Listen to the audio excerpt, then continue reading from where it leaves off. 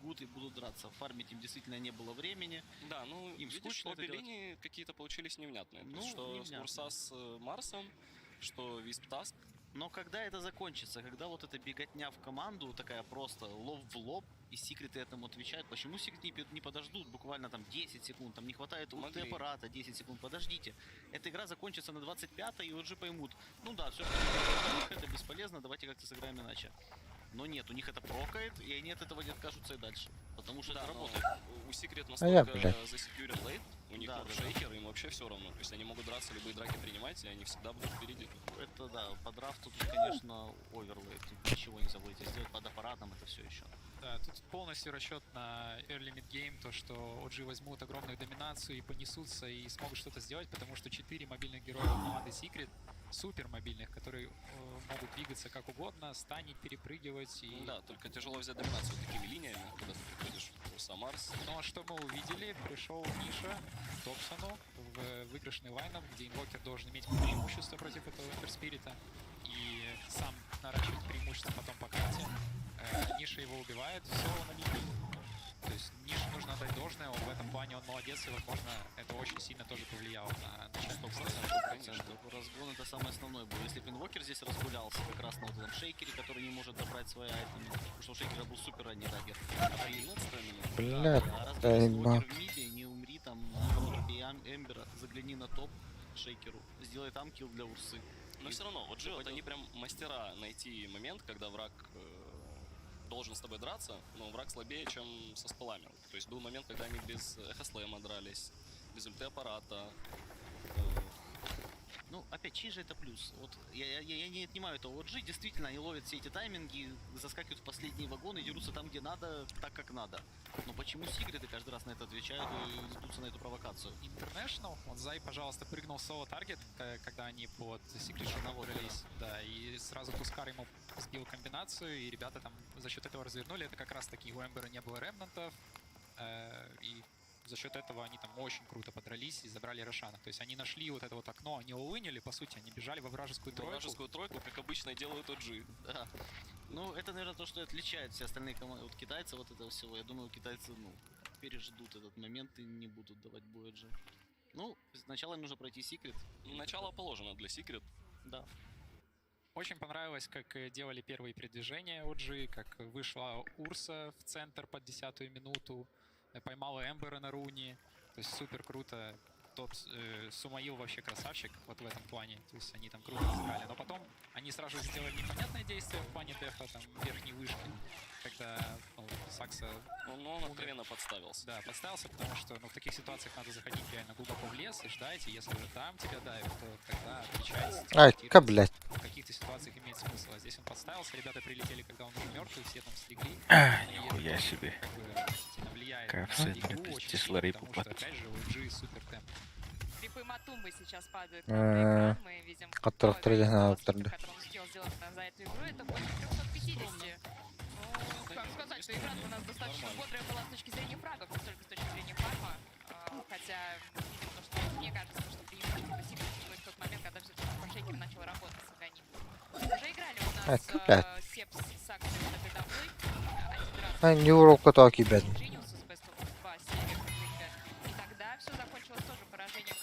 Да, такие свои не делают. А? Такие свои не делают. Кем нахуй? На YouTube говорил, короче, я дал. Да. Что вы так-то? Улетят. А? Не улетят. Видно делать надо не это обидное дело. Блин. Что еще сложнее сейчас в нынешнем мете. А мне Бартату донат была. Кто? Донат на Урсу. Доната тоже. Переход партиями. А так бесплатно барлары деньги берет. Как минимум. Вот эта пятерка Марс, вообще линия такая интересная. Блядь. Марс 5 плюс Урса вместе, насколько это Ну, скиннеры. Нинджа, который любит все-таки скачать. Вот того. Бля, было.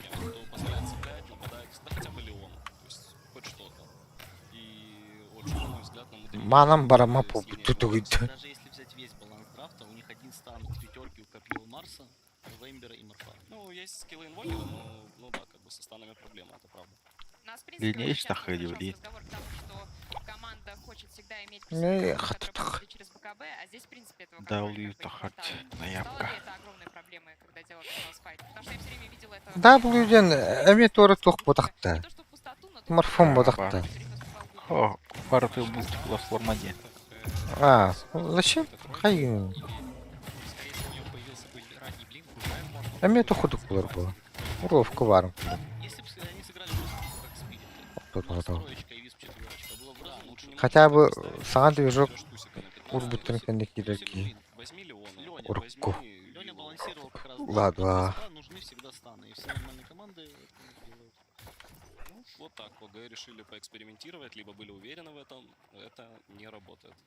Но это один из их очень хороших наигранных драфтов с точки зрения позиции героев, но далеко не самый дефолтный из того, что они показывали на Интернешнале. Здесь у них чаще всего появлялся на кэрри позиции какой-нибудь Клинкс, на миде что-нибудь такое боевое, тоже на Матью Спирита могло использоваться, или тоже Манки Кинг, Ай, то же самое. ка, блядь. Сеп на тройке Шейкере у нас очень много сказал за это время. У OG огромный пул, они могут играть абсолютно разными героями. Тут вопрос в том, что драфт должен быть сбалансирован, как сказал Ваня. То есть А, они не и должны World быть изначально Кагаула не взят. Странно, два мидошника у всех. А, Минбар сервер бар. Против линии с Monkey King. 2, 3, 4, 5, То же самое во Да вот. флейте. Вы приходите Висп, А так, Туск, к Морфу, он стоит ратах. и фармит. Посекигат. Давление на него. Поэтому Олки мяхат спорт. дело не в героях, а дело А? в позиции. В общем, Кимнях и- спорт. Даже перспективы у этого нет. Да, наоборот, Если кинер ты басы будешь садить гибитеров, тех, лоры кто лахки. используют, они величат Пепе, 5000, но когда тебе добираются до атомов, ну все А. равно. Он уже тохох по рега. Шейкером, станами. Суперочка. Эй, Сейчас Кейс. хочется увидеть, от ноутейла Фуриона мне почему-то. Вот хочется. С Небусорбом? Да, хочу увидеть Фуриона от ноутейла. На пятой позиции, он здесь у нас на разных использовался, на пятой я даже не могу сказать, насколько часто это было. Ну, вроде был Дело Фурион уже, и на тренировках он очень часто пикал Фуриона. А как же регионочка? а, ка, блядь. Ну, я думаю, что на Тейл тоже изи сыграть, с каким-нибудь клинзом, как раз почему нет. Да. Элемент тоже Фуриона любит так. Пятерочку.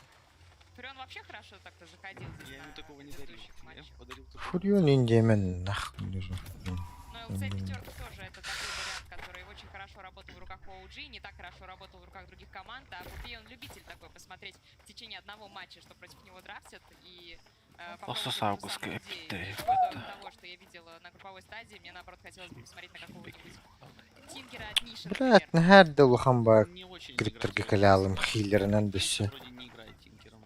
Дес күш Тут у нас каталар как батта. раз видео о том, как DPC сезон для OG прошел, который, напоминаю, в итоге Ну, оказались эй, ситуации, да, где бля. нужно было играть вместе с Бля, Тундрой, мамбрал вместе его. с Нигмой, квалификацию International, и где OG с большим трудом, но все-таки А прорвались ты уровень что ли до тут? основного ивента. Мы там здание эту игру смотрели, там Виверна будет присутствовать. Да, Виверна мид, кстати. Про Виверну, в принципе, здесь почему-то очень сильно забили на нее, забыли про нее. Она и на пятой позиции появлялась буквально раза 3 за всю групповую стадию, и то там не лучше И на выступление. четверке часто. Ну, Виверны попадался. 9 игр Ах, сейчас. Катя на турнире, легко. 8 побед, одно поражение. О, старяк В им основном из-за дохуя. КК, из-за XQQ. Да, то есть как-то у нас больше азиатские или китайские команды использовать любят. Ну, смотрите. Ага, если мы брать такие конкретно, игры, наверное. Виверна всегда была хорошим героем против ИСПА, поэтому... К тому же Марсу, вот почему надо брать Виверну четверочку и иди спокойно на свой. А Кор Виверна больше вообще играть не будет, как вы думаете? Ну, Её заметно всё-таки меньше поднекли. стало. Я не видел после нерфа, да, чтобы кто-то мид ее пикал. Во-первых, нерв, а во-вторых, нужно еще быть игроком. Сейчас намного надежнее просто играть в спиритов, они никогда не бывают плохими. Практически. Но Виверна сама по себе суммарно очень неплохой персонаж. Где Пангалера? Так, все. Пангалера Топсона. Единственное, В что этой? спасет ОГ. Да, в этой Пангалера Кстати, Топсона. кстати. Или Бист от Себа. Все вместе. И Фурион, пятерка.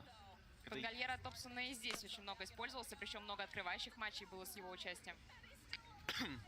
У меня чувство, что уже не будут прям супер сильно В ноябре.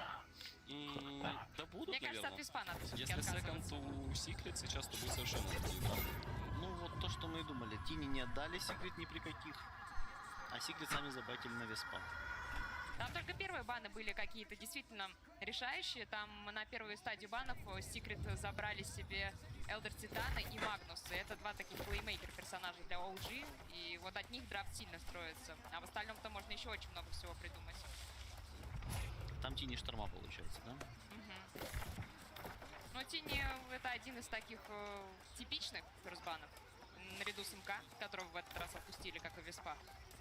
Да, очень понятные баны, очевидные. 8-й шторм там тоже неплохо вписывался. Вот с опенингами. Ну, вернее, даже опенинг тоже норм. Вист Марс тебя абсолютно не ставит ни в какие рамки. Ты можешь добрать что угодно, как угодно сыграть. Да. Ну вот над 15-м стоит поработать. Нужно взять пример с IG. 15-й Леон. И все у тебя по кайфу. В каждой игре они берут Леона, и в каждой Бэхэнг игре oyunları дают gördüler de. сумасшедший импакт. По-моему, уже 9 игр сыграли IG с И Леоном. дело даже не в том, что он выдает. Вот, Дань, вот ты играешь на мидерах, на спиритах. Ну, в Леона, ну, все равно не хочется, скажи честно. Не хочется, но ты собираешь Ion диск по итогу в какой-то момент. Ну, вот это твой второй, третий слот. Это, ну, тебя обязывают кучу вещей делать. А это Как всё- только ты собрал, это всего ты лишь неуязвимый становишься. А не проще просто БКБ взять? А Против он Леона первый не начнет. работает. Он начнет первый, и все. И даже Не, БКБ не Да и работает. он диска много событий в игре Да. происходит, конечно, разных. Ну, Леон классный. Причем и на четверке, и на пятерке. Да, Хочешь в Пулах Сусой Тюнера прийти? не Вот как было, они да. поставили Урса Марс, только вместо Марса будет Леон. Но лучше же. Лучше в Макаку с этим точно лучше. Они просто проиграли лайн. Вот Тивана на завтра будут играть, тогда Şey Hasan var посмотрим. botta bile. Они Hamı огромные kulağına любители de. этого персонажа на саппорта. Всегда забирает его, когда отдают. Знает ему цену. Нахуй не ular. Я думаю, А, что Hasan Secret oyunları вообще botta ни bu в каком secret. виде менять свои первые баны. Кстати, решающая Ну, карта. вот когда так, как раз видишь. пятая карта Üstten. финала. Да, они сейчас О, будут, да, Hasan Пангелер dönüş точно botta. должен быть. Сейчас будет немножко по-другому. Сейчас секонд будет, скорее всего, у Секрет. Я думаю, они захотят Канары. секонд. Все-таки закрыть 2-0 уже хочется. Имеет небольшое преимущество сейчас. А чем конкретно?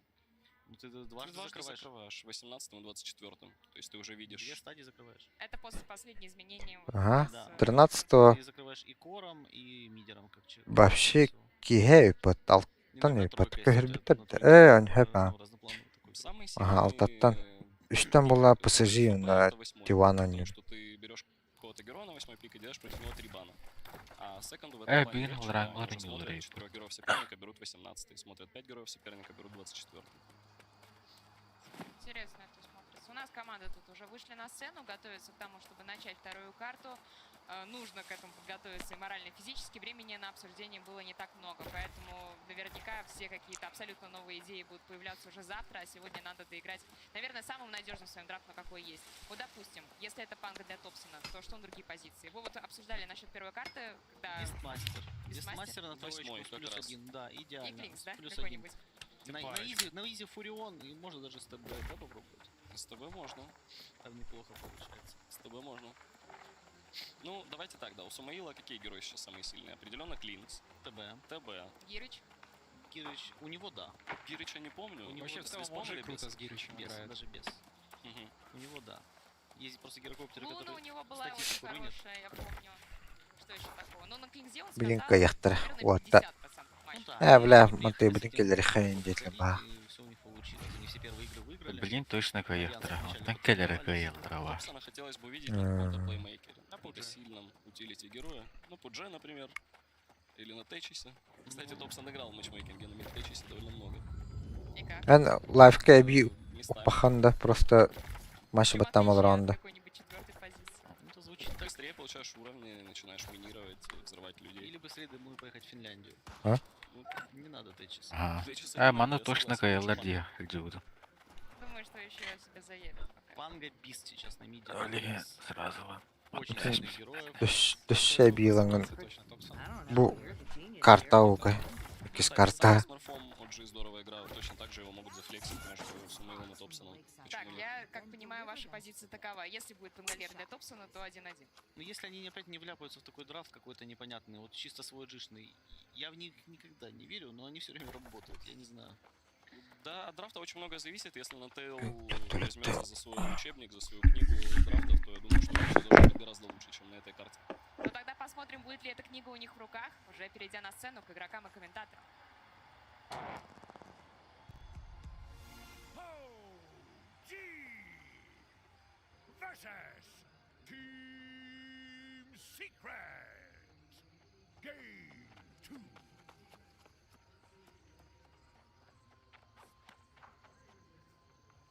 Че, Митяй, мы надеемся, что OG отпустит после того, что они показали в прошлой игре, потому что вот мы видели хороший драфт. Марс, Таск, Висп, все, казалось бы, было на своих местах. Марс троечка, Таск четверочка, Висп пятерочка, учитывая, что он играет против Operation. Да. И тут нам OG выдали. Просто Марс бегает пятерка, ну, там Вот, пытается ты, что ли... вот тебя соло покусал. Все работает. Надо было просто играть лучше. Ничего не работает. Да, они просто Дядь, они проиграли, ничего потому что не они где-то работает. не дожали клавиши, вот их там Если где-то Морф прочитали. покупает Аганим, все, игра не работает, Дота перестает уже работать, потому что есть медведь, который перемещается, знаешь, так ножками, тык-тык-тык-тык-тык-тык. И пока он добегает до одного, просто вот добегает до Эмбер, он улетает. Он такой, ладно, тык-тык-тык-тык-тык, добегает до Да, Шейкера. Димон, между Тот первым, просто летает. между первым и вторым один короче. Просто не успел до фарма. Не знаешь. успел, да. Это та Да, самая история, Элтер. типа они просто недостаточно хорошо сыграли, драфт рабочий. Это та самая Они история, где показали, нужно они сыграть пока- 10 раз лучше, Да, чем оппонент, всегда чтобы только показали, один что надо. лучше. Не было бы Марфа и Эмбер, они бы даже выиграли 35. Не, они 5-3. показали сейчас, что мы могли делать, это фраги. Если как бы бить вышки, опять же, вышки бить было нечем, поэтому мы надеемся, что уже отпустит. Мы верим, что там обзор еще гуру что-то Биктабиринер. будет вразумлять, если, А, конечно, как это не чака и попадет данный. в Тулс, я очень надеюсь. И прямо сейчас нужно OG вспомнить, чем они играли хорошо. Они играли хорошо, когда у них было 2 кора.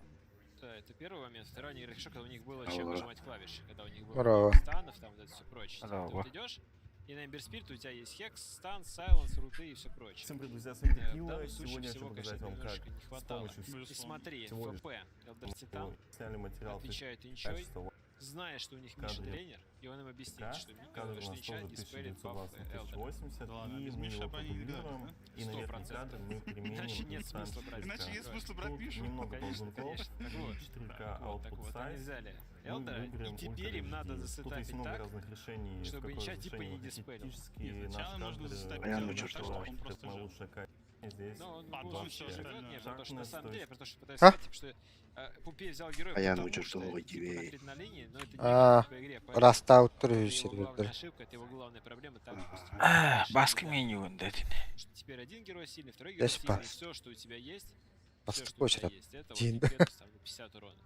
Это Ей, не спасет, это не символика поможет. Їм було їгнав. Іди, десь. Я думаю, что поможет Где шейновый Пакула формат, Америки? хорошего кор-героя под Магнуса, чтобы Empower работал. Я бы сказал, даже 2 кор Ага, героя. Два супер. кор-героя, который будет работать. Алексей Есть Клавин. БКБ-контроль. и теперь А у тебя мене всё нявкає. М, Ну смотри, тут уже Да. он уже смотрится на У него. лейту. Теперь они не на таймере. Идти им не Та туда не надо. лрынный. Можно спокойно Да. чилить в своем лесу. Звучит, Димон, короче, смотри, главная проблема в том, что мы думаем, что это хорошо. А Мгм. на деле это МК Я пятерка. думаю, Да, на я того знаю, була что на это Київ. звучит. Да надо хора, Витре. Pay to play, бля. Да мне пока, Pay честно to говоря, win, по барабану, вот. когда эти герои идут, главное, Pay что to... герой Тух хороший. туха, фласка, На ну одном качка проценте, у фласка. второго процентике оба скелятся в лейтгейм. О, довольно у хорошо. Рейнера Нужно просто Шмат у получить Рейнера такой курдага первый. мета варвара улоді. О, Конечно, а Рейч со спаком надеется туда, на МК, наверное. который будет сидеть на елочке, ударит палочкой, но МК хочет зарядить палку. Вообще, Просто не заряжен, кому она, черт возьми, нужна. На саппорте в целом дает просто ради дизейбла. Рибо, Главное, Кирилл в том, что Флора, ты стартуешь, Стор, Де це? Next Next World це, да? Next. Что делать, пошел, Нью-Ворм. Ну, Я нам бы- Эй, моё- Джинки. моё Стор решение это кидем. под сейф. нужно начать Консум драфт Бамблес играть в Тембар. один. Или Кофе вариант вар. слабых, как рекомендует Ну, Митяй, играть вторым номером и Доктор сейвить. Баф. Но всегда Тар можно Бала, взять вроде. РП вдвоих, правильно, Митяй? Можно взять Рубика, Так. опять РП на РП. Эмоции, Так, а если Armor Магнус Skin, покупает Weapon Black Skin, Bar, Housing прыгает, Skin, увозит, и потом дает РП. компания Сразу. Крест, Это не так уж удобно, О, ты просто Скоро именно иконка героя была. ставно И за ним. подъезжаешь, И ты Скоро. едешь, воруешь хорошо. одно, воруешь Бондлес, другое. Какая тебе разница, где он его дал РП, если ты его взорвал, дал ТВ ответ. Скиннера, Команда всё равно, она уже почти шиковалась, она уже Рогай. готова, ты просто типа, подтягиваешь всех противников. Трансфер Ну, Барон. если пробег был мета, я бы сказал, да, вариант. Сейчас как-то вот вообще Он его нет. метовый, но в той команде, в которой Магнус. Вот они могут взять. В общем, сейчас он, по крайней мере, у меня ни в одном матче он вообще не появился ни разу. И Вот. все матчи, которые я Бля, смотрел, не pay появился. to win Два это раза доллар. подряд был, один Нахуй даже выиграл. надо. Мгм. Причем серьезный соперник. Бігайте оняв до Ньютон, Секрет ну пола на буде. будущее. Отдаем Магнуса Ханны. и даем Ибзору. Lost Ark. Слушай, там, по-моему, не А. Магнус, Хантер был, это против Я Олд Бастар кровной. Хорошо, даем и Магнуса, и Тайтхантера, и даем Рубика и Ибзора. И он дает тебе и РП и Рэвиш, правильно? В целом это у него получается, так Идеально. это работает. Все, Да, все, это все. всё Значит, работает. ну это на будущее. Перевода гора. Боюсь, что если они сегодня проиграют и завтра... Windows Shift S Батвин Яндекс картинки Брюотун. В лузерах, что одна, что вторая команда, пока, я ага. пройду следующий раунд 100%. Ну, трава было. Просто не глядя вот при файрам, чтобы там не было дальше, вообще изи. обсудим это завтра по окончании драфтов на вылет. Потому что, по идее, те, кто играет сегодня винера, падают в лузера и завтра играют. Вообще скайп. Слушай, все совсем Должно играют. быть, по идее, 4 Ханны после Клага Сейнча, ордуды. и 2 вот оставшихся Хиллер. Сузеров, которые вот То сегодня играют. класкен определенного. Они просто убирают Ох, ветряные самые, которые Ботан хорошо Ян, знают ага. ВРП, это Джиггернаут с Мислэшем и Ханны Штатскрит. Ну и там Пуханы по-любому качает что-то Диндану, оставится. хоча Вроде не есть это, что-то, ол поэтому, наверное, скиллер нарлани. Лишнего, Пол да. пуха. вот, и половина Ширинджи. Поэтому ТБ, допустим. Да, поэтому... А? ТБ, например. Ну, Просто короче, получается, Хевлер что Ружьян вот тут такой она здоровый кашевара. Короче, Пупан разберется там, кому дать импауэр. Мне вот больше интересно... Икки оружие. Үсігер кәнеке үш оружиені Ярко выраженного инициатора нет. Джаджар была. И они, на удивление, инициаторов даже решили не банить, они просто вот там банят темпларочку. Крафка Но нинтух они эми убирают какой-то ограничения моих, го зажигал Весь сегодня, Ружеландия. завтра и послезавтра. кәнеке ланаға. Остался лишак, но, видимо, Мен его онтон больше боятся. үстімдер кіді Сейчас отыз как бәстерген бар готовься бұғлақ на деді. сейчас какая-нибудь очередная Эх, штука, каас Субтила, болуды. Ликантроп тут у нас в Мен пуле остался, могут его бебейс почти взять. Говорят, тоже болду. прикольная тема. Ну, смотри, лучше давай что-то ранжевое. А так, мисер бар жоннор һәм улахан И нет хорошего 16 статуса себеп контроля. бітті. То, что делает Смайлер Драки. Вася, Это, кстати, фибетер сильно düş Да, bir с- ol с- бар эми. Это сильно против МК. Чё?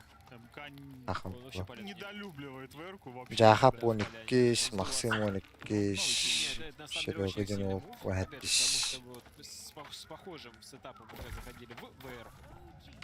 И теперь им надо что-то придумать. Так, ну это Смотри, Легион снимаем 15. шакл, снимаем Это шакл. Легион Саған не 15. бола, барып похуйлалар да. Сейчас Снимаем сидит и слева где-то один соло и уже говорит, типа, что Кого? зачем они вообще это делают. А, сегодня пики, Туғары Да, на да, драфт тут рейд же, знаешь, бостерин да, балдыр если улы. смотрел группы, Данш, я фидбэкэн смотрел, Смотрел за бар группу, и болара. каждую группу примерно это Я делали. комментировал группу, если что. Да. Когда вот они пикали вот Соло, это, да, они- что Если мне попался, Пати. А. Топсон играл. Минимум его. А, Пиздец Боник, жарган. выкупился, Это- умер, и На Бонике не Улахан помню, левеллар я бар был булахтар на накая. Легион команды. Изи. Не помню, против кого Он на играли, хил против бар булахтар. Стандарта Предатора. Хило. Короче, против очень слабой команды. Ба. И вот там ты видишь, и вот думал, блин, а вот если бы они играли против Steam Secret, а что было бы тогда? Видимо, Сейчас где? посмотрим, да, но пока Сейчас. за пока это выглядит конечно полная шляпа. Пока Блин, полная шляпа, просто Хило потому он что там нет не ни одного имя. героя, который может А. помешать Магнусу увозить. То есть, если Магнус Бишер проигрывает, вигоня сразу тахпут увозит. накенеке хайло. Только какого-то Рубика, если Не, ну, не Легион, знаю, Я если, говорю, если, ну. если я все правильно понимаю, конечно, это Да УГ, танк, если бета всё, мех, я понимаю, хил не, Хайнерен. пятерка будет Элдер, Ну, если что, у 4 них МК. это и Нутелл на регионе. Я понимаю, да, но вот у них когда есть и Элдер, Топсон как пони это флетчер, ставить? да. Вот я пытаюсь просто придумать, и самое адекватное, что у меня получается, это пятерка Элдер, 3 Легион, 2 Боник и МК где-то там Как 4. бы я условно. хотел сетапить, никак, если честно. Я бы взял пик снизу или сказал, так, парень, без меня давайте, срочно замену вызываем. Бля, мех оттарлар Потому бағлақ что Медведь пока слишком, ну, Медок выглядит, он программ, да. слишком круто набирает Ага. баланс, он очень хорошо втанчивает для ВРки, то есть Ну он да, теперь да, меняет. нет героя, который Да, хотел бы... Да, у нас после теперь этого два это у нас мощных корах, 4К, один кора, один из которых каждый очень у нас круто тоже уходит в сингл таргет. Ага. Легион не хочет быть тройкой. А, мы потому просто что уже просто ОГГ перед який. Гонимом и удачей ему там Фрі, долго фрі, говорить. геми. В принципе, не хочет Десь быть рад трусом, буду. потому что уж Ну, знаешь, давай нормально. сделаем Элдер 4 МК мид. Ну, здесь у Джона Давай Джеймса МК сделаем кэрри, Боник мид, и Гамбара. тогда Легион 5 встает, и у нас флейт зайдем. свободен, берет Рейдеры, какого-нибудь героя рейдеры. ужасного. Тут надо что угодно делать, лишь бы... в общем, что угодно делать для Джона, чтобы просто драться. Эта игра не может закончиться без того, чтобы ОГ сами не сбили МК с дерева. Тимбер идеально подходит.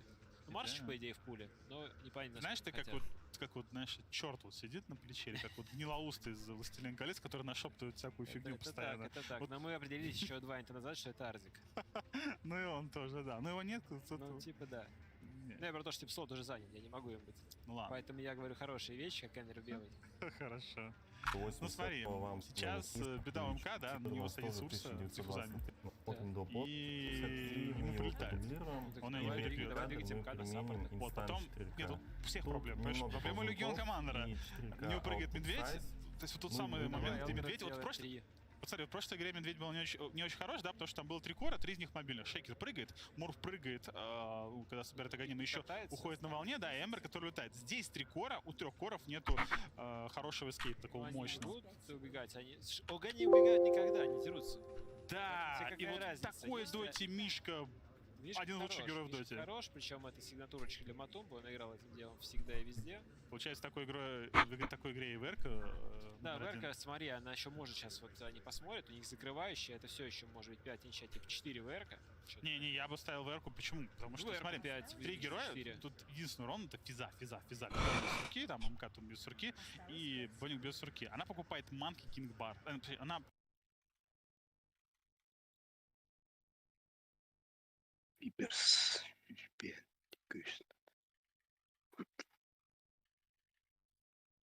Разрешение и улучшают качество вашего исходного материала, но делают это не с помощью ползунка Scale, а перераспределяют все пиксели и с помощью этого увеличивают четкость, разрешение и качество вашего исходного материала. Для того, чтобы понять, как этот плагин работает, я хочу сравнить два одинаковых кадра. Один кадр я просто увеличу скейлом до 4К, а на второй кадр я, собственно, применю вот этот плагин, и мы наглядно посмотрим до-после, как он работает. Изначально у нас стоит настройки секвенции 3840 на 260.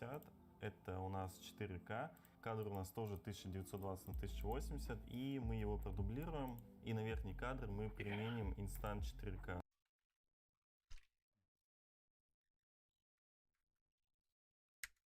Вон топ тyyppinen. Круто. Uuden metyä. Allah, nırpıdan takardu rengit. On jurma jappa.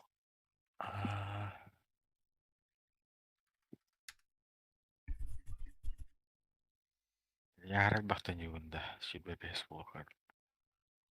Ага.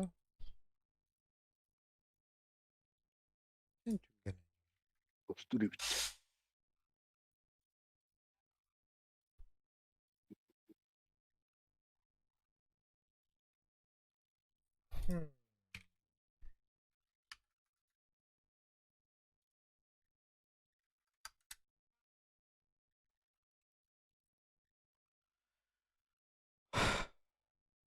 Ай.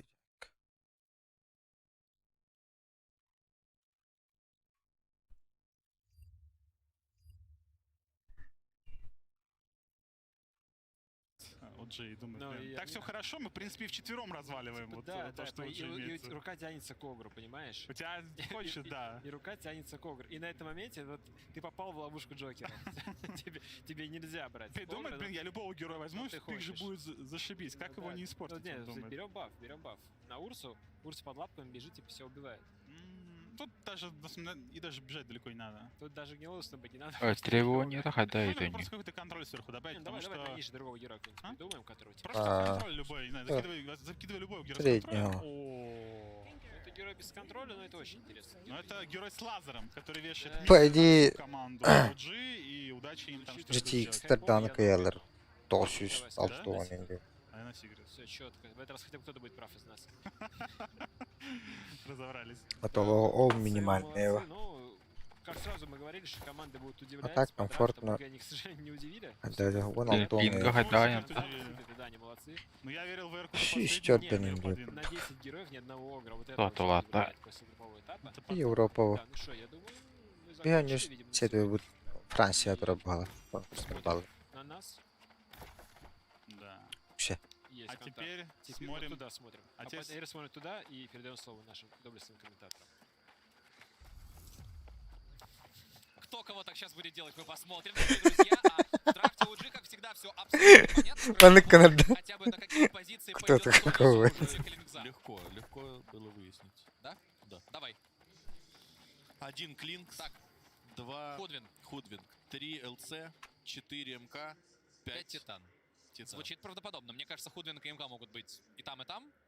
Но это... Но это уж как карта ляжет. В каждой, как говорится, знаешь, как пословица, в каждой OG должна быть своя загадка. И вот, собственно... Карти для гуд. Где-то здесь оно так и будет, и у Secret все абсолютно очевидно, да, Виндрейнджер. Хотя, слушай, я вот подумал, а может Да, ли Secret быть Кэт Дилер Тинкер 4, Да? которого так хейтят и ненавидят абсолютно все в пабах? Его, вот с тех пор, как его понерфили, там И меньше Golden даже Shift. ракеточки, там все кулдаун, ракеты, монобуст, так монокост, прикольно. Оджики як так була, это була вообще митна. такие вещи творятся. Опять Ну на и в так целом, на.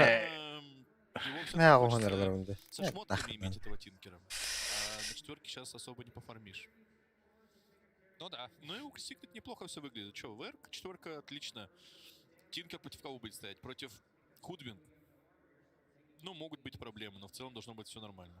Вообще интересно, мне кажется, Худвинг это прям очень хороший герой именно против Тинкера, нет? Ты бегаешь по лесам, ты его ищешь, ты не даешь ему никуда уходить, ты подвязываешь его в любой непонятной ситуации.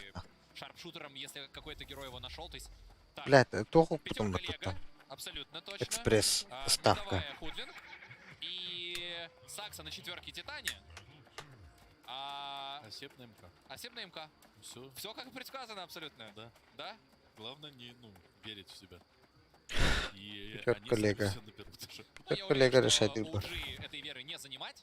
OG, кстати говоря, пока что с Легионкой идут 5-0 на этом турнире. Не проиграли ни одной карты, которую они ее брали. Они брали ее на 3, они брали ее на 5. Все было супер. Безусловно, Блядь, там она все мрала, вот заебал. на 10 уровне, да, который Сука, охуел. дуэль. Я не уверен, кстати говоря, что мы еще увидим в доте следующий патч, в котором этот талант останется или не будет порезан довольно сильно. Или переставляют. Вот знаешь, обычно с такими талантами их просто переставляют куда-нибудь там, знаешь, на 15-й, 20-й уровень какой-нибудь. Ну, на 25-й там, знаешь, нужно плюс 1000 рейндж в дуэли. И поехали. И 1000 дэмэджа. За каждую выигранную дуэль. Да. И ты ПЛУ И с фонтана, отдаешь. с фонтана ДТ2 просто тянешь его, нормально. Да, и отдаешь ПЛУ плюс 1000 дэмэджа, и он говорит, ну все. До новых встреч. Два рейнджовых саппорта от Secret и Tinker, то есть, по идее, на самом деле, знаешь, там, ты, если в драку заходишь на месте OG, тебе очень важно выигрывать ее, потому что уходить от Тинкера, ВРки, от импетусов каких-то летящих в себя будет сложно. Да, у OG снова мы идем меситься. Вот. У Secret все более-менее какие-то, ну, как-то слаженно, все понятно, что к чему. Ты там добираешь, Урса фармит под эмпауэру, потом Урса ходит, всех убивает. У OG же просто мы бегаем, деремся с тобой. Клинкс фармит стаки, Клинкс фармит эншентов, Клинкс фармит все что угодно, потом приходит, забирает Рошана и 4,5 КХП бегает, всю карту тебе избивает. Но, как по мне, так здесь у OG прям, ну не знаю, печалька. Да, круто, конечно, что есть ЛЦ, что можно сбивать всякие шеклы, потому что здесь, ну, это очень важно, но... Я пытаюсь понять, вот смотри, они взяли Тинкера, да, на этой карте, а тут на самом деле целая куча героев, которые нормально его находят. У тебя есть Клинс, который в инвизе может его искать, у тебя есть МК, который прыгает по деревьям, то есть на самом деле особо не спрячешься, скажем так. Поэтому такой интересный ластпик получился от Пупея, но он уверен в нише. Такие Тинкеры на этом турнире не совсем стабильные, да, бывают игры, где смотришь, думаешь, имба имбовая, бывают игры, где уже начинают его ловить, и герой внезапно становится довольно слабым. Пока в миде 5-1 на 3-1, и мешает здесь немножко Топсон ниша подфармливать, правда, ХП за это теряет довольно много. Ну и снизу это Легионочка. Помогает всячески Клинксу. Вот, но у Клинкса... Опять крипов. Руби. Все нормально, пока у Radiant. Да, у все Джика качаются, все кайфуют. Так и есть, так и есть. Плюс Сумаил на Клинкзе не все игры, кстати, выиграл. Я вот смотрел начало Ту-ту-ту-де. этапа, когда казалось, что вообще у G неостановимый, что Клинкс это автовин для этой команды, А на каком раунде, да? все будет супер, но потом проигрывали они Каком раунде? с этим персонажем. Не все так гладенько было. Просто и и сюда Сумаил не мог затащить, хотя, конечно, турнир он проводит очень крутой. Ну и Мутан Титан против Ширан которого Гитанда. в итоге действительно оказался на позиции 5, что довольно приятно. Ну, это сейчас, а по игре ты что ты будешь делать? Своей-то и ничего. Я бы вот хотел увидеть Хайлер он Инчу на тройку, как пикали. OG просто... Мидовый турин, да? Аж iyi bitti bitti. Блин, bana göre kadar блин, папчик как izleyeceğiz bölümünü. Создает очень много. Так, хорошо, забирает Томпсон на воду. Интернешнл хейта, Никто худыгны радили. Сколько есть всего? есть ботл, есть какая-то Кабанарау. пока что-то... Bu bile пятерка ЛК разворот. НТЛ пятерка лызет, да. Ага. Кой, разворот приехал. Так что Ниша довольно уверенно себя ведет. Ну вот чуть-чуть его Да, коцали, но в целом, да, тут, конечно. у нас мидеры как раз не фармят. Они Бонигами корпозиции Алерболлар. кидают привязочки, чтобы не добивать крипов. Ну и... Краншоты, да-да-да. А там Грига Макака то. Тем временем Ноутейл и Четверковый. Зор занимаются криповодством на нижней линии. Ну а как иначе? Сингл пул делает пятерка в целом. Кайф. Мое уважение, да. Да, задание он Заблочит делает. здесь большой хем со стороны OG, естественно. Кукурузы возле озера. Ну, хуй тухту батти. Мена уворачивается от одной атаки с помощью Не, бля. Чифа, но Петус. вторую он не задоджил, погибает, фраг забирает Пупей. Мне Да, кажется, без- Секрет довольны этим разменом. Точно команда нокtada, пятерка, да? Потому что А? никто Ага. из секретов не А? может сказать, что Ага. это Вот. довольно. Балуете. Да, отлично, Климент, красава. Давай, убивай еще. Вот это ты молодец. Блин, такой ты красивый. Кая, Там, тара, блин, кая, ты тара. хартанан, пятерку Потому улун что, сяк. как бы, игру-то на этом инте можно и проиграть, но А жизнь на надо следующий выиграть. инт надо доехать еще. Так что, кто там знает, что будет. Ноутейл и Взор подходят на 4-й минуте, подконтролить нижнюю руну воды, и в итоге, естественно, она достается Тинкеру, а верхнюю забирает в итоге Белка.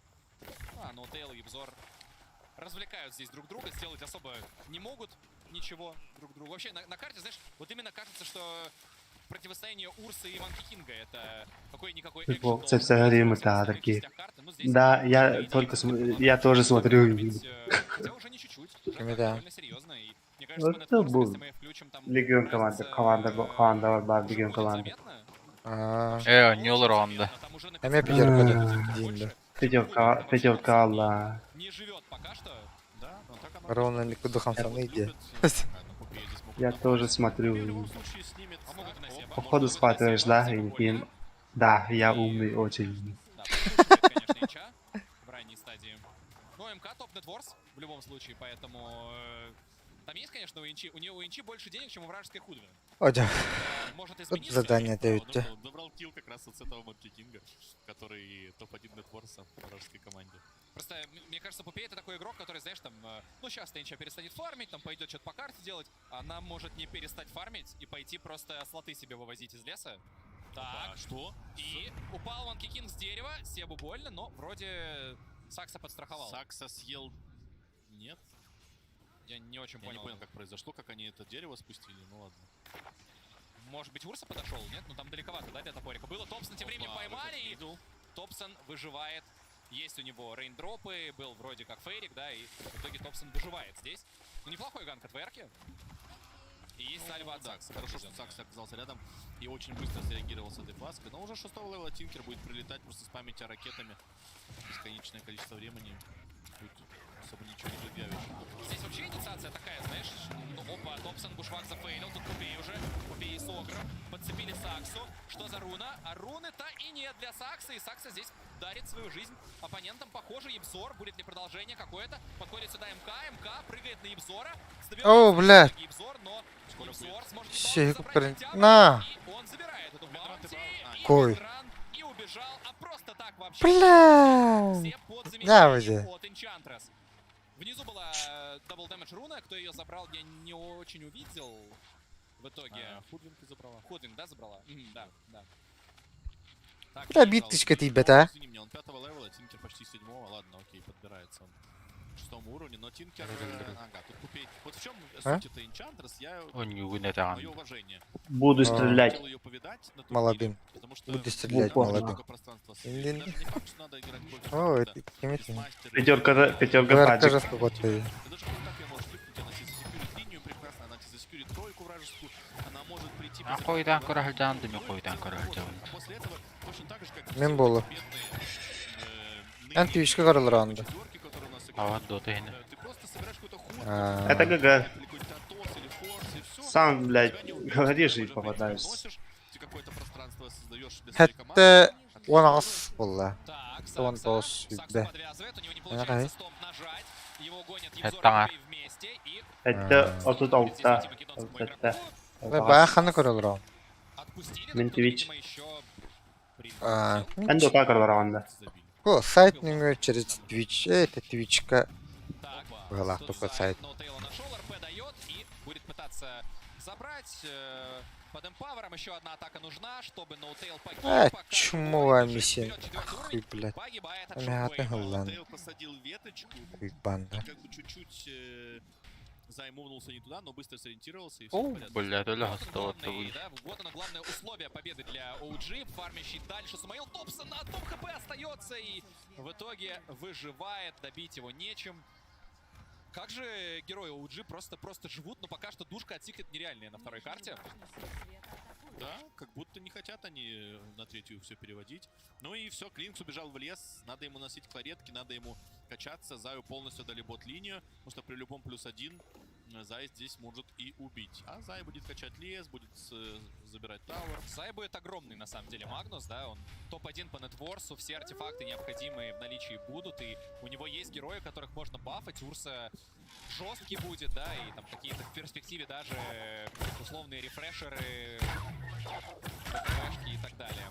Ну и от МК было все хорошо, тут он побегал, попытался убить какую-то ВР-ку, еще кого-то, и на 1000 уже отстает от того самого Урсы. Но стаки присутствуют. Это, кстати, интересный вопрос, знаешь, есть ли гибкость в плане, например, позиции 4, потому что пока что я видел от OG МК на разных позициях, но не на четверке. Матумба с Пупеем подошли на Рошана, но это как раз уже Там обратная блядь. ситуация в прошлой игре. В прошлой игре не давали забрать так просто на Урсе Рошана. Теперь уже МК со стороны OG контролирует. Сам попадаешь и долбоёбы в тиме, ты сам долбоёб, блядь. Там что-то заехать как-то. Здесь Матумба с масочкой может себе позволить этот подфарм. А что мы сделаем, блядь, когда он в смоках? Помог. Спалил Вижен. Ничего страшного. Я думаю, Матумба тоже не особо расстроен, да, у него все в порядке. Аджу Ламбрахтында. Вард видел это дело, да? Нет? Почему? Конечно же видел. Тогда очень странно, да, потому что на самом деле не казалось, как будто Лего это делает вслепую. Образование там витринда. Точно не казалось. И в таком случае решение Secret довольно Управление странное. это. И OG сюда смещаются, и сейчас может быть здесь Ну, арена. Насколько управление Secret это. к этому будут готовы, но Тейл 5 уровня, арена пошла, и Матумба просто из Образование управления. Интересная, Ультимейт заранее. интересная цепочка событий произошла только что. Зай идет сюда, у Зая уже появился. Да. Это вариант. Можно инициировать на самом деле самим секретом, правда маны мало. Есть Soul Ring через 2 секунды, у Зая Блэликинда. Коксона отпустили, и Майлстром появляется у Клинза. Вот с Майлстромом, по-моему, OG могут попробовать здесь подраться. РП шикарная, палка идет, и 2 героев убивает Ниша. Все Не, блядь, да ну нахуй, сука. серия между Secret и OG в плей-офф до International совершенно не складывается в пользу двукратных чемпионов. Ну так ладно. Толпа в восторге. Все аплодируют, да, действительно. И пеня все это. Secret очень четко понимают вообще, что им нужно. Ой, на Хаси здесь бежит. Ниша гонится дальше, не должен здесь уходить Титан. Пытается стампануть, но стампят пока что Secret. Команда OG. И Ну только и один вот, а ты Сумаил. на Клинксе играешь. У тебя просто избивают всех твоих 4 чуваков, и ты такой, а я на Клинксе.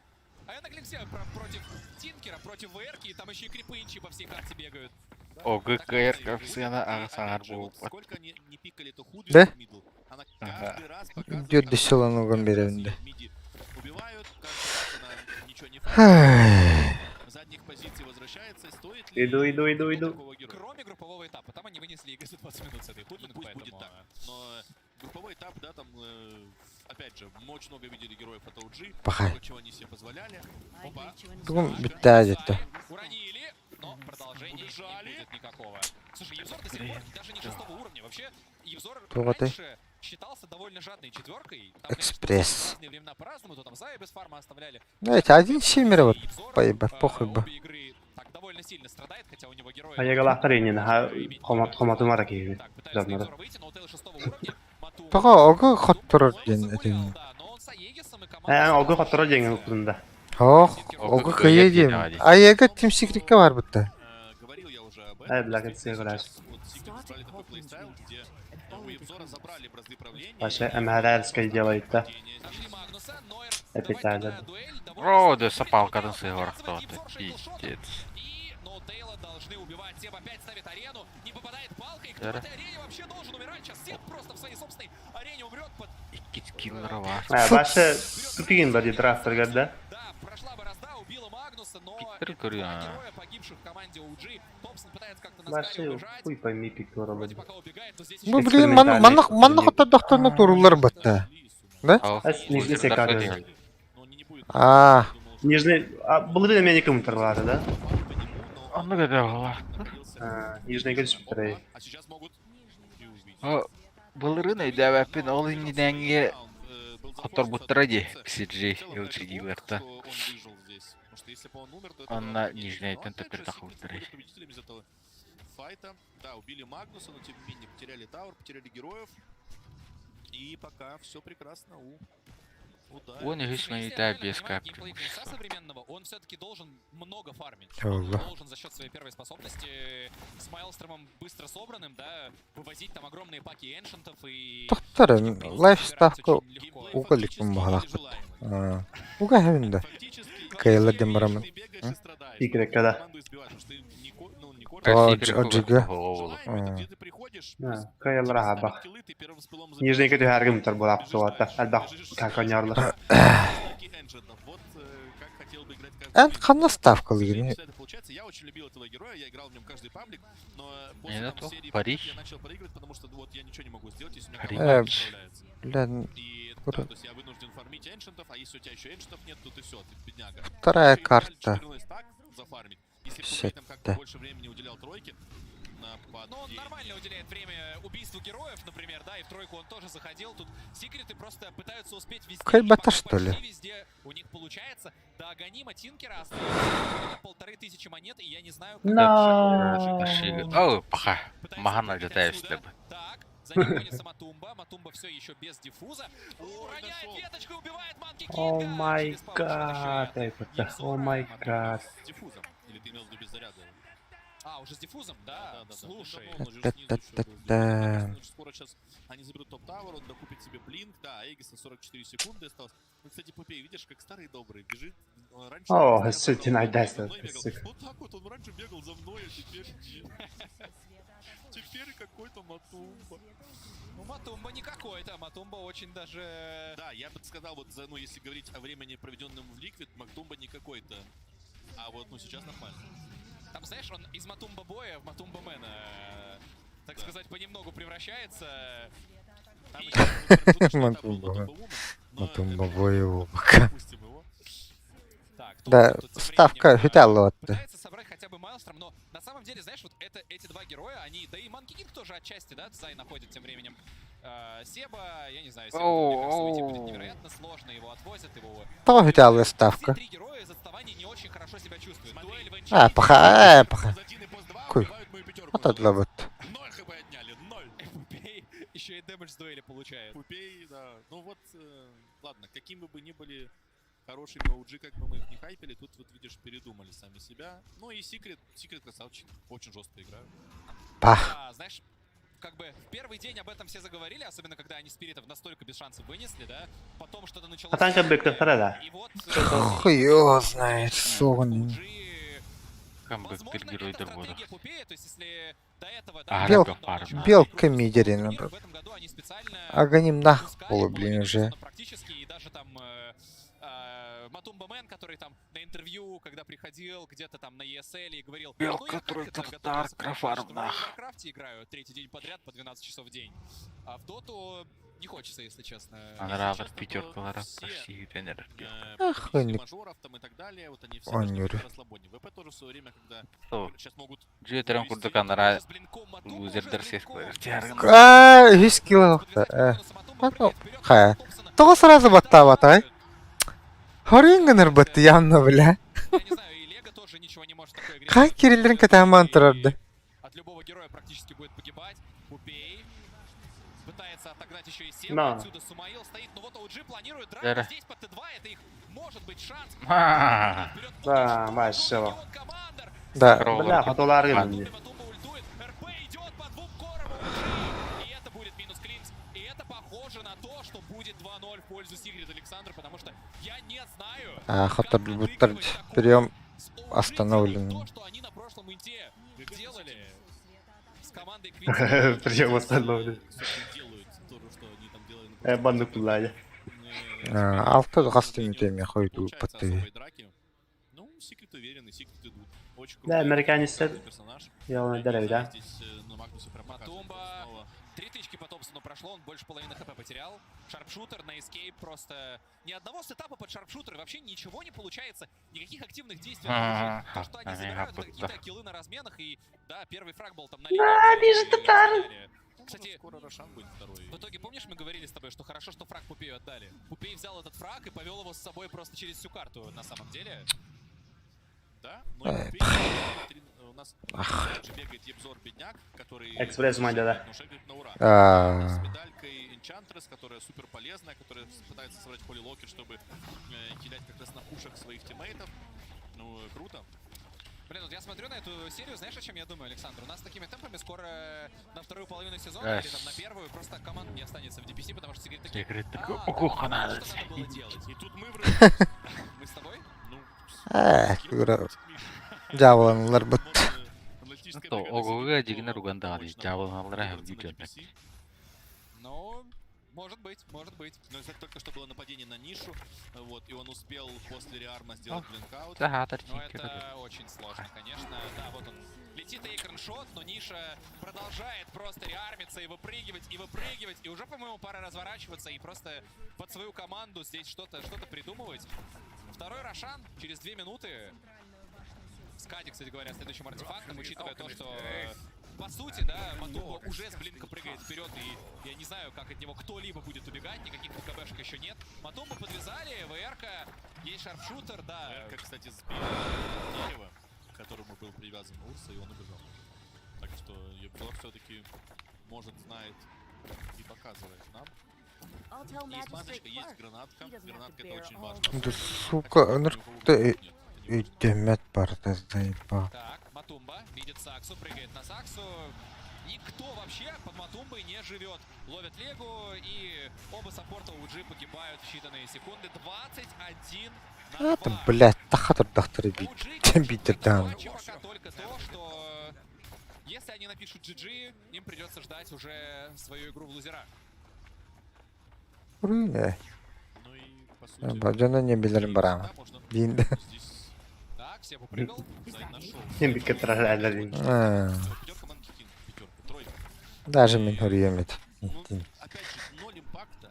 Да, где-то летает, что-то пытается заставить какие-то киллы. Абсолютно ничего не получается, потому что у нас очень бедный, очень бедная позади у тебя. И, ну, все, кто тебе там поможет? Как-то под борозду пытаться засетапить. Опять же, нет продолжения. Под дуэль какую-то, скорее всего, дуэль вы отдадите, потому что регионка вообще без статов, без ничего. Ну и, опять же, очень крутая игра от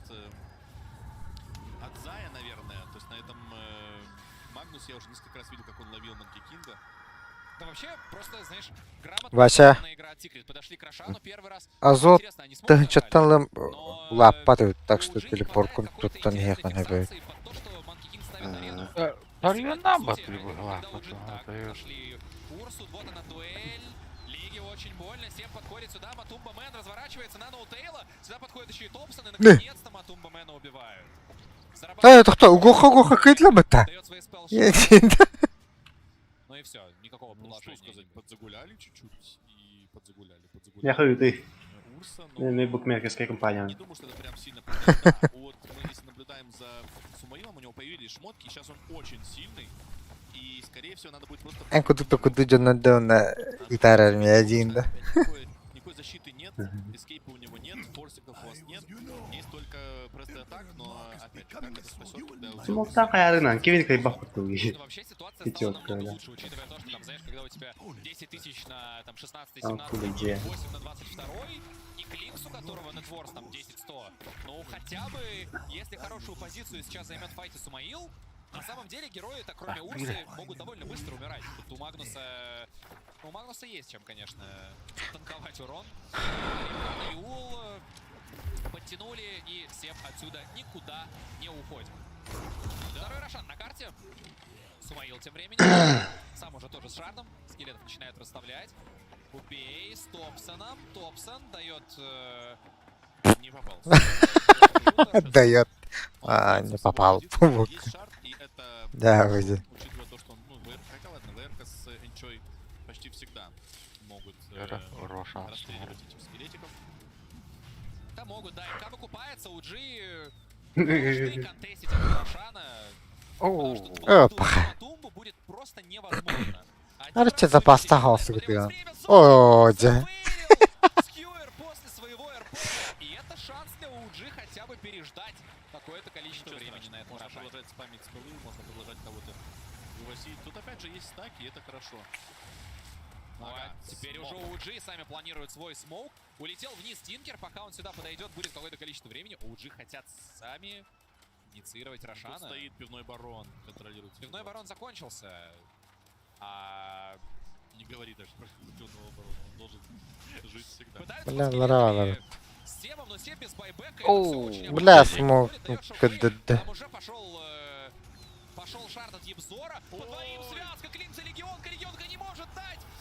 Не дать свой второй спел под шардом. Легионка бежит сюда, пытается задуэлить этого Магнуса. Уже борозда заканчивается, Клинц погибает, Лего погибает. Также Ниша стоит на хайграунде и расстреливает всех абсолютно своими ракетами. Арена МК заканчивается, Ниша прыгает вперед Себа и пора отступать обратно. Действительно.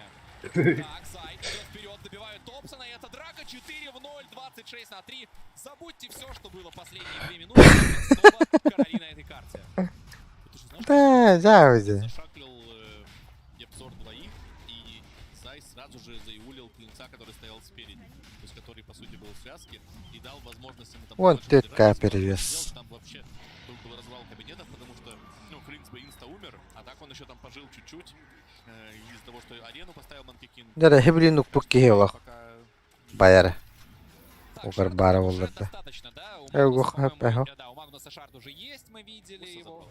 Эго. Хорнтос, так, а вот и Хорнтос, а вот и МК, а вот и 27-3 и 72 секунды в таверне после байбека. Сев проведет прямо сейчас. Но я даже не знаю, на самом деле провести время в таверне это не самое плохое, чем могут заниматься игроки OG сейчас. Там Фибететенча. Брай. То есть просто такой билет в таверну, ты такой, чтобы не фидить, минутку посидел, так, ну, а у тебя там тройной ГПМ, допустим. Я это воровал. Сумаил. Начинается драка между ним и Матвеем. Хайдерина, блядь. Это. Окона. Папа. Ну а что дальше-то делать, потому что все OG разлетаются на мелкие кусочки. Снова шекал по двоим героям. Но Ебзор проводит, конечно, потрясающую игру. Ебзорчик, вот тут молодец. Перестал фармить, зато играть перестал. Там у всех денег уже очень много. Тингер прилетает уже 18 уровня, даже 19 здесь Ниша прыгает вперед под Шивой, пытаются просто не дать отсюда уйти Топсону. Топсон получает пресс до атак под шардом, но это не спасает ни в коем случае Худвин. И тоже ты не хочешь тратить байбек, а ну что, ну, тебе нужно какие-то нетворсы оставлять. Мидер Худвинкин. Чем-то удивить хотел им Галахтову. Joo, Hattoran болом бала. Пятерка легионка куанин. А там тут гаммада.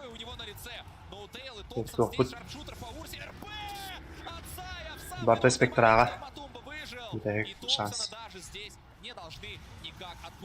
Se Tinker раньше битата.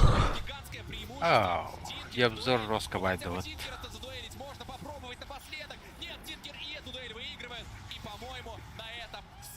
Завершается, и Секрет должны прямо сейчас отправляться в серию против IG или нет? Или OG решат еще немного поиграть? OG хуесосы. Ставку заруинили ебут такие. И оба раза ну, не знаю, очень крутой исполнение тверки. Кадыра гаданю ханадинди. Единственную ошибку, которую... Ладно, две ошибки. Матумба загулял в топе, и Магнус зафейлил скьюр после РП. Все. Несколько раз там за и... Ну окей, он и ловил несколько раз, да, то есть в принципе... Оу, буллар бата. Себы. Негативно есть, но опять же, он говорит, не пизди. Ой, здесь нашли еще и Себа. Да, покупка Шива. Ты говоришь, что Манки Кинг скаутит Тинкера? Нет. Все оказывается совсем наоборот. Куда, блядь? Но это ли не заслуга самого Тинкера? Блядь, нормальный драфт. Постоянный гарнитура, блядь. Велосипедом ургаданным нахуй. Шикарно отстоял линию, потрясающе отыгрывает просто по всей карте. 27 тысяч... Клин Смит, который будет толы меня пизде, глядя, да? Пределы тысячи преимущества в секунду. Так, Зай, ну вот Хотя бы Урсал, который будет доллар. Так тут кто такой доктор, бля. вторая сторона Ну не падает. получилось. Не получилось. Побежали себе. Куда мы придем? Мы пойдем на топ-тауэр. Тинк, причем при этом всем, знаешь, что где-то может... Так. А Нотейл тоже пресс-атак на Томпсона не даст, если что. А он уже, похоже, ни на кого здесь спал. Да, говорит, благо. Сеп погибает опять, за Томпсоном гонится Ниша. Ниша превосходит богов. Если впервые, что ли?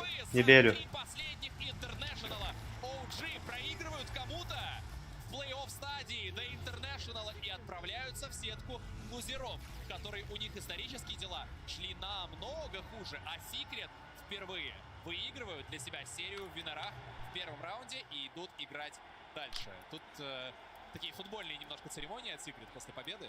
Но очень рады, понятное дело. Во-первых, какими бы ни были OG, ну скажем так, артистами в этой доте, все равно они тебя могут удивить в любой момент. Ну и вот здесь удивили нас.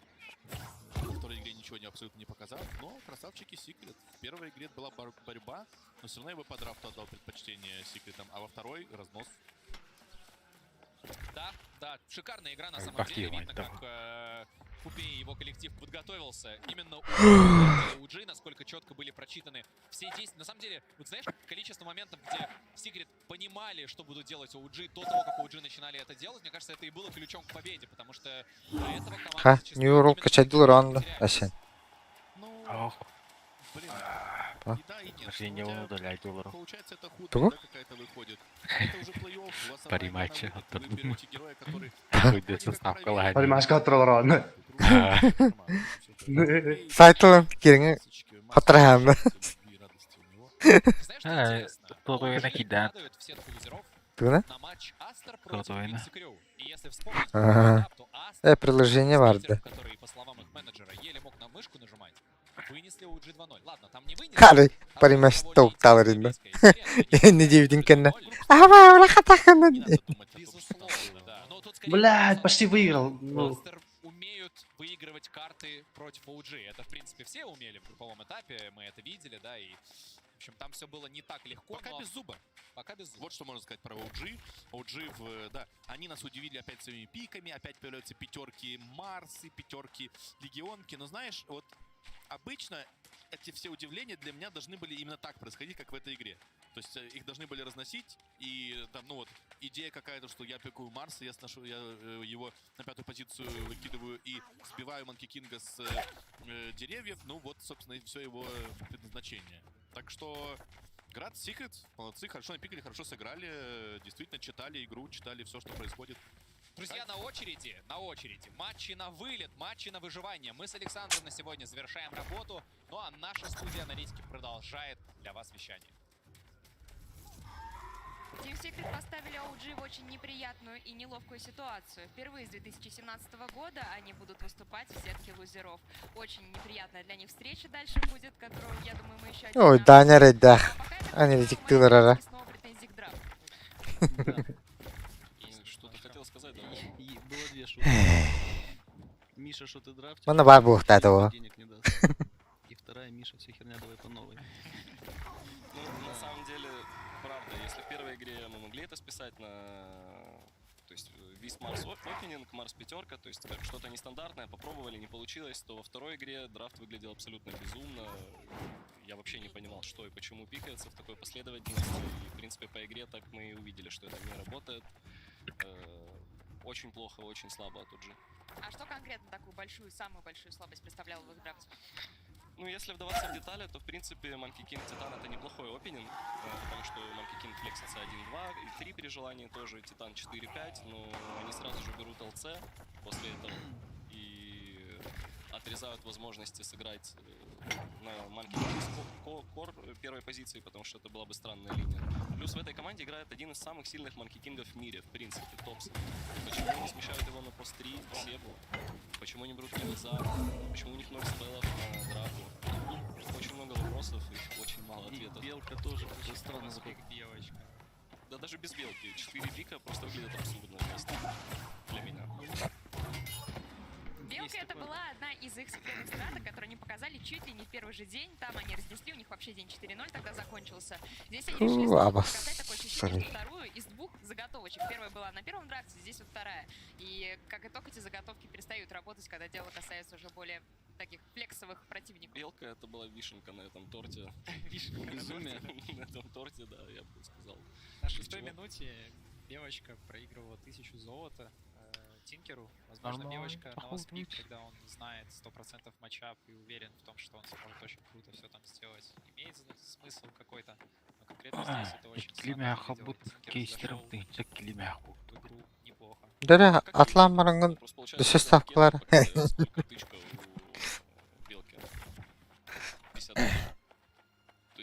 вообще абсолютно не конкурент Тинкеру в миде. Блин, я очень сильно разочарован. Белка хода такая бабка лазит, Тинкера. Да, есть такое. И приход Миши в эту команду, и то, что они показывали на Тинкер групповом лас этапе, то, что пикер. они показывали на тренировках, какой у них пул, Бестмастер, Панга, где все это? А, то було. А та хто не в день ходили варіанту? То я халур була. Тинкер что надо? Я надеялась, что мы увидим его в Э. этой Best of 3 серии, и нас не разочаровали в этом. Не, да. Secret. Вообще сам по себе Эй, Тинкер похоже на что? то, что становится S-тир героем этой планеты. То, что пока такое ощущение, что Трансляція Лера. И нас Интусей выиграет. Я халанла зім'я. Можно сказать, действительно, Я послаб. команда была очень сильная. Недавно еще Які буквально тоді сюди Гетлер? очень хорошо играли, сейчас же показали не самую сильную свою игру. Понимаешь, вообще не важно, какой ты сильный или нет, если ты играешь настолько хреново. Но это же не как. Да, согласен. И, ну, Ты ничего не можешь сделать. Вообще ничего на карте. я знаю Мишу хорошо и очень респектую его и ОГ. Айчики, Ну, даже стримы. если это ОГшный драфт полностью, ну, нужно что-то с этим делать. Он не балансный, абсолютно. Начиная с линии, заканчивая геймом, драки, ничего нет. Просто А ще 9 не Периодов надо вміщено. дождать, потому что, как и обещал, готовы, PUBG, все четенько, и там, в принципе, не обманул. Все так и Теперь им произошло. встретится с IG. эксперименты группе остались в групп-стейдже, и Да, он график прошел свой жесткий. путь лицом А? к плей-оффу. И График после жесткий. драфта только хороший. Куган Это танда. просто выигрывать доту, когда ты отдаешь Заю Магнуса, на котором он MVP на мажорах. Бо хайт, который дивишься. Примерно в том же самом темпе. Выглядит просто отлично. Впереди, я так понимаю, денечек перерыва до игры с IG за топ.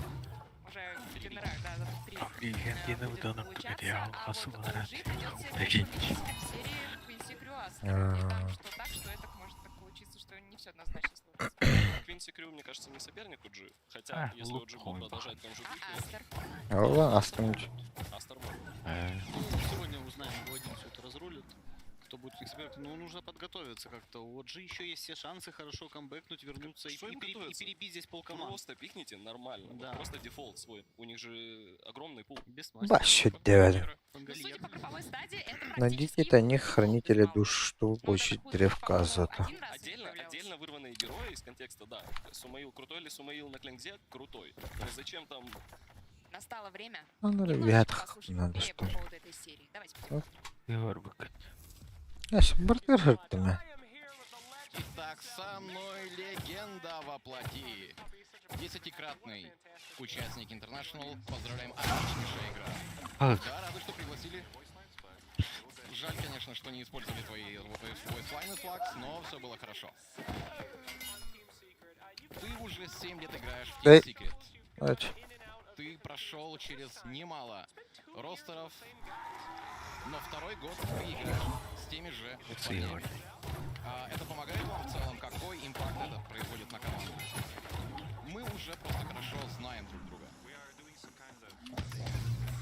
Мы делаем всякие вещи для того, чтобы понять, что нас раздражает, что нам помогает, что помогает нам лучше понимать друг друга. Мы уже довольно долго строили эти отношения, так что... Бах. Я не знаю. Ящик. Утро здесь. Сучки, бля. Охуй. Попкорн, ба. Все наши эмоции, Паркур, все наши работай. стрессы и использовать этого блага. Ну и давай поговорим о пути, который вы прошли до инта. Впервые вы попали на инт, и никто не считал вас явным фаворитом. Это была Паха. задумка? Вроде того. Потому что до этого не было... Ох, это хаун. Не было причин Я благодарю. Волк. напрягаться и делать что-то больше нужного. Не было разных там Бирмингемов и других больших турниров. И не было вот этого турнира, и я знал, что это ощущение от лана будет на инте. Не на мейджоре, на инте. И после первого мейджора мы понимали, что у нас есть главная задача просто отобраться по очкам, а дальше уже как пойдет. Дело не в том, что мы не хотели побеждать. Мы просто всегда понимали, что мы попадем на инт, и это в Ух ты, некоторой мере бля. вредит нашей игре. Это просто. Мы старички, мы люди Да, старые. постоянно так хватает. Мы всегда шутим дедовские Жестко, когда с питанием взял. Но, как только дело доходит до Рад я нужных рейтинги. матчей, мы уже настроены на победу. Никаких шуток. Да. Дальше у нас череда Best of 1 на вылет. Чем мейн місіли на броні. Немало. Есть какие-то советы для этих ребят? Так, то Йонас Салазар. Просто для других команд. Захват полтора тури. Сложно не сила конечно, быть в наглядно. такой ситуации. У меня нет советов. Данштерга. Нет такой вещи, Уже как Толор хороший Блин совет, місіли. если ты в сетке Best of 1 на вылет. Весь Обычно там лахпа есть только атны одна гуртах команда, алдым которая ди. четко знает, что нужно делать. Мейн И мына она атны пройдет гитах сквозь тәді. всю нижнюю сетку, ведь они понимают игру на нужном уровне. И просто у них есть точно такой же менталитет и настрой, как у команды из верхней сетки. Вот и все. Так что просто не думайте об этой ситуации, играйте словно вы верхней. OG не были в нижней сетке 4 года. Какие-то советы для них? Тут мені Оставайтесь в нижней. туалет Да, криканя. видим то, что Пупей настроен очень серьезно, и поэтому, друзья, у меня к вам один вопрос. Претенденты на гранд-финал все-таки или нет? Да, вполне.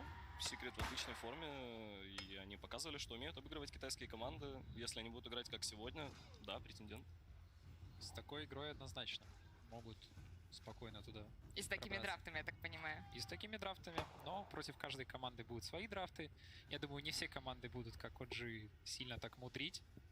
И не будет так просто уже. IG это будет классический китайский ответ на секрет, так что посмотрим. Мне кажется, у IG есть хороший шанс. Да, да, это действительно так. Ребята, но у нас еще для вас есть одна хорошая новость, про которую хотелось бы отдельно сообщить. Это то, что в этом году Valve также не оставила вас без секрет-шопа. Вы можете найти его по ссылке, которую видите сейчас на экране, и там заняться покупками тех вещей, которые вы так обычно ждете на ланах. И я тоже, на самом деле, очень сильно ждала. Постоянно просила друзей меня закупать чемоданами всякие вещи отсюда, мерч. А вы когда-нибудь пользовались секрет-шопом? Я приеду в отель и воспользуюсь сейчас секрет-шопом. Интересно посмотреть, что там есть, потому что там уникальный мерч каждый год. Ребята, советую вам заглянуть и воспользоваться этой возможностью. Ну а впереди у нас ожидается самый разгар игрового дня, потому что будет 4 Best of 1 серии на вылет, самые жаркие моменты, где мы расстанемся уже, по сути, с 4 участниками прямо сегодня. Но на этом наша студия аналитики, наша смена заканчивает свою работу. Будем передавать слово следующим, но сделаем это после небольшой паузы. Там уже познакомимся с новыми участниками Analytics Desk.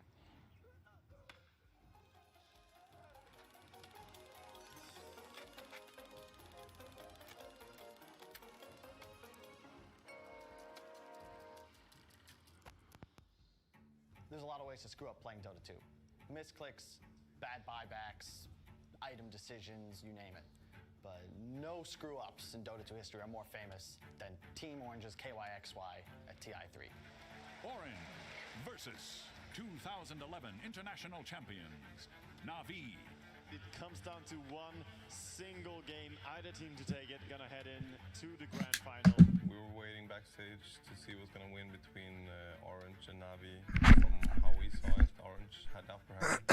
We're kind of preparing mentally to play against Orange in finals. We colossally fucked up that game. Like we fed so much. It's like if you watch that game, it's feed after feed after feed after feed. I remember KYXY was just a boss. He was doing so well at this TI. He was carrying so many of those matches. And that he has this moment. Короче, Омбурга, короче, грядка Баллар. We didn't realize at first. If I remember correctly, we were still playing the game for like 5 minutes. And like the pressure was getting to us too, and like a lot of like stuff's going on. Короче, ты Or maybe Hawas. Джуннах потат. От. I think it took a few seconds for like the casters to realize as well, if I remember correctly. Like the crowd as well. Everybody was like, a few moments later, were like, oh, that doesn't happen. I mean, who does that, and why didn't he pick the edge? You have so many questions always on this that I mean, you kind of ruined the game. It's the feeling that you're left with. There's footage of KYXY at that moment as his heart. Заебами бегай ковром, что ли.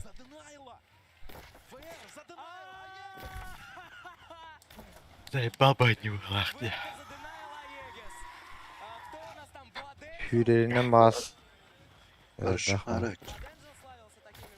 Ручмариду. 6. When I saw that, I felt so bad for him. I felt so bad for KYXY. I think it's What the- it stays with him maybe all his life. Yeah, we're gonna have him. Тут лайн ран. Poor guy. Don't bully him. 当时 Rosa 快死了，然后我不想捡到我的队友的，然后我又想要攻击那个 Rosa，所以我就按 A，然后就不小心把那个盾给然后对我的队友就很不懂发生什么事情，以为我把盾抢了这样。 That's what he was doing. Сліги обканував набіг одразу. Just spamming it like that, you know, just going ham, making it feel like it will kill it faster or something like that, or like you're just so nervous, probably. 当时我是超级内疚，因为那个是我们败者，哎毕竟我们赢了就可以抢比赛。那我是觉得非常的内疚，因为我们很难才打到这个地步，这样子对。打完比赛过后，我的队友就告诉我不要那么内疚，因为我也是有功劳才能够达到前3这个成绩。对，就这样叫我不要内疚。 The truth is that mistakes they happen, and this is when you need your team, you need your teammates to be there for you, just like when you're going to be there for them once that's going to happen to them. I think every pro Dota player at some point has made a fatal mistake in a game, and all you can do is try and move past it, and either try and still win the game if it's winnable, or just go on to the next one. 然后也希望 有做失误的人不要那么觉得内疚，因为 Gerçekten öyle bari. 还是要继续成长。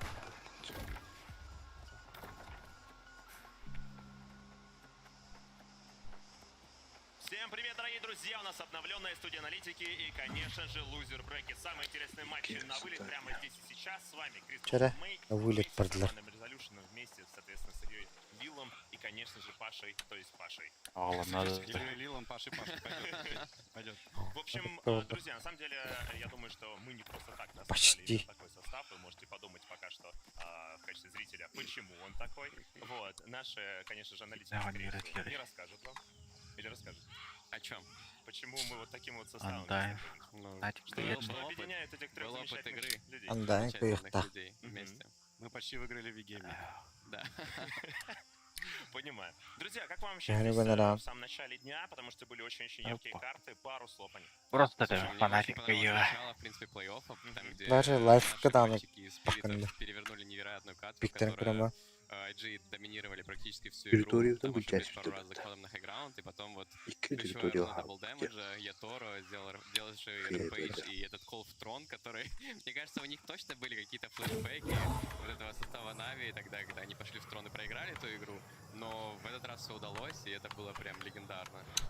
Ром, как тебе О, ощущение бля, лидер. на стадионе? Марта дал. Пускай пустом, но зато ты видишь их полностью все, что здесь происходит. Стадион вообще невероятный, там особенно этот фейк-крауд, который там присутствует, но он прям чувствуется как реальный. То есть, когда ты выходишь смотреть игры, ты ощущаешь, ну, ничем не хуже атмосферу тех интернешнл, на которых я был раньше. Илья, как тебе вторая серия? Вторая? Да. Ну, первая была поярче, на самом деле. Вторая, видно, что в целом люди лучше жмут кнопки, чем, допустим, мы смотрели там, где Spirit и IG. Там, мне кажется, больше было какие-то майнд-геймсы, больше какая-то, ну, макро и тому подобное, тимплей. Здесь я видел хорошее, ну, лучше намного нажатие кнопок.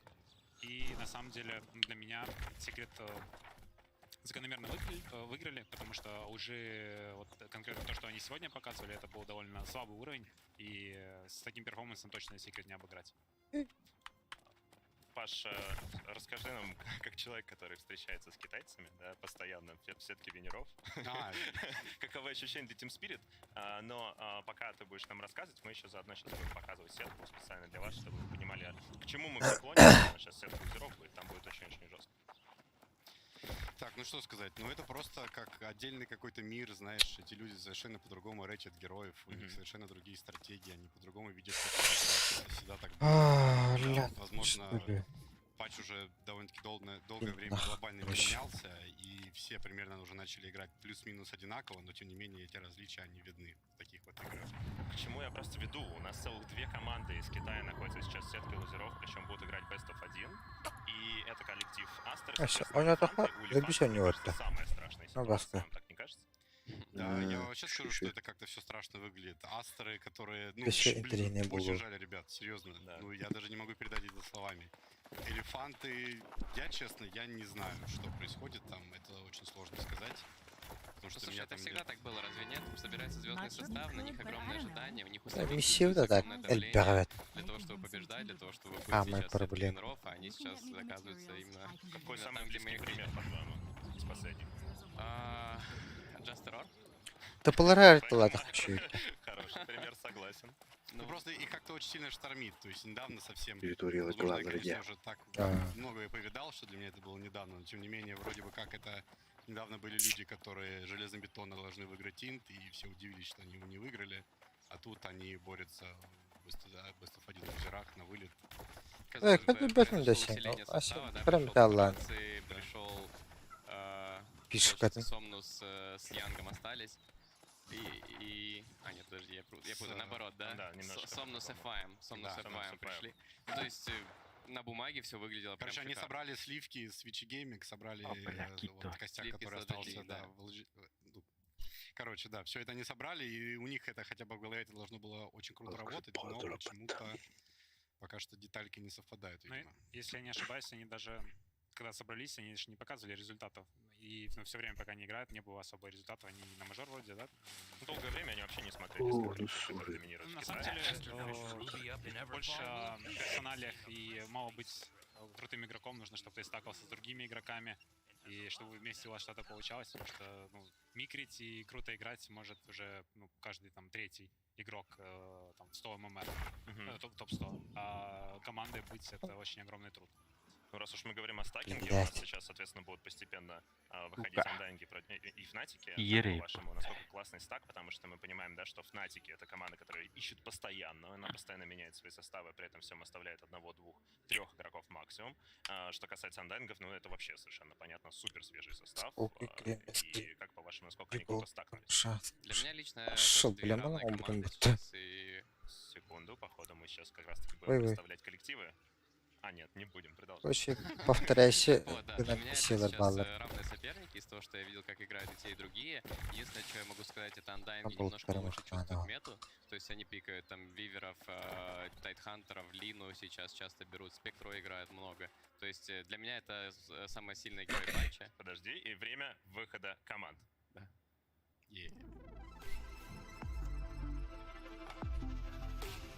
Аккуратно ничего var. Hepsi. Bütün barda var.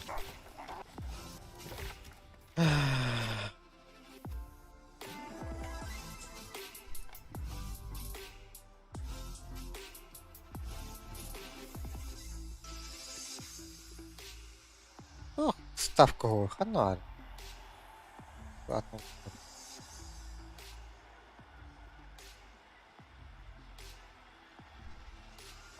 Сайт Брахтар Бупатта. Итак, друзья, команда Fnatic. Очень-очень сильные парни, которые проигрывают самым слабым и у самых сильных забирают самые крутые карты. Гаулна Что в окончании групповой ликвидировали, да. стадии они закрыли Secret со счетом 2-0. И я, честно говоря, не знаю, с чем это связано, друзья, как у них это получается. Те игры были что-то реально, что-то с чем-то. Я увидел Рики впервые за этот турнир, который появился там, по-моему, ласпиком. Он играл против...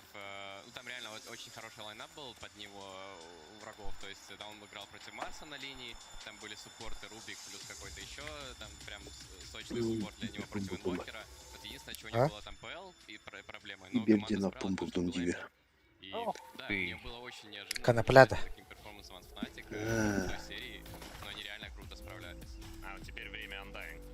Ne kartaa gösterici. Kanapela. Kanabi suruh dah atgar kellah. Kartaa uluyor he. Kompaskar. Gadak. Gösterge. Kanabi suruh.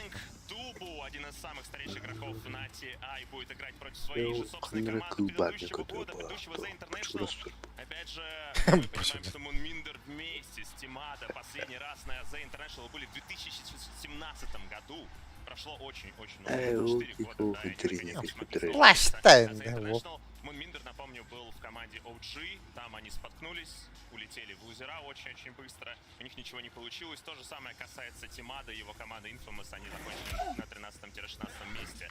И вернулись сюда, надеюсь, намного сильнее, как минимум в групповой стадии, как вы помните, они втянули с собой Evil Geniuses в сетку лузеров и смотрелись очень-очень сильно.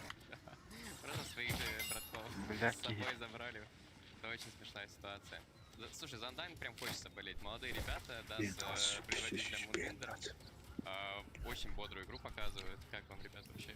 Смотрели за их играми? Что скажете? Немного смотрел. На самом деле, ну, если немного другая тема, забавно то, что ребята собирали кемп в своих фанатов в финанс, и в итоге залутали сколько? Уже в 5, 12, ну, 30 раз больше, чем собирали. Надеюсь, они как-то поблагодарят своих фанов за это. Отправят им меня Игсы. Да, по поводу игры, что, они закончили, у них было 9 побед, то есть они в шаге были от плей-офф, от винеров, от сетки винеров, а у нас на типа 4-12 счет. Поэтому номинально, конечно, Undyne получше выглядит, но в целом игры у них... Ну, интересно из того, что я видел, из того, что я заметил, мне кажется, игра больше строится вокруг Тимада. Если, допустим, у него будет плохая игра, то вряд ли его коры смогут вытащить. То есть, да, Брайл хорошо играет, но вот последнее, что я помню, там, где он на шторме сам соло закидывал, где он бэкался, летел, умирал. То есть, такой не самый стабильный. Он хорошо играет, но не самый стабильный. Спасибо, Илья. Друзья, у нас есть интервью с Moonbinder'ом, давайте посмотрим, что он скажет.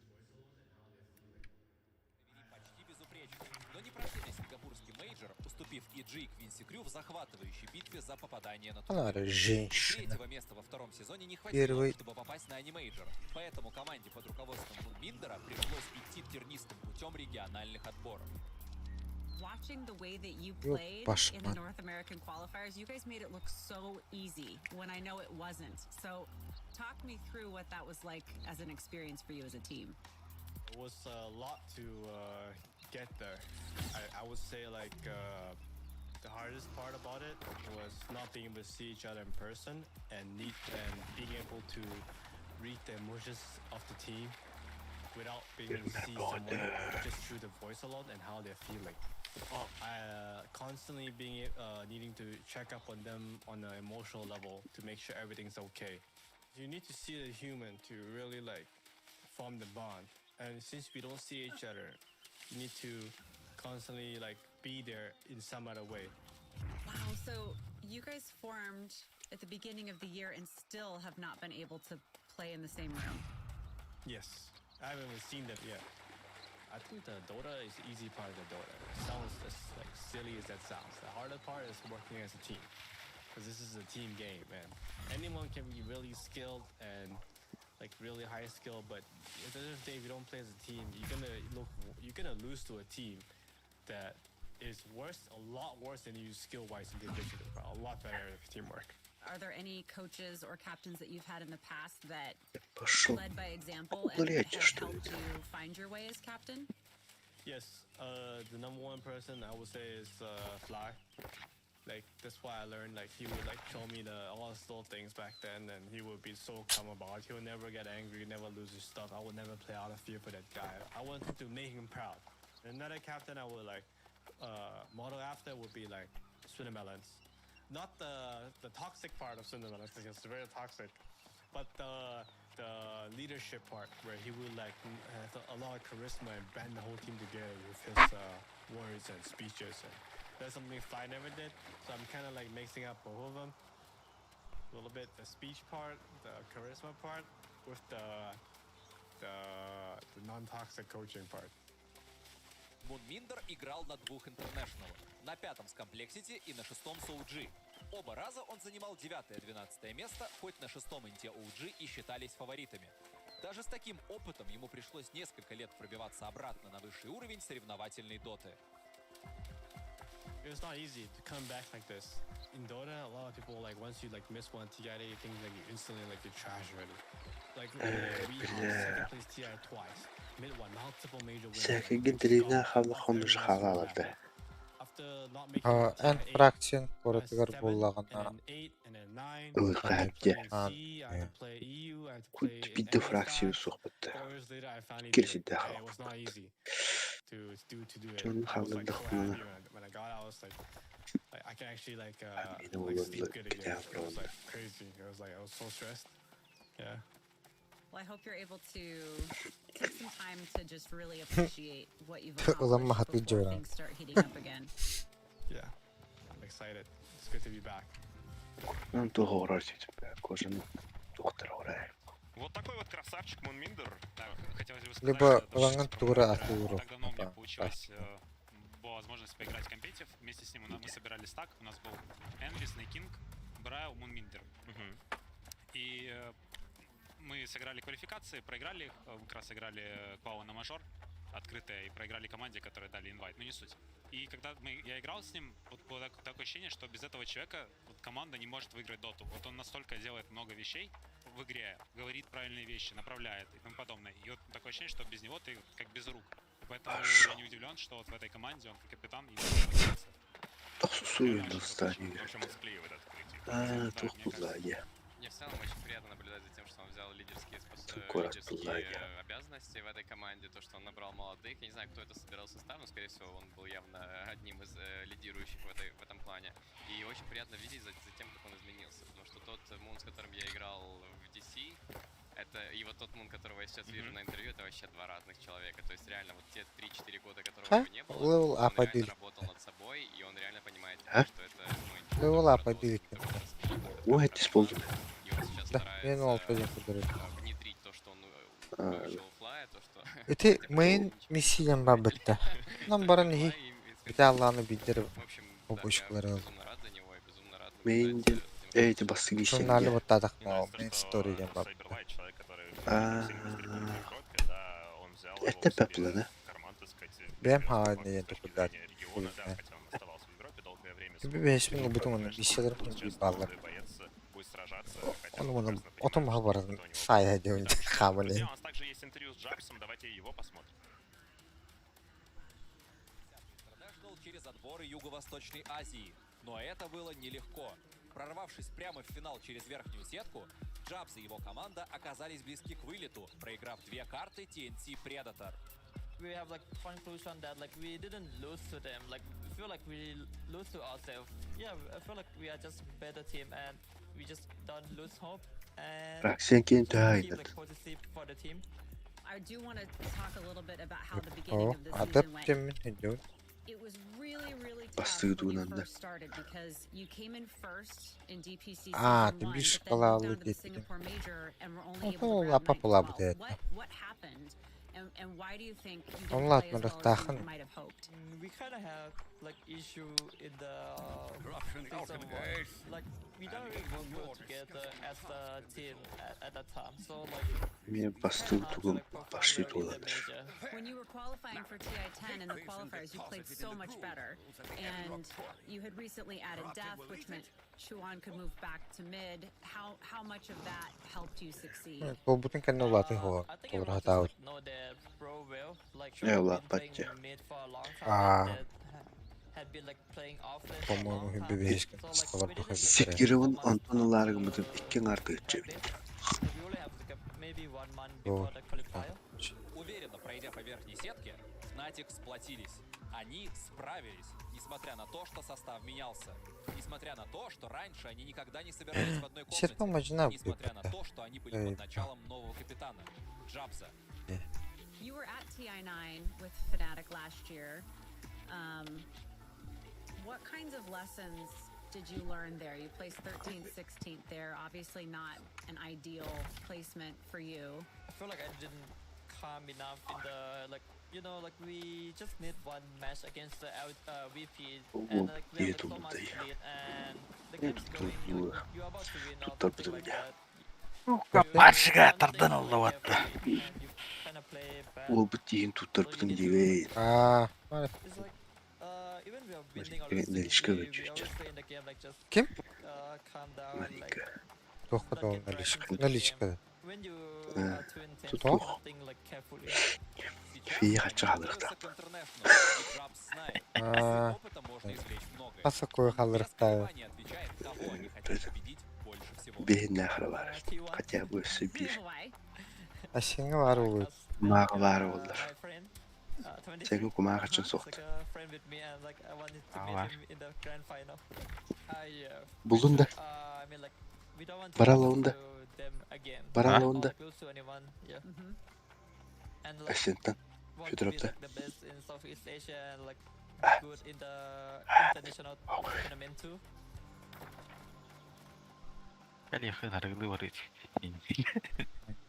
Джабс, конечно, просто легенда юго-восточно-азиатской доты. Правда? Первое, что хочется сказать, это ощущение, что Джабс немножко из СНГ, где мы проиграли себе, а они проиграли врагам. А второе, то, что немного сопереживает диджею, потому что пришел новый капитан и говорит, я на 4, на 5, удачи. Слушай, для меня Тиінті большая привів загадка, треба. почему они поменялись, в чем Ирина, мотив, потому что диджей ладно, всегда нам себя показывал пересдерите. хорошей четверкой, а Джабс все свое время играл на пятерке. Возможно, тут идеология в том, что он же в какой-то момент взял отпуск, да, довольно долгий, около года, и сейчас, возможно, он не настолько круто рейтится именно как пост 4, и ему отдали пост 5 из-за этого. И, с другой стороны, диджей не так уж плохо выглядит на пост 5, мне вполне себе устраивает. На групповой стадии было красиво. Мне кажется, главное, что нужно сейчас о чем подумать командам, это в первую очередь Fnatic, то, что на протяжении многих лет существования этой организации всегда, когда ты играешь против Fnatic, когда заходишь против них в лобби, ты понимаешь, что ты не будешь играть в обычную доту, ты понимаешь, что у них есть очень нестандартный сигнал, у многих игроков они любят пикать нестандартно, Виходної п'ятниця, субота, і часом. играть против них всегда напряжно. Да, это То вона сам безусловно легкие игры, потому что тебя возможно не удивить, но бывают они, безусловно, очень тяжелые. То есть раньше было это Мипо, да? Тикток торгать даже не пожалуйста, ради бога. Ну вот, это была сила Fnatic всегда, на протяжении многих лет. А Undying, я считаю, им нужно суммировать то, как они сюда отобрались, их сильные стороны, и суммировать это с тем, что они набрали с International с группового этапа, и им нужно, кажется, какую-то середину найти, понять, что им устраивает, что не устраивает, и идти, безусловно, своей дорогой, не надо куда-то играть как все и так далее. Вот вы играете сильно как вот каким-то там определенным темпом, какой-то определенной стратегией, пожалуйста, придерживайтесь этого, все будет круто. Я думаю, что одна из главных проблем, на самом деле, у андайнгов, вот сколько мы групповых дней видели, в начале дня они смотрятся очень круто. Как раз вот приходит соло такой, замечательная команда, отлично себя показываем, молодцы, болею за вас. А к концу дня они очень серьезно сдуваются. Здесь у них этой проблемы просто не существует, да, одно дело не сыграть, думаю, ты просто физически не способен достать.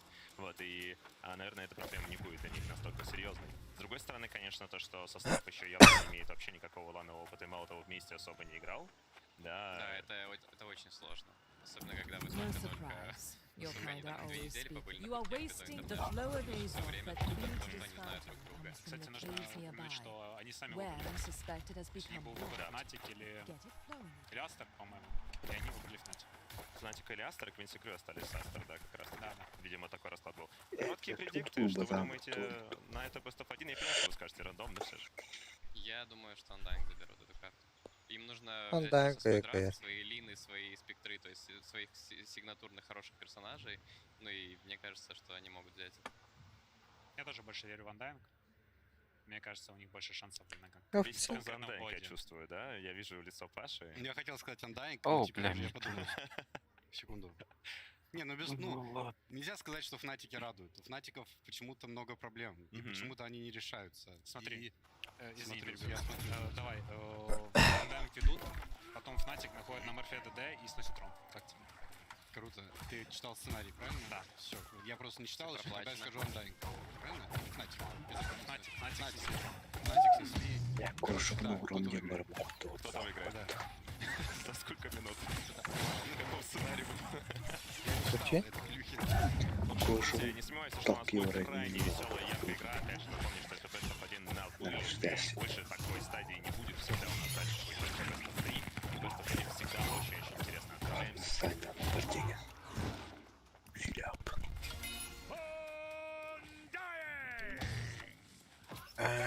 Дай.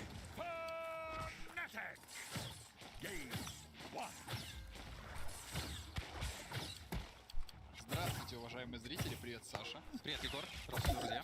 Ну что, блядь? с вами смотреть серию Fnatic против Undying. Давай до драфта будет Ребята, до драфтов, давай мы в тех же условиях. Давай, я за Fnatic притоплю, сразу тебя А я скажу. тоже за Fnatic хотел притопить, я что-то не знаю, что ребята за Undyne. Я тоже, да. Причем Fnatic, на мой взгляд, гораздо стабильнее играет. С одной стороны, у них получается ярко выраженный лейт есть. Или, знаешь, какие-то задумки Fnatic всегда ставились вот этими штуками, там, морфошейкеры всякие у них, там, Bristol Back Bottle. Вот у них широченный ассортимент того, что они могут использовать. А в то время, как я смотрел за Undyne, они круто выступили. Вот. Но у них, на мой взгляд, есть явные дыры в игре третьей позиции и первой позиции. Сигнатурный фнатиковский Фурион на тройку уже появился в первой фазе вместе с Клокверком. Вот, вот этого я на самом деле боялся.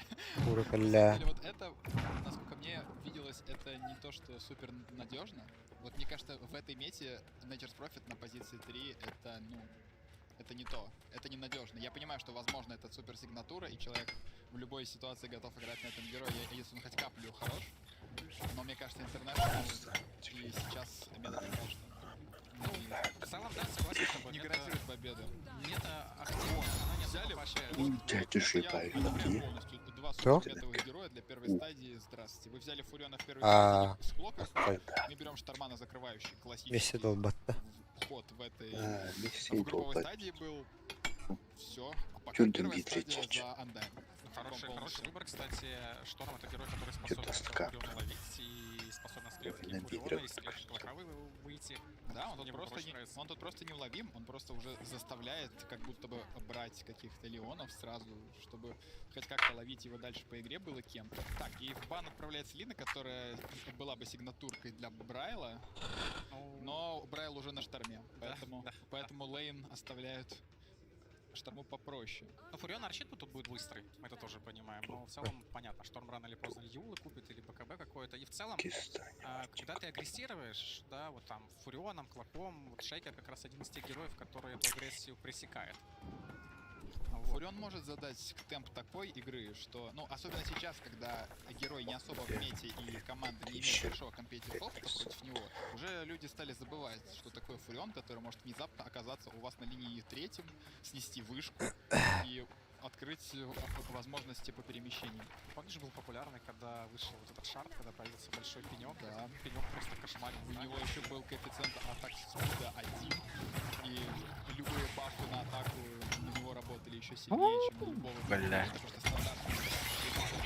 Напоминаю, для тех, кто все и так понимают, что это 1.7, ну, стандартный в доте, у большинства героев он такой, у этого был 1. Соответственно, намного больше, то есть перчаточка на 20 атак спида на героя, вот она дает, грубо говоря, не 20 атак спида, там, а чуть ли там не 35 для этого пенечка, у которого коэффициент 1.0 был. А потом это понятно, и резко Фурион выпал, и вот только Фнатики подобрали его, никому не нужный Фурион.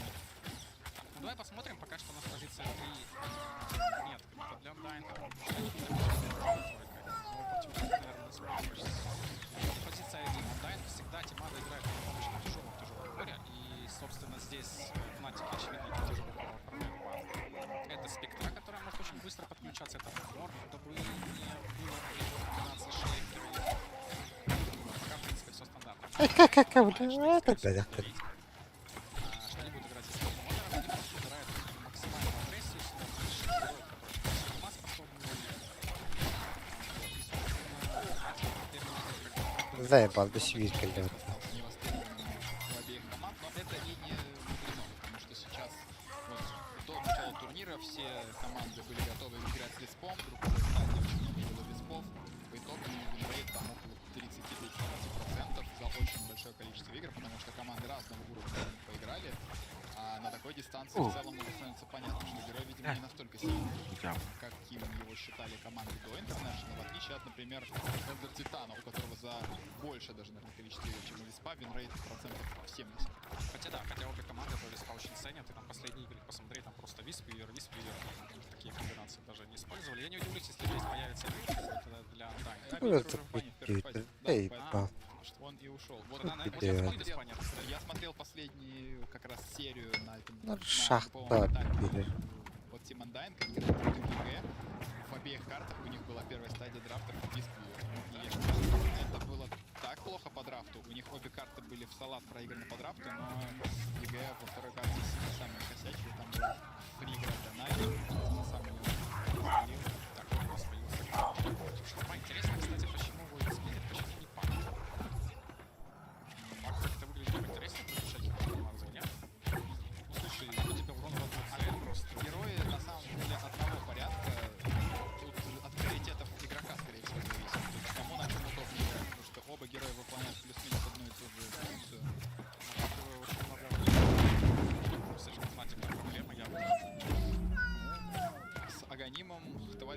Спирит тоже много урона дает.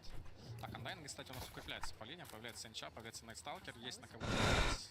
По той же логике, что и Шторм вылетает, нападает на Клака, на Фуриона, будет Спиритом тоже. Контроливает, сложновато уже играть. Ну, Undying мне на кажется стабильнее. Уже. У них сильнее тимфайт. Ну, давай подумаем, кем можно закрыть. Ну, хотя, кем тут закрывать? Если ты уже будет Спирита взял, ты должен сейчас, скорее всего, пятерку брать. Либо брать тройку, показывать, что у тебя Фурион нет. Вроде бы только на тройке была. Да, и берет Спира позицию Луна. Да, это герой на пуш, как ты сказал в начале. Естественно, когда вы берете Фуриона в первой фазе на третью позицию, вы хотите быстрой игры, вы хотите ломать врагу все построение, не дать ему дожить до... Знаешь, в чем проблема сейчас? Бля. У них два героя, которые наносят, если нет Фурион и Луна. Их ультимейты эффективны, когда нету суммонов рядом. То есть сейчас Undying по факту достаточно взять героя, который будет обладать кучей суммонов или иллюзий, допустим. И вместе с Анчо... Иллюзионист, да, но иллюзионисты все, они довольно такие, они темповые. И как бы... С одной стороны, иллюзии, они будут хорошо работать против Фуриона и Луны, с другой стороны, это не очень темповые герои. Кстати, намекает на пик иллюзиониста так-то. Тоже как вариант. Стебель кресла, получить лепесток. Ну, кстати, типичная Нага Сирена была бы. Это хороший герой против Фуриона на линии, потому что много армора, лавкач. Ну вот, убрали одного. Убрали ТБ. Остался еще Лансер. Кстати, тоже хороший герой против Клокверка. И против Фуриона, и против Луны тоже, да, кстати. Да, хороший герой Лансер. Скорее всего, он и уедет следующим баном. Ну, знаешь, мы можем вспомнить каких-то героев, таких нестандартных, типа какого-то друида. Вот старый друид, это контрпик. Ну, не то, что контрпик. Его на этом турнире вообще брали хоть раз? Самое время сейчас. Потому что я лично не видел. Я тоже, но, типа, блин, выглядит неплохо. Ну, слушай, лондруида брать, когда тебя, типа, пушат, и ты берешь лондруида, или ты для Fnatic имеешь в виду, и делать суппортом, соответственно. Нет, я для Undying как раз имею в виду, но тут лейтатика не будет очень сильного, да, но можно просто мидгейме выиграть. То есть я бы не сказал, что у Fnatic супер лейт, там есть только Луна, а лондруид ее, в принципе, один в один может победить. Так, ну и last pick в этой игре, да, у Fnatic точно. Значит, первыми будут открывать... Первый раз герои будут в последней стадии Undying, и это герой на хард-керри как раз. А вот Тимбер это тоже какой-то анти-ПЛ бан, что-то типа такого. Давай посмотрим. Ну да, а у Е урона действительно мало у Fnatic. Свен, ПЛ. Кто еще? Может просто какой-то керри, который может уже с тобой драться и противостоять, влетать и не бояться. Это тролль какой-то. Тролль. И он супер стабилен на лайнинге, и я вообще не вижу тогда, как на Undying можно додолбаться вот этими героями. Тебе нужно будет просто прожить минут 30, 25-30, и все у тебя будет уже хорошо. Забанили Медузу. Ну, слушай, наверное, тролль не самый плотный в таком раскладе. Да, он там кидает топорики, которые навешивают миссы, но до появления там БКБ его все-таки можно как-то убить магию. Пусть ее не так много пока еще у Fnatic, у них еще последний герой есть. Кстати... Ну, ПЛ здесь прям вообще, типа, замечательный. Я не знаю, если... Ну, с другой стороны, хочется не пережадничать тоже. А у них не жадно. Вот, это Нага Сирена. Нага ПЛ.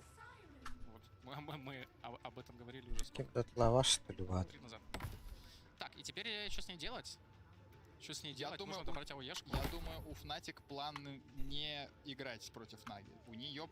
У них план, я думаю, сделать так, чтобы Нага не добралась вообще до своей кондиции. Ну, Бестмастер в бане. Ну, а как снести? Как снести? Вот, нужно снести, я не знаю, Пугна. Вот герой, который ломает здание прям быстро. Пугна еще иллюзии Наги, в принципе, тоже высасывает в теории. Но тебе на лицо просто прыгает там Фиссура, Шторм, Найтсталкер, и тебе сложно, да, тебе сложно играть на этой самой Пугне. Хорошо, если руками ломать здание. Или Шрак в бане тоже. Не, ну руками здание Луна будет ломать. Там есть, четверка, героя, а бабушка не в бане, ЛЦ-3. Вот они добрали героя против иллюзии. Слушай, ну...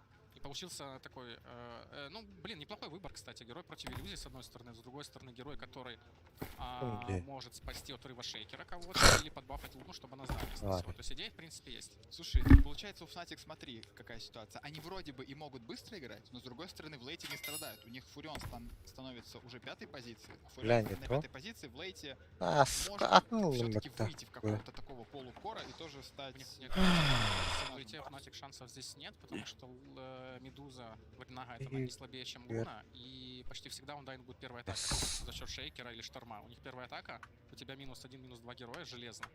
И потом Луна дерется против иллюзий. Но я не вижу, как они выиграют. Ну да, здесь действительно легче нападать Андайнгом. У них и Фиссура, и Шторм, и Найтсталкер с блинком БКБ просто на лицо кому-то садится. Ну, да, и Нага может с ном контр инициировать. И крипы есть, и иллюзии есть против Луны и против Фуриона. Ну, получается хорошо. Получается надежда Fnatic на быструю игру, что под бафами, только под одним бафом Луна будет заходить и пытаться сносить сторону. Но Рошан, ну ладно, Рошан хороший, с пенечками. Получается, ну, средний. Чисто вот до драфтов мы были за Fnatic, а я думаю, что после драфтов мы уже за Undyne. Я единогласно. Рынок атласах погнорит. Что произойдет в этой карте, вам покажут и расскажут наши комментаторы, а именно Вилат и Шадовех, им и слово. Спасибо огромное, Егор, спасибо огромное, Саша. Ну что же, мы возвращаемся на Арена Национала и продолжаем первый день за Интернешнла и его самая веселая часть. Б1 рулеточка, и Жекич дебютирует у нас не в Б1 рулеточке. Кстати, там ты уже был, но в роли комментатора на мейн-ивенте. Жек, как тебе драфты на этот первый Б1 матч? На самом деле, я удивлен, что Fnatic получили для себя Фуриона, потому что против Secret они показали прям супер уверенную игру. Джабс на 4-й позиции еще с Минески играет там с 18 года, и всегда у него очень хорошо получалось. Он берет там не самые стандартные билды, например, в прошлый раз он покупал там Vessel, Шиву, Vanguard, в общем, все подряд собирал. И не знаю, смогут ли Undyne именно с вот этим вот прессингом столкнуться, потому что он-то придет стоять даблой, например, в оффлейне, но будет летать в легкую, и в мид постоянно, и контролить руны, и блочить постоянно эншентов этими пнями. Будет очень интересно наблюдать, как эта игра закончится, в принципе. Ну да, мы, кстати, обсуждали, какое же просто громадное преимущество в Best of 1 имеет команда, которая получает second pick, да, которая может взять и первых 2 пика сразу же распикать, и закрывающий, соответственно, Фнатикам повезло выиграть эту монетку. Я, если честно, не помню статистику с группового этапа. Да, можно сегодня даже посчитать. 3 карты подряд у нас в матче IG Spirit, это был second pick победа, и Secret победили, собственно говоря, когда у них ФП было, и в 0 выиграли, когда у них было СП. То есть, понимаешь, когда у них было ФП, они еще тяжело побеждали, а когда у них СП, вообще без шансов. Одна из 5 карт всего выиграна фрспиком, ну и в Best of 1 это будет решать. Ну что же, погнали, Undyne и Fnatic. Fnatic второй к International Криаду, собственно, попадает в эту рулетку. 2 года назад они проиграли в Best of 1 поздно вечером в Шанхае команде Liquid. Команда Liquid после этого, вы помните, дошла очень и очень далеко на том Интернешнале и проиграли только в гранд-финале. Посмотрим, смогут ли Fnatic справиться с Best of 1 рулеткой на этом турнире. Для Undyne, понятное дело, это дебют, как и для многих игроков в составе Undyne. Это дебют, в принципе, на мейн-ивенте Интернешнала. Не для всех, но все же. Очень интересно, получится ли у нас у Undyne реализовать ту самую Нагу Сирену, потому что без Кост уже один разок брали, вроде бы все неплохо, но потом играть тяжело. Здесь есть ЛЦ, который убивает иллюзии, здесь есть Луна, которая купит Аганим Шарт и будет с ним тоже справляться. Ну и вот Спирит с Аганимом и Шивой. Ну да, кстати, вот эта проблема может быть, причем очень серьезная. Драфт Undyne тоже нравится чуть больше. Но с другой стороны, байс персонаж, да, я уже там и в своих социальных сетях шутил по поводу того, что Undyne вообще должны выигрывать. Да и просто удивила меня эта команда, очень сильно удивила, возможно, из-за того, что не так много матчей этого коллектива я во время регулярного сезона смотрел. А от Фнатиков я смотрел много. Я бы даже сказал, слишком много Фнатиков я посмотрел в этом году, да, и не раз в подкастах и так далее говорил о том, что, в принципе, считаю, что Fnatic не должны были проходить от региона своего на International. Были команды подостойнее, но они доказали, что они сильнее. Но и вот сейчас нужно доказывать, что им место не топ-16, а немножечко повыше. Брал против Чуаня начинает на топ-линии Дубу вместе с Тимата против Джабса и Дефа. И вот эта линия от Fnatic, она должна быть вот смертельной. На сложной линии гоняет, и причем неплохо гоняет диджей и Рейвена. Но вообще Инча и Нага ничего не могут сделать у нас на топе. будут фармить что те. В легкой линии Луна и Клок, в принципе, неплохо постоят. Когда будет уровень 3 и пассивка Луны будет в 2, тогда можно уже сделать на очень много брони. Мы видим у диджея всего лишь 3 танга. Уже будут использовать последнее, нести себе дополнительный хил, но он не планирует этого делать. Ну да, и мне вообще интересно, как движуха на вот этой линии конкретно будет происходить, потому что, ну, супер плотные персонажи, куда ни посмотри, то есть Шейкера попробуй убей, Несса попробуй убей, до того же Клокверка надо еще добраться. То есть тут вопрос в том, как и насколько много Рейвен с этой линии вытащит, потому что, да, еще время, да, кто сказал, годы идут, уже меняются. Важный матч на Интернешнле, и Рейвен выезжает на Луне. Но мне он умеет играть очень хорошо. Вопрос в том, смогут ли его застапить, и не стоит ли его команда на, ну, на вот этом, да, клише, как мы называем, на таймере, который, собственно, как ни крути, у тебя в мозгу работает, когда ты играешь против такого героя, как Нага Сирен. Ну, на самом деле, у Луны есть ночной вижен вместе с пассивкой, поэтому против Найтсталкера очень хорошо можно поиграть. Ну да, это большой, это очень большой плюс. Там, ну, у нас в лейте вы увидите, насколько сильно это в драках будет решать, и какой иногда проблемой становится Найтсталкер, если ты не имеешь героя против него никакого при этом.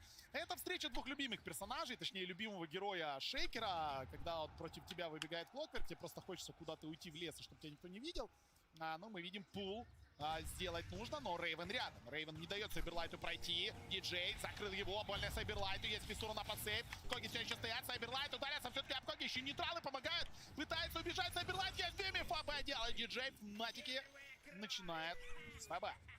Супер крутое начало для Fnatic. Покупаются Транквилла для диджея, там 2 Кларити, и все супер отлично. На самом деле, вот ты пятерка Клокер, для тебя нужны именно начальные шмотки какие-то, X-па, и это у него есть. Прекрасный старт, опять-таки, да, мув, который сделал Мунминдер, он, наверное, правильный, да, вывести эту пачку очень хочется, очень нужно. Ты создаешь и хаос, и получаешь больше экспириенса и так далее, но Клокер был там, где нужно, Луна выбежала туда, куда нужно, и в итоге мы видим ФБ имеется, и более уверенный диджей будет довольно часто сейчас харасить, и курьер к нему уже идет. Пошел опять-таки здесь катать Мунминдера, да, Сайберлайт рядом, но есть еще 1,5 минуты дня. Днем можно надоедать сопернику очень сильно. Ночью уже, наверное, надо быть немножко поосторожнее, все-таки диджей. Но до ночи еще далеко. И есть. Вот, на самом деле сейчас очень интересно, Undyne, смогут ли они что-либо сделать с фармом Луны? Потому что не так просто зайти, когда у тебя на Найтсталкере плохое начало, 9 крипов, и пойти как-то ее убивать постоянно. А как это сделать сейчас? Мы смотрим, что действительно у Найтсталкера 10-0, у Луны 22-9, у Рейвена перефарм, у Рейвена оверлевел, у Рейвена на 2 уровня выше, чем у Найтсталкера. И когда через минуту и 10 секунд попытается Сайберлайт куда-то выбежать, Рейвен будет левел 5. А ближе к 6-му, а ты левел 3 Найтсталкер 3,5, ты ничего не сделаешь, абсолютно. Мунминдер здесь постарался забрать руну у Чуяня, у него не получилось, помещает все-таки в ботл Чуянь руну воды и возвращается на центральную линию. Чуянь 24-6 пока стоит, 19-2 против него Брайл. Переигрывают на всех линиях на данный момент по фарму, ну вот не считая Нагу. Нага, это Тимада, это понятно, он уже влез. На самом деле сейчас есть 2 пути раскачки на РЦ. Мы обычно видим Плюстестика Стрэндж, как он километр, но также второй талант это плюс 100 Стрэндж на Отце, на первый спел, и на 15-м плюс 75 урона за каждого героя. То есть против иллюзии это больше АУЕ, больше урона, и посмотрим, как Дест раскачается в этой катке. Ну, это, наверное, единственный правильный вариант игры против Наги. Я сомневаюсь, что что-то другое. Так, еще одна атака Сайберлайта до ночи. Остается 10 секунд, вот он Джабса, это классический Fnatic, это ждал Мунминдер до конца, отрезает Джабса и, собственно, намекает, что не все так просто. Атака тем временем на центральной линии на Брайла. Хотя тут непонятно еще на кого атака. 6-й левел Чуяни, нападать на него нет смысла. Брайл же 5-й. Мы видим, что оверлевел на нижней линии имеется на мидера. Это неплохое преимущество. Вот это ночь. Давайте посмотрим, что еще может сделать ночь. Нага уже фармит лес, состоит 1 на 1. В свою же очередь Энчантрес фармит вражеский лес возле эншентов. Должен кто-то занять легкую линию, чтобы получать экспу, если Нага уйдет в лес все-таки. Ну да, потому что просто отдавать ее в никуда нет никакого смысла в этом. Атака на Брайла. Брайл левел 5. Диджей тоже здесь. Брайл пытается отбиваться по диджею. Далековато пошел диджей. Получает очень много дэмэджа от высечки и делает килл Брайл. Получает 6-й. Будет ли дайвить? Нет, не будет дайвить за Чуянем, несмотря на то, что у того не было маны. Но знал, что у Чуяня есть стики, что у него есть фейк. Нихуя крит. Не получится. Ну как-то опрометчиво. Диджей так без палева просто зашел под вышку. Несмотря на то, что Брайл был 5-й левел, сориентировался. Молодой мидер команды Undyne просто прекрасно в этой ситуации. 1-1.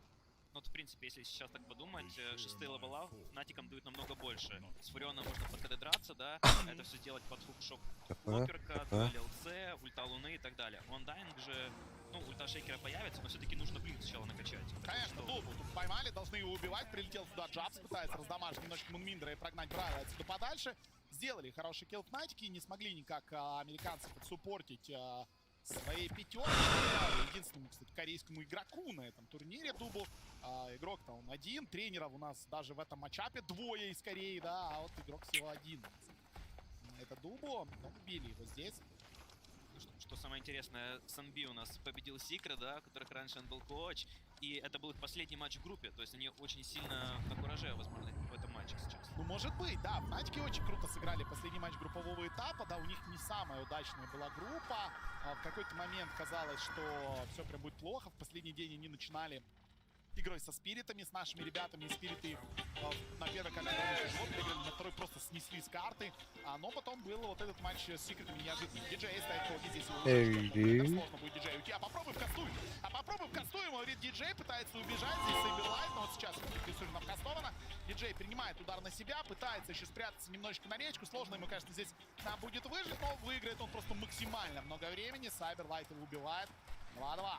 На самом деле не самая стандартная раскачка на Сталкере, он берет в 3 воид и в раз пассивку.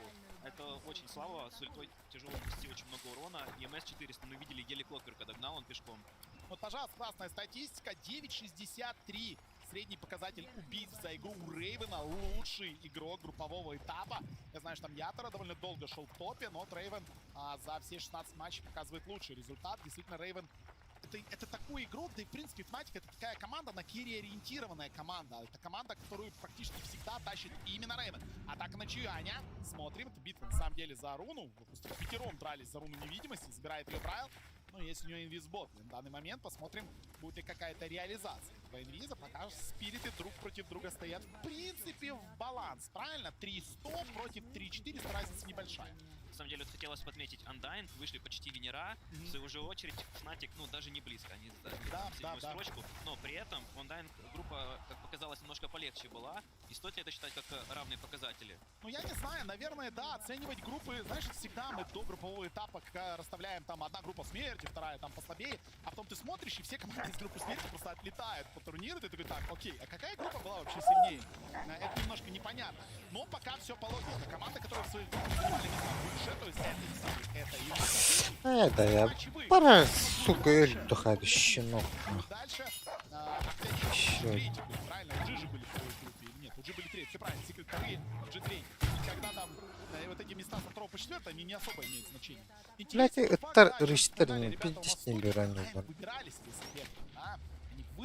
Геттерим, вот так отладать, блядь, и не так вот работа. Выбираешь, а потом выбрал не того и думаешь, от того ли я выбрал, от тому ли я дала обещание любить. И Вася. Атака у нас быстренькая есть, Сайрес успевает зацепить Дэса, у него топ нетворс на данный момент, очень хочется сделать этот килл. Дэс погибает, и это действительно качественный килл, здесь будет ответочка, но ответочка по Дубу. На самом деле неплохие убийства делают так, Шейкер отправляется в таверну, да.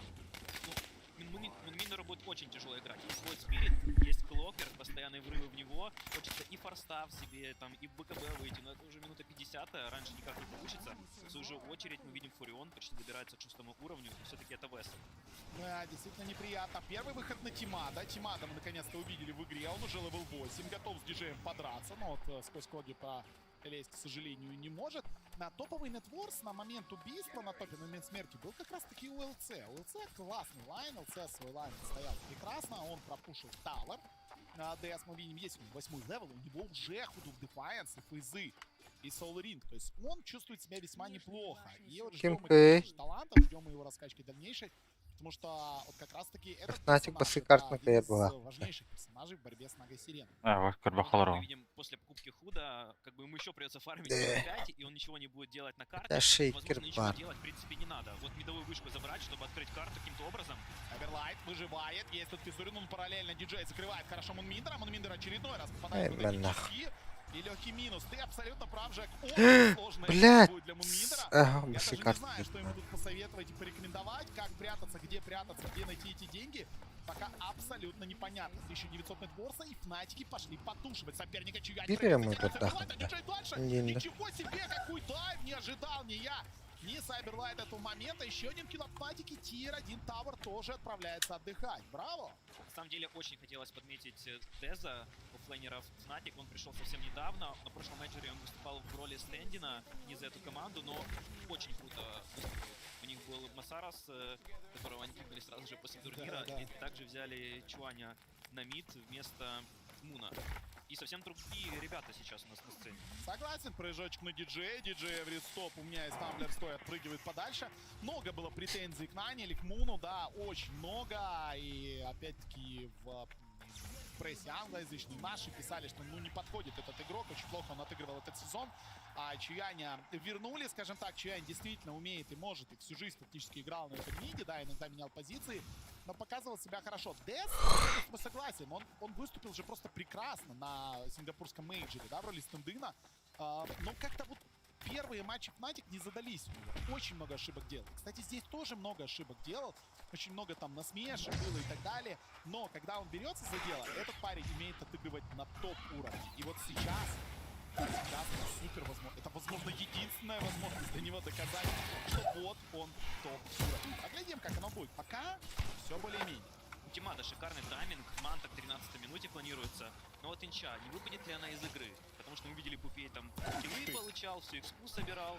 А здесь Инча вот пока такая бедненькая. Ты знаешь, ты только что сказал, не выпадет ли из игры Инча? Я такой, о, Инча в игре, ничего себе. Да-да-да. Я реально как-то нам ни разу ее даже не показали. То есть мы не знаем, чем там она занимается. Атака на диджея в лесу, который тут деватнингом занимается. Он пытается с Шербога выйти отсюда. Как-то подамажить. Дэс рядом, все еще живет диджей. Как же хорошо он помажет! Просто убивает правильно, фактически все. Вместе с ультимейтом Фуриона. Ну и пошла контратака. Дальше Джапса рубит. Отличный ультимейт от Мумидера. Дэмэджа наносит.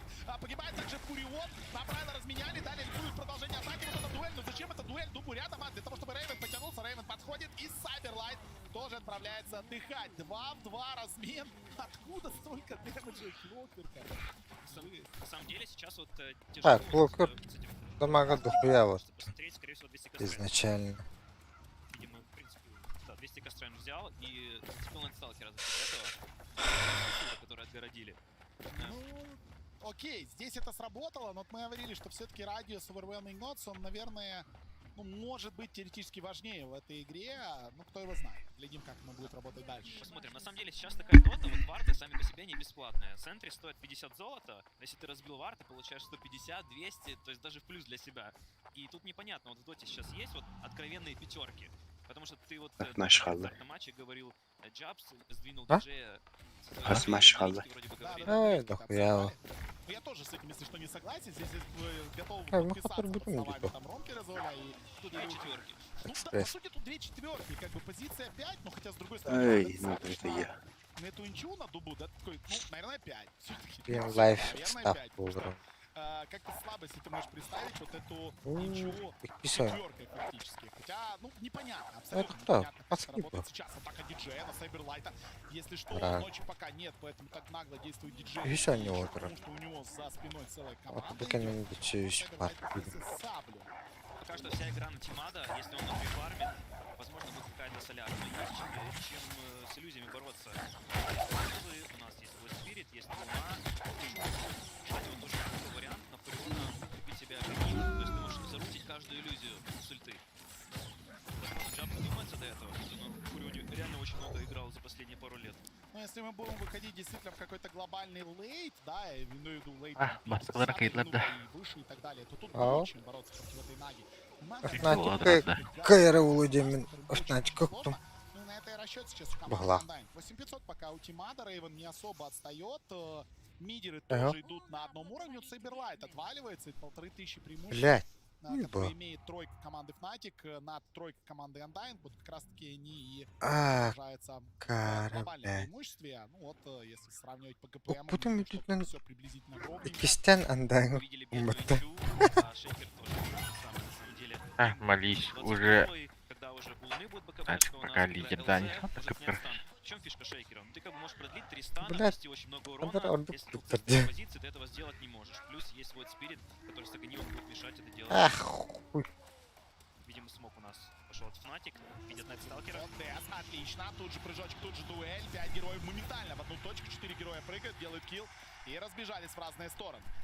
Хороший смоук, прекрасная реализация смоука. И как только началась ночь, моментально загоняет, опять-таки, Сайберлайта в таверну. Пока совсем не идет игра у этого Найтсталкера. И непонятно, где вообще брать экспириенс, где вообще брать денежку. Джаб залетает сюда, не знает, что Мунминдер здесь в елках. Поставил вижу, видит Мунминдера. Мунминдер, надо уходить отсюда. Вессель на Мунминдера прыгает. Мунминдер понимает, что надо ультовать. ДС, его зацепить могут. Прыгает просто Брайан в другую сторону. Пытается бить диджея, попадает в Коги. Чуть дэмэджа уже наполучал. И ничего не могут сделать сейчас Undying. Они как будто теряются в данный момент. Мунминдер еще один Вессель получает. Чуань уже потянулся. Как долго это делали Undying? Потеряли уже одного героя. Джабса могут разменять. Разменяли. Сайберлайт появился с базы. Сайберлайт должен сейчас еще одного как минимум убить. ДС тоже еще здесь. Чуянь тоже еще здесь. Уже минус 2. Чуянь и улетает Чуянь. Какой же кипиш здесь был. Рейвен БКБ плавал вынужден жмакнуть. Кстати, Рейвен сейчас разобрал Dragonlance, собрался РТБшку, улетел. Реально хорошая игра. И первый урон получает у нас Легионка, да, до этого замес. Да, кстати, первая выигранная дуэль. Пока довольно весело. Продолжение атаки от Сайберлайта по ДС. Убьет. Ну, конечно, больно, но в соло убить, наверное, не сможет. Но все это пока происходит без Наги. Нага 10-100. По-прежнему держит небольшое преимущество в фарме тимата в сравнении с Рейвеном. Интересно, это будет какой-то Скади, либо же Silver Edge от Наги Сирены, либо же Диффуза. Какие артефакты будут выходить далее? Это Оркид. Пока Скади он смотрит. Оркид плюс Скади. Оркид плюс Скади. Это интересный выбор, потому что, да, ты сможешь кого-то убивать, но есть и Ул уже будет Спирит.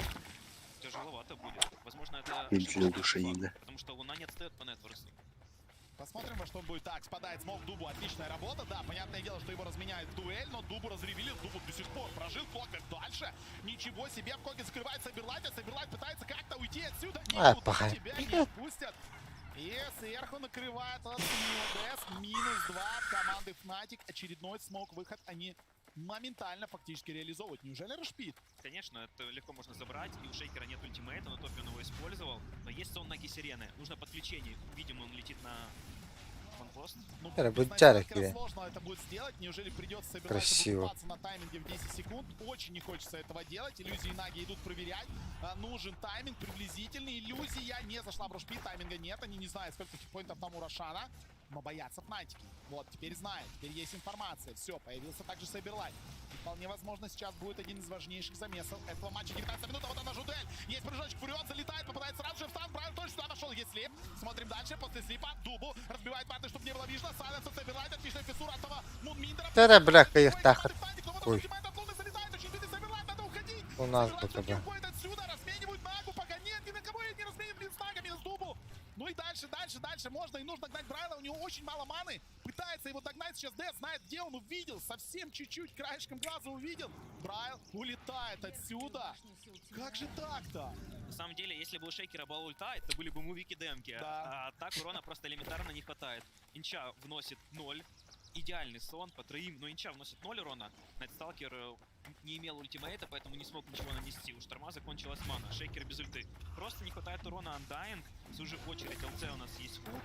У Луны была бы КВшка, так просто с этим справиться. Реально интереснейший факт. Фнатики и Undying сделали абсолютно идентичное количество фрагов в групповом этапе по 407.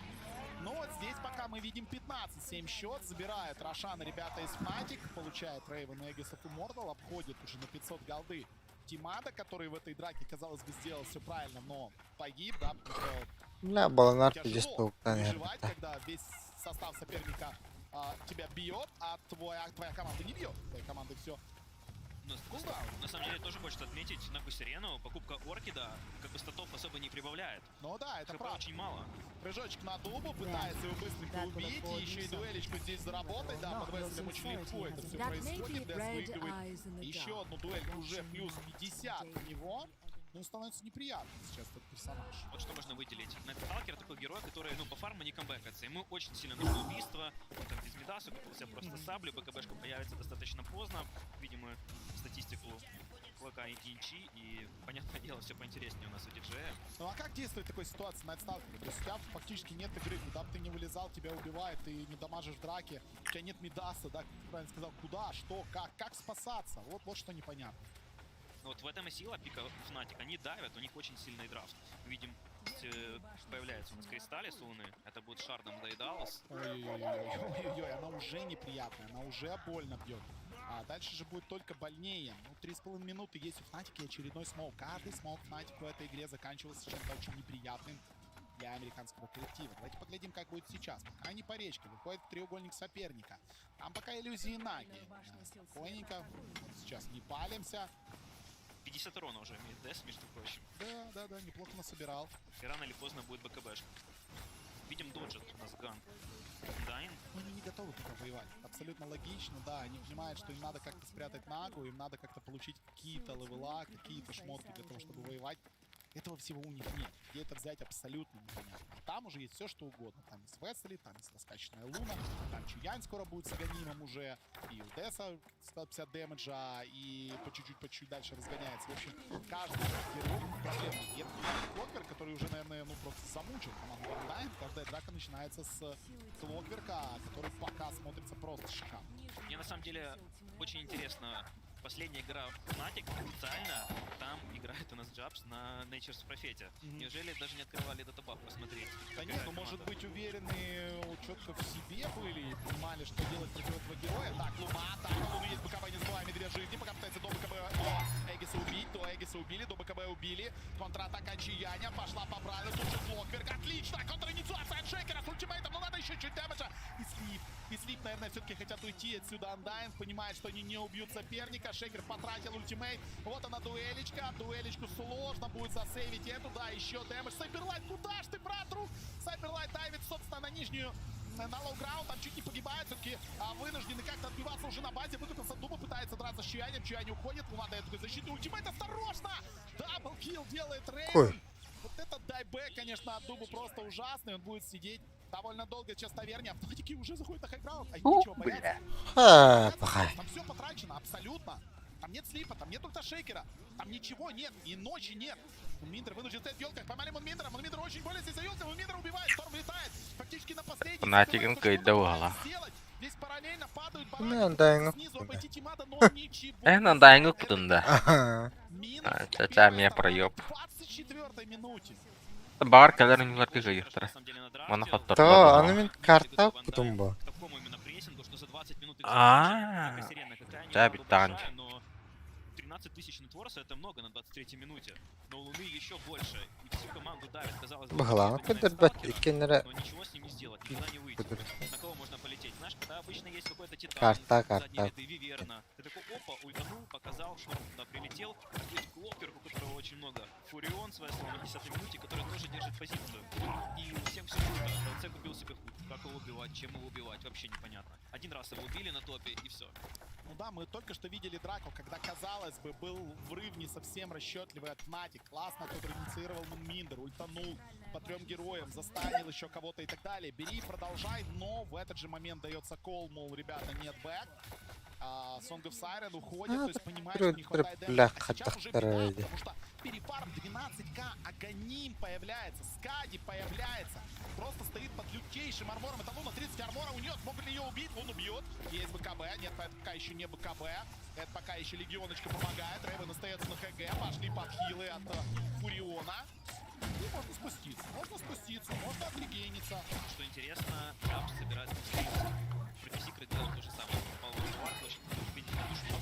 Против Наги Сирены, по-моему, супер топ за месяц. Прекрасное решение. У нас просто шикарный билд. Сейчас опять прыжок туда. Но что ты с ним сделаешь? Он стоит просто с Соларом. Для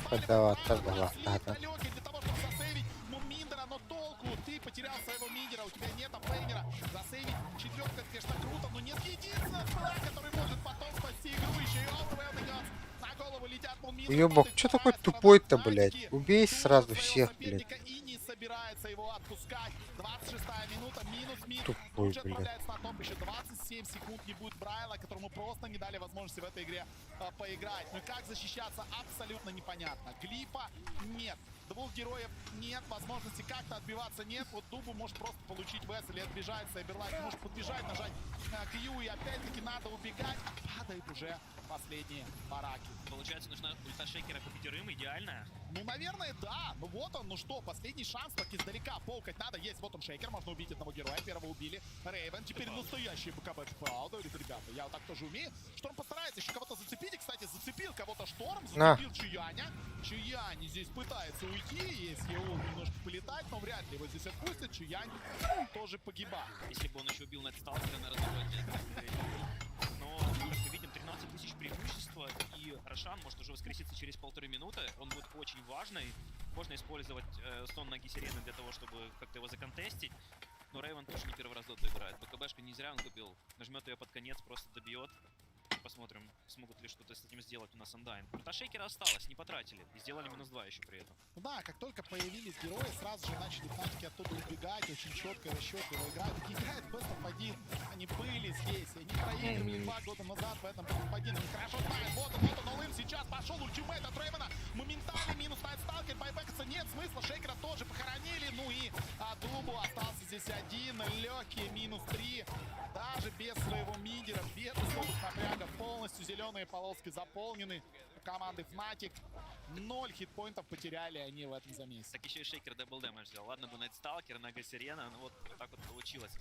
Дэвид сказал, я порешаю вопросы, дайте мне ДД, все нормально. Я порешал, я тоже порешил. Ну, не получилось. Талант на ЛЦ на 200 Кастрэндж супер работает. Шейкер дает фиссур, и он через фиссуру просто цепляет героев. Да, выглядит действительно неплохо. Ну что, 10 секунд, сидеть еще повернее. Команда Fnatic уже готова заканчивать эту игру. У них 15к перефарма. Они знают, что у соперников, да, есть байбеки. Да, у них там ни на кулдауне никакой байбек. Да, толку с этих байбеков. Слишком силен. Сатаник, Кристаллис, БКБ, Скади. Плюс стоит Дэс за спиной, который просто-напросто не даст своего кэрри в обиду. Да, есть сейчас глип для того, чтобы постараться как-то спасти игру. И есть ультимейт Шейкер. Ну что, последняя надежда Америки. Техасский рейнджер должен сейчас выйти и показать, вот ща как я ультану. Дубу кайфует. Дубу кайфует, а я не назвал это кайфом. Дубу, Коля, Джей, Бессура есть издалека. Последний барак, остается очень мало хитпоинтов. Прыгать в Рейвена не хочется. И прямо сейчас Фнатики делают мегагрифон. Дубу просто погиб, Есть прыжок от Брайла, пытается хоть как-то остановить. Мунминдер не может выбрать точку. Рейвен просто бежит, нажимает райт-клик на него. Вот она дуэль Мунминдера. Здесь. Погибает у нас. Так, Найтсталкер, есть у них байбеки, толку мало. Well played. Команда Undying вылетает за International 10 и занимает 13-16 место. Фнатики идут дальше и завтра будут играть с командой Speed. На самом деле для меня было все более-менее закономерно. Fnatic очень хорошо отыграли игру. Она была просто очень сложная. Они сыграли, если не ошибаюсь, Свитча или с кем-то. Да, они по-моему, единственные, кто GD карту забрал. Они играли с Secret, у нас 2-0 победили, да. И после этого ворвались на этот матч, и, собственно говоря, на плюс морали смогли хорошо надрафтить и выиграть за 20 минут. Ну, совсем Undying не показывали ту самую игру, которая была в группе. И вот это появление Enchantress, которая ничего не может сделать. Конечно, не побей у нас Дубу. Да, я разочарован, конечно, разочарован также Сиберлайт. Это было первое его появление на сцене International. Недолгим, но было 25 минут всего в этом Б1 поединке продержались Undying. И вслед за двумя командами из Южной Америки покидает The International и третий представитель Северной Америки. Да, у нас еще 2 представителя Северной Америки остаются в турнире. Один представитель Южной Америки. Что самое интересное, вполне возможно, что сегодня вылетят абсолютно все представители из Северной и Южной Америки. Потому что дальше у нас играет Винси Крю, потом Бискос, потом ЕГЭ. Кто его знает, как оно пойдет. Ну что, Фнатики отправляются отдыхать. Фнатики отправляются готовиться к завтрашнему матчу. Я немного разочарован, честно. Понравилось мне, да, Фнатики, я с тобой согласен. Я сказал, что LG действительно Вичи карту выиграли, Secret выиграли. То есть заслуженно. Но вот здесь, наверное, мне хотелось бы, чтобы как-то Undying подцеплялись посильнее за этот матч. Вот что-то мне не хватило. И вопрос опять-таки в драфте. Наверное, в драфте. Или в чем первый? Нет, да, они просто лучше играют, лучше понимание, есть какие-то свои стратегии. Undying поплыли. Возможно, слишком большая важность данного матча, и поэтому ты сам понимаешь, как это бывает обычно. Вот рассказывал, да, Муминдер, что эта команда-то впервые встретилась вообще друг с другом, у них не было возможности тренироваться и так далее до инта, поэтому такие могут быть серьезные вопросы и претензии. В группе они прощаемся с Undying, Все упорало. команд в турнире, ну и рулеточка продолжается. Следующая серия вот что начнется, и она будет, надеюсь, чуть более... Батут нас на щит. Мы с вами не прощаемся, услышимся на следующей серии, и пока возвращаемся в нашу прекрасную студию. Возвращение Тимада и его друга Мунминдера на The International спустя 4 года было очень скоропостижным, и мне, честно говоря, очень-очень грустно, что именно так все закончилось для них. Но, опять же, опыт есть опыт. Как вам эти 25 минут показались? Очень жалко парней. Действительно, не сумели они показать то, чего мы от них ждали, чего они способны показать на этом турнире. Дубу постоянно находился в какой-то диспозиции, вот много статей у него было. Айтем билд Тимада тоже задает вопросы много, потому что у него арчит после манты, вторым итемом, я такого никогда не видел. То есть он просто продолжал дальше. ПВП эвент была огромная нага сирена, которая с нетворсом может прийти и да, по факту они даже не дожили до этого. Ну плюс ко всему этому просто ничего не получалось. Каждый мув впереди, они закономерно забирали доминацию. По игре видно было, что ребята очень сильно переживают. Видно было, что у них ничего не получается. И вообще, на самом деле, когда ты играешь Best of 1 на вылет, по-хорошему брать свои лучшие стратегии. И в идеале, чтобы это были максимально простые стратегии. Я просто вспоминаю все Best of 1 на вылет, которые я играл. Это вот на Инте мы играли, еще играли в Шанхай Мэджи. Там тоже было, если это озеро катал, там бывали 3 раунда Best of 1. Так вот, всегда люди пытались пикать максимально просто, что ты жмешь по одной кнопке. Допустим, здесь у нас Fnatic выбрали стратегию через, пуш, типа пуш. У них есть Луна, Фурион, УЦ, который большой, они прибежали в мид, начали пушить мид, вот нам сейчас покажут хайлайты. Вот, а у Undying стратегия на самом деле очень сложная, начиная со стадии линии, тебе надо как-то отставить Балонар Шейкер, Шейкер не самый стабильный суппорт, потом по игре тебе надо, чтобы Нага выиграла доту, чтобы у Шторма были много фарма, стаки в лесу, руны законтролить. То есть, стратегия, как по мне, выглядит очень сложной. Возможно, если бы это были ЕГЭ там 2015 года, где Артези на Наге, Фир там на Наге играл, то да, но здесь выглядело очень сложно. Краткий курс, как человек, который очень много играл против Fnatic и, в принципе, понимает, поскольку костяк там остался, как это все работает. Ты играешь против Fnatic, у тебя есть важная задача выиграть, это то ли рулетка против 1, то ли просто важная игра в плей-оффе. Первый вопрос, который задается против Fnatic, когда ты против них играешь, ты своим тиммейтом, который пикли, и говоришь, окей, man, Дуби, бан, Ninjas, профи. Первый же вопрос должен быть всегда. Самый сигнатурный герой Fnatic, которого они просто вот в один момент, они его пихали по всему, просто должен быть профит. Герой ставит нестандартный глубокий вижн, герой секьюрит линию, герой может рано прешерить ТВРа, создает быстрый темп, у него ранняя ульта за счет выигранной линии. Все. Просто один вопрос, готовы вы играть против Фуриона или нет? Мне показалось, что в этой игре они не были, потому что он засекьюрил саму линию. Он очень рано смещался под мид. Малейшая ошибка, мид слишком сразу. Начинается уже какая-то сложных линий, постоянно где-то ставить нестандартные все четенько. Самое важное, безусловно, да, это возможно не ключевое, но тем не менее более комфортного героя придумать невозможно для Fnatic. Согласись, вот мы обсуждали, да, диджей. Сейчас в этой игре он круто показал себя на клоке, насколько его было много постоянно. Они еще смогли как-то расплитить фарм с Джабсом, и получилось так, что у них 4,5 плюс 4,5. Мне показалось, что он четверку здесь играл. То есть там Джабс реально варнинг занимался, плюс помимо этого он еще нетворство играл, а диджей, просто свободно бегал по карте. Делал все, что получается, что в ответственной карте они поменялись ролями. Я думаю, это в принципе их идея, у них нет такого понимания, как пятерка, здесь оба он играют 4,5 и 4, то есть шерят тяжелую ношу в нишу пятерки между собой. Мог ли вообще Брайл раскрыть своего Шторма здесь, потому что, наши драфтологи и о том, что он здесь может совершенно спокойно солить, потому что и Шторм он сильный, и здесь игра довольно неплохая. Очень тяжело по темпу. Дело в том, что у тебя есть шейкер, который хочет даггер, у тебя есть Балонар с плохой линии, у тебя есть инча, которая по факту бесполезная, у тебя есть Нага, которая просто бьет крипов, и в ближайшее время ничего больше не надо. Система играет Шторм. У тебя тавр еще упал в миде. Да, тебе просто прилетели, что-то какой-то минимальный кипиш какой-то. Дебаф угла. Автоатака надо так пна. Что делать, типа, непонятно. Уланы бирки не хила такой кискины. Тебе играть не с кем, просто не с кем. Ну вот, пожалуйста. Ну и то, что у тебя фейвмена нет. Тип хил. Анраки блин. Постоянно луна вместе с командой.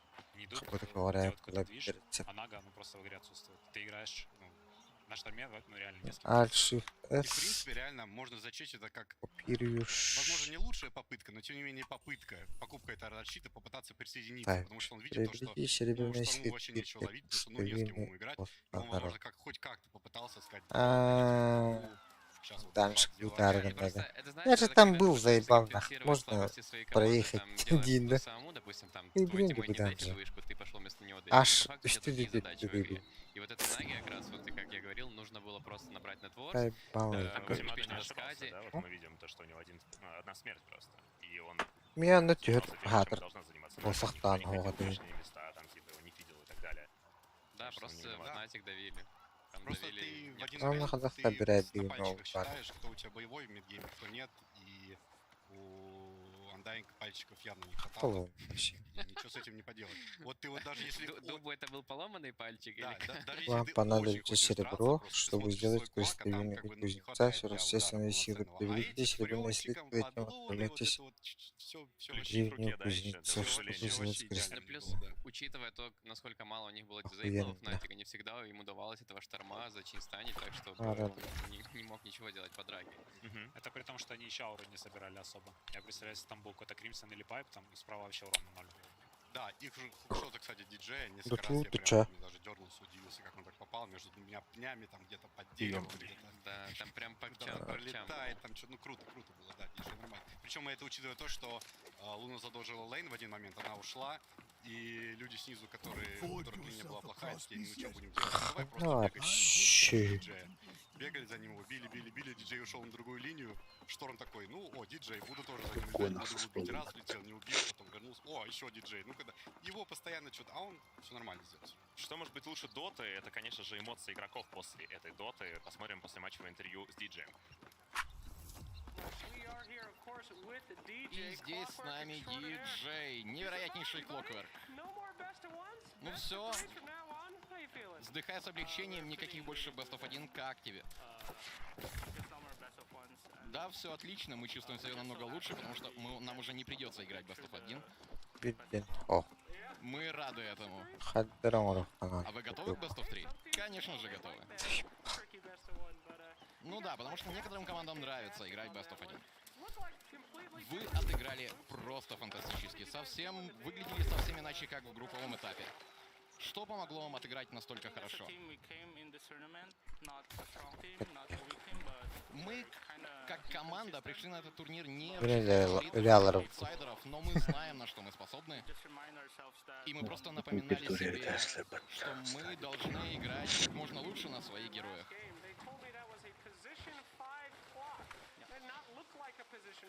И нам сказали, что... Нам наши комментаторы сказали, что Клок был на 5-й позиции, но он не выглядит таковым. Подходит сразу. Вон ты чурнул ему. Охуеть. Да, поздравляем, что вы продолжаете свой путь на International, так что удачи в следующих матчах. Пока. Шмотком отжимает. Кто-то любит играть в Best of 1. Есть вообще какие-то команды, которые про это могут? Да, я думаю, есть команды. Было, да.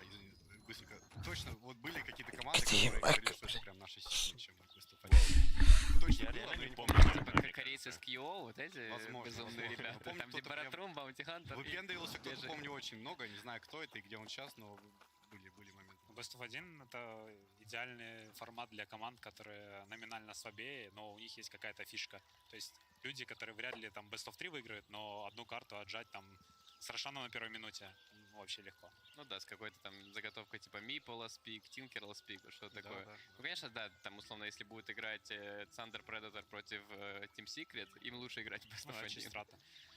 Я, кстати, напомню то, что именно Fnatic теперь попадают на Spirit. Это очень-очень важная для нашего региона информация, очевидно. И кроме этого, мне кажется, есть довольно хорошее, так сказать, сравнение спиритов. Да? У нас вторая карта, их противостояние сегодняшнего утреннего против IG была как раз-таки про то, что они имели сумасшедшую доминацию по линиям, они могли ее раскрывать, но дальше как-то притормозились. Вам не кажется, что как раз вот Fnatic смогли сделать то, что не смогли сделать Spirit в своей второй карте? Ну, если бы они играли с IG, думаю, можно было бы сравнить и так, когда играет Sundying. Мне кажется, немного серьезно сравнивать. Плюс у них был такой лайнап, который может пушить вышки. У Spirit в этом плане было послабее. То есть там был SF, да, но при этом у них были герои, которые больше на пиков, больше на тимфайт, но не про вышки. А здесь Фурион, Луна, ты уже идешь, ты спокойно забираешь вышку одну за другой. Кстати, правильно я понимаю, Valve отказались от интервью с проигравшим? И это ты тут вообще-то начинаешь спойлерить. Вообще лучше бы отказались, потому что слезы не понравилось. Может, они ждут какой-то определенный раунд? Нет, там Вован давал. Он еще сказал, что у нас дисбал. Был Вова и был Рома, я помню, на одном из интернет-шоу. Был. Как раз когда машина у него брал интервью, я помню, что это было в коридорах где-то, знаешь, там. В коридоре там еще Рома Дворянкин. Не, я помню только Ванчика, который вышел, сказал, у нас дисбан. Давайте, друзья, посмотрим, что у нас по сетке плей-офф. Опять же, как раз-таки напомним о том, что спириты попадают на Fnatic после того, как они одолели своих оппонентов в Undying. И посмотрим, что мы будем наблюдать дальше. Дальше у нас по планам. Астеры против Quincy Crew, что очень интересно. Я вообще не сомневаюсь, что много хайпа вокруг этого матча. Может быть, не в нашем регионе, но все-таки в остальном мире точно. Бисткос против Alliance и Evil Geniuses против Элефантов. Но последнее Best of 1 вообще, я думаю, отдельный разговор. Это очень-очень сильный матч. Самый сок сегодняшнего дня. Очень круто, что именно так получилось расписание, да, потому что никто же на самом деле не планировал, оно изначально было на рандоме формата, такой-то матч будет тогда-то. Но так как Элефанты попадают на ЕГЭ именно последним матчем, мне кажется, это то, ради чего можно не спать сегодня вообще. И завтра на работу желательно тоже не идти, потому что утро тоже плотное будет. С 10 часов, напомню, следующий день начнется. И там уже LGD, Virtus.pro, в общем, кайф полный. Но давайте вернемся к тому, что будет происходить прямо здесь и сейчас. Quincy Crew против коллектива Aster. Я думаю, я бы начал бы с Ромы, но если, Паш, ты очень хочешь говорить, я не против. Но Рома, если кто не понимает и не помнит, да, потому что было давным-давно, по факту играл в этом коллективе, а именно в Quincy Crew, тогда он назывался Forum Gaming. Да, почти 2 года. Да, 2 года назад. В этом составе был также еще и RSS, соответственно, Universe, которого мы, к сожалению, не видим сейчас в Доте, но еще и много людей, кроме Quincy. Да. Ну слушай, это команда, которая всегда предпочитает иметь лучше лейтгейм, чем у врагов. То есть это их сила. Они хотят быть не на таймере, они не хотят чувствовать давление, что нужно идти там пушить что-то и так далее. Это всегда команда, которая любит играть размеренно. И сейчас, вот когда у них пришел Queen, у них early game и mid game стали намного сильнее. Потому что, это прям игрок высочайшего класса, и он неоднократно показывал нам, как много всякой всячины он может сделать на карте. То есть основная философия осталась прежней, но при этом всем улучшился early gaming. Да, я думаю так. И Явар, на самом деле, как бы не звучало это надменно, да, он играет так, как и играл я тогда. То есть он старается быть этим хардкором жестким, типа там на Медузе играть, на Спектре и так далее. И, команда просто хорошо знает, как играть вокруг этого. Wind of Metal. Паш. А я что? Я уже забыл, что хотел сказать. Вспомнил. Короче, очень хотелось бы уже услышать, потому что, не услышать, увидеть. Очень много было разговоров про Quincy Crew. Я слышал очень много, что эти команды, эта команда, она как бы ее все недооценивают, они могут многое, но у них просто не получится. Короче, вот сейчас самое время, чтобы начало получаться, потому что больше, может просто не быть больше времени. Да. Поэтому хочется увидеть все-таки то, о чем все говорят. Хочется увидеть эту сильную команду, в которой там, по-моему, кто-то говорил, что у них очень хорошая статистика, что они все умеют, все мальчики, там зайчики, все хорошо, замечательно. Надо. Единственное, что они никогда не начинали. Ром, прости, я должен тебя прервать. У нас есть замечательное видео от человека, который уходил уже из Дота и уже вернулся. Это капитан коллектива Quincy Crew SVG. Quincy Crew начали сезон, заняв 9-12 место на сингапурском мейджоре. К маю они собрались силами, уверенно победив в отборах на Animajor. Но на самом турнире команда не смогла подняться выше 5-6 места. I think we played okay at that tournament, but I think we also played below our own expectations. The T1 series is a series that we should have won. And even though there were a lot of little things that we didn't do right or that didn't go our way, it's still a game. If we played better, we could have easily won. And then we're a top 3 team, which is a pretty big difference. Was there something else going on that you would attribute not getting the result you would, I'm assuming, been hoping for? The honest answers were just not good enough yet. I kind of knew that we would have some of these holes because that was literally the first tournament we've ever played at with our roster even. So people tend to look past that. It's been a long time. I mean, we've played a lot of tournaments, we played a lot of games, but playing on LAN is very different than playing online. So while the result's disappointing, I think the experience set us up very well to fix some of our gaps and go into TI in a very strong position. Ло считает, что капитан обязан напоминать команде об общей цели. Просто показывать хорошую доту. Но он также понимает, что его товарищам это дается легко, ведь они давно играют вместе. There's been a lot of talk from a lot of captains over years that TI is not a very democratic tournament in terms of teams don't function well when they're pure democracies.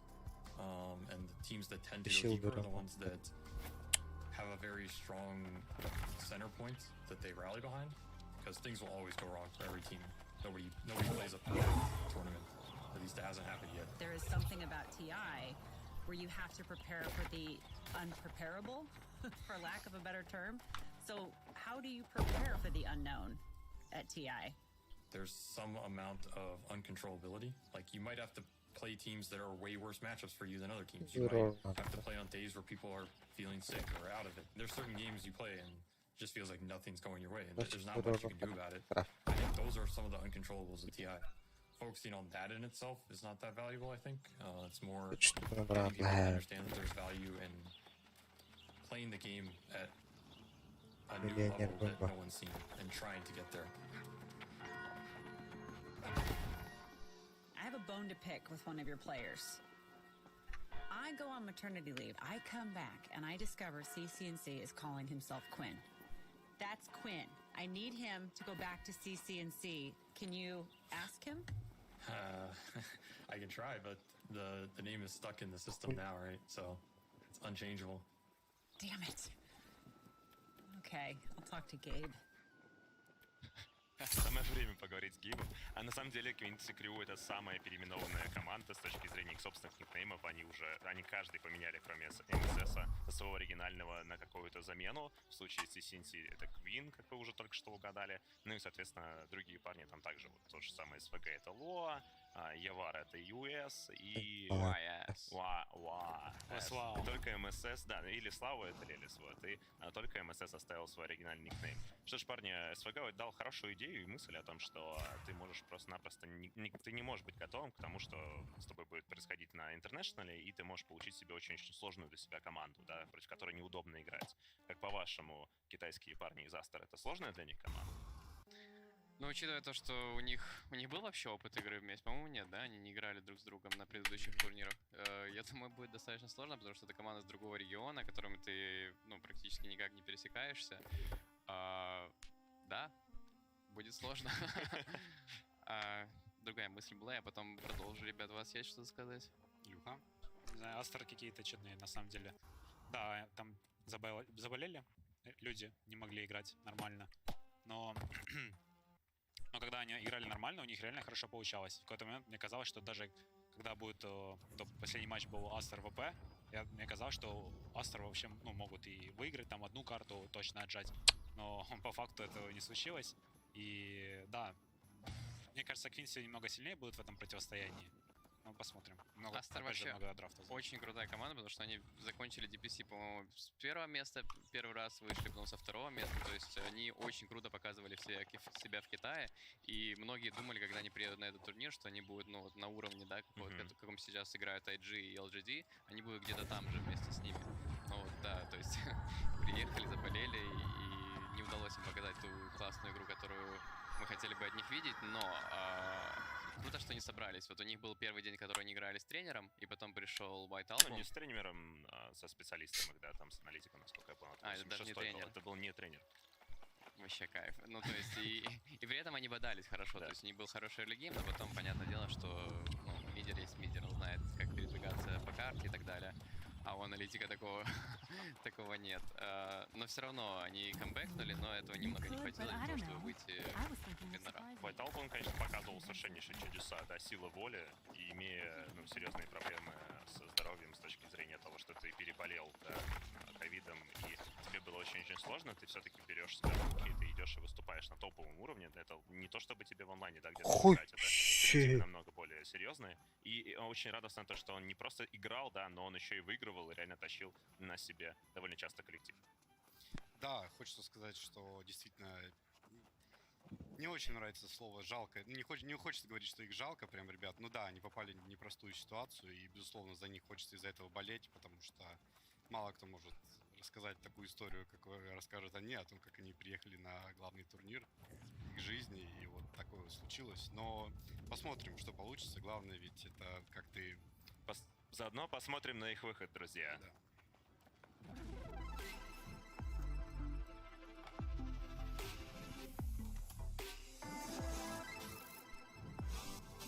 То крафта пнегдан заїбав, пошла де. Ну, крафтарина. Серебро? Серебро тунере. Тух тебе, да. Можно продавать. Очень сильные волевые хлопцы, которые, конечно же, не дали нам доскучать в групповой стадии, отбирали очень сильные и очень сложные карты у фаворитов группы, и сейчас будут сражаться против американского коллектива Quincy Crew. Опять же, напомню, что у нас осталось только два американских Плантега, я бы сказал, потому что Genesis я бы предпочел говорить, что это мировая команда. Вот, ну и также очень интересный коллектив, которому предстоит сразиться против Астера. Я не знаю, мне не пожелал бы никому в жизни в первом раунде встречаться против таких китайских гранд. Все верно. Причем вот я начинаю вспоминать, с чем они играли. У них Мане очень классно на Урсе отыгрывает. У Астеров там Шторм от White Album залетает. Какие-то сумасшедшие ребята. Ну да, побил. А, блядь, чего мне? Торы. Оставят ради, нулевой уровень. О, черпыл нулевой.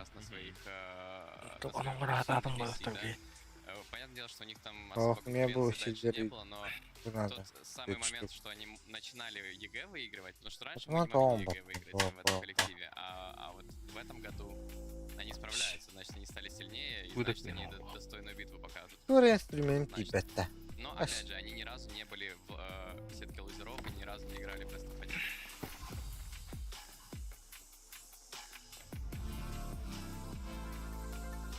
1.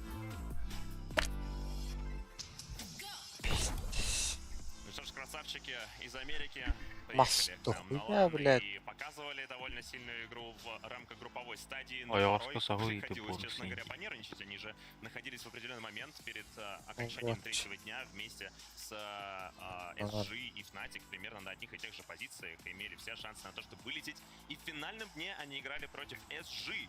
И это решило все расклады, потому что они обыграли своих оппонентов со счетом 2-0 и таким образом гарантировали себе не вылет из группы Б, но было близко. Это Смелтер, плавильня третьего уровня надо, да. Они приехали на эту групповую стадию, я общался с Джеком, я говорил, Джек, а ты бы меня третий. где вот это все, где медузы? И Блин, видимо, мы слова дошли до их команды, потому что в последних матчах против SG, по-моему, там был и Спектра в первой игре, и Тинкер во второй игре. Ну и они закономерно победили, потому что сейчас эти герои прям достаточно сильные. Но вообще один из редких коллективов, который использует Тинкера сейчас, да, у нас буквально решили сегодня брать в групповой стадии, и одна команда, которая взяла себе его в плей-оффе пока что в первом дне. Я очень удивлен, потому что навык уровень 0 огромный винрейт. Команды, у которых есть задроты на этом Тинкере, да, они показывают, что очень тяжело с ним справляться. Про Тинкера мы попозже поговорим. Сейчас мы как раз-таки посмотрим с вами интервью с капитаном коллектива Астер, а именно с но Кен Крафт впервые 4 ее игроков уже на нем бывали. Самый опытный из них — это капитан Ланем. Он играл на 8 интернешналах из 9, и его опыт провел Team Aster через оба мейджора этого года к шансу заполучить заветную эгиду чемпионов. 那我们先说自己吧，就是你作为队里的一员，你是怎么来评价 Не тигр то золото тигр рыда. Вот это рыда. 打了挺多年职业了，这属哎于是低谷中的低谷，就也不是说Турецкий чемпионат был. 就是那种状态上的低谷，就感觉是有点那种 Окей. 心理上的低谷，都快被开除出中国国籍了。 Плывенят 就 понравится. 感觉都已经被当的不是中国队的骂了。然后因为前2天说实话非常沮丧，然后后面2天调整过来了以后，因为我们队的其他队员就年纪比较小嘛，就是他们调整的话可能就会稍微困难。 Оружие 我 как 呢 всегда 花点 get. Он 时间 там. 想一想，其实凡事它都有两面性嘛，对吧？你跌到了低 Вот. 谷，那就证明 YouTube хабарlandı. Переработка при помощи станка с метод позволяет плавить. Ланем познал многие радости и горести, сыграв на всех хитах, кроме 7-го, и заслужив статус ветерана. TI7那次是我是 TI6 从一后母然后去的 VG 做教练，那次我说实话我是属于被动的，因为我是 TI6 被一后母踢掉了，然后没地方去了，然后其他队伍都在打，然后我只能去做教练了。是这样，被动的，然后被动退役。 刚开始的时候也和这边的 основными себе даже.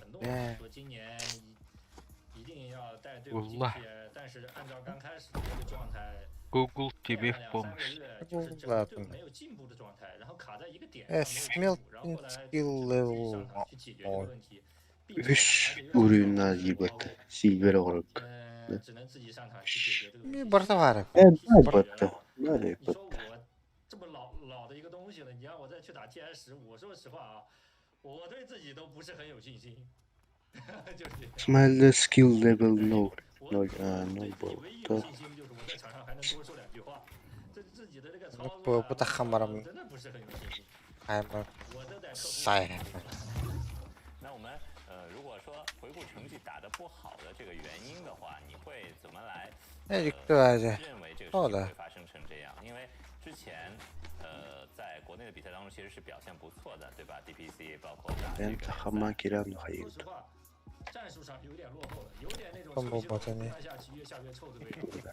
啊，这个我一点都不否认，好吧？就臭棋就是最后其实也证明了这一点，就每个赛区的第一都打得不是特别好嘛。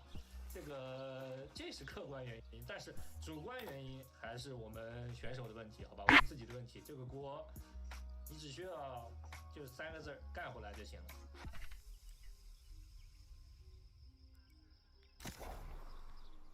Очень мне нравится аллегория про шахматы. И, честно говоря, про вот эту, да, пандемийную ситуацию, где ты закрыт в своем собственном регионе, мне кажется, вот кто, но Китай пострадал меньше всего, потому что у них, очевидно, очень высокий уровень игры в своем регионе. Как по-вашему, насколько какой регион больше всех от всего, что с нами происходило?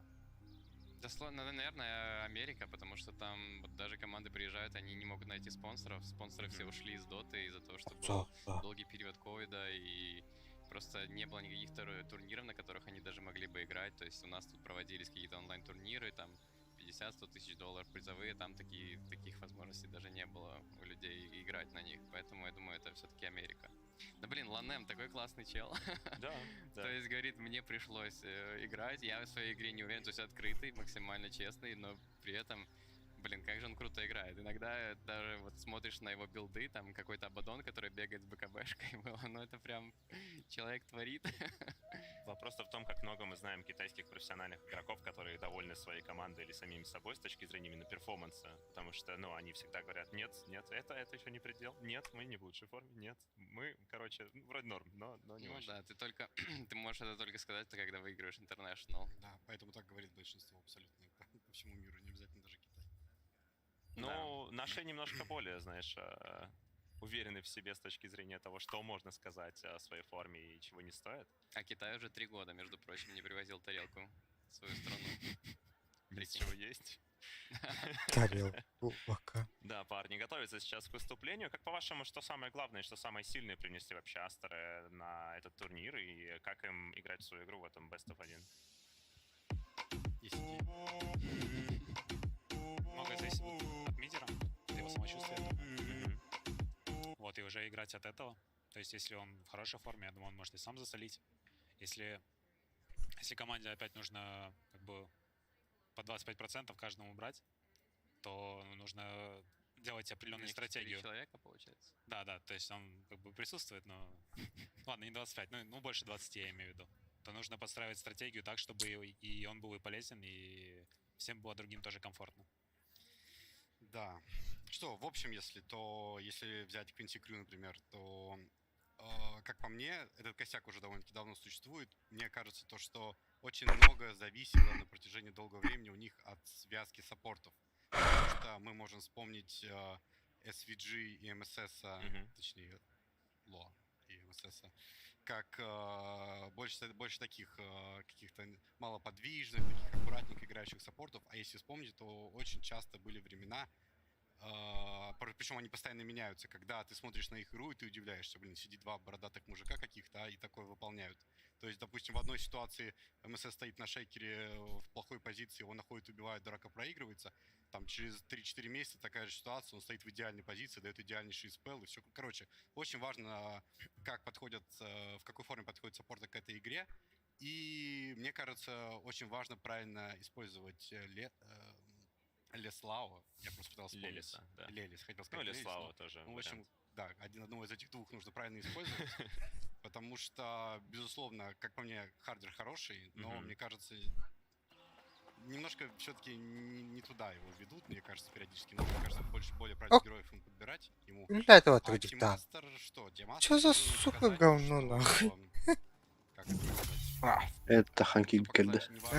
Бьешь, важно, как ты держишь удар, как движешься вперед. Встаешь, падаешь. Да, я забыл полностью статус Сталлоне, но тем не менее все понимают, о чем я говорю. В общем, да, я, безусловно, за Астра сейчас буду бить, потому что, ну... блядь, перекидывать надо здесь. У них может получиться, я... И там XXS. Это правда. Кроме из минусов у них не хватает человека, который ушел из Дота и вернулся. В Китае таких много, но в их команде типа, есть вот тот человек, который вроде как коучил, а потом вернулся. Но так это же история с Себом повторяется. Ну, главное, вот это новый Себ. Я о том, что в случае с Квинси Крю, с американским коллективом, там есть вот этот вот классический СВГ, который сказал: все, парни, я до свидания. И тут хоп, Сколько там было? 1 месяц, 2 месяца? Мне кажется, побольше. Мне кажется, полгода было? Где-то около полугода. Ну да, они же поехали тогда с PLD на International. Да, и он тогда был у них капитаном, потом они проиграли International, и они поменяли на SVG. Мне кажется, это типичная американская тема. Там кто у нас? Universe, PPD, там... Ну, я не могу вспомнить ни одного европейского игрока, который такой: все, я закончил, а нет, не закончил, а нет, ну ладно, давайте еще поиграю. То есть обычно вот в американском регионе. Universe возвращался? Мне кажется, он как ушел, так и все. По-моему, не возвращался, да. Разве? Да. Ну, он просто, его кикнули тогда, он какое-то время был без команды, и потом он играл... Где он играл до нас? Тоже G-Stone каком? Ну, я не помню, где он играл, но, в общем, он не заканчивал. Он закончил после того, как вот с Forward Gaming у нас не получилось, и он сказал: все, ребят, я ухожу на покой, и с того времени мы его больше... Planetot или что-то вроде у него было. Кстати, вот интересно, где он сейчас? Я его вообще не в медиапространстве. Друзья, если кто-то знает, где находится Universe, он недавно свадьбу сыграл. Да, ему сейчас хорошо должно быть, это главное. В любом случае, респект Universe. Ой. Человеку это все доказал. Это правда. Слишком много он сделал хорошего для североамериканской доты, он может, я думаю, блядь. потому что он очень долго был чуть ли не лучшим хардером планеты, как бы, и может... Мне очень нравится, что имеется определенный тренд на экспорт южноамериканских игроков в Северную Америку. Он, конечно, не супер такой большой, но на этом турнире целых 2 представителя Северной Америки имеют в своем составе 2 игроков из, соответственно, Южной Америки. Это Тимата, который только что вылетел с турнира, будучи андайнгом.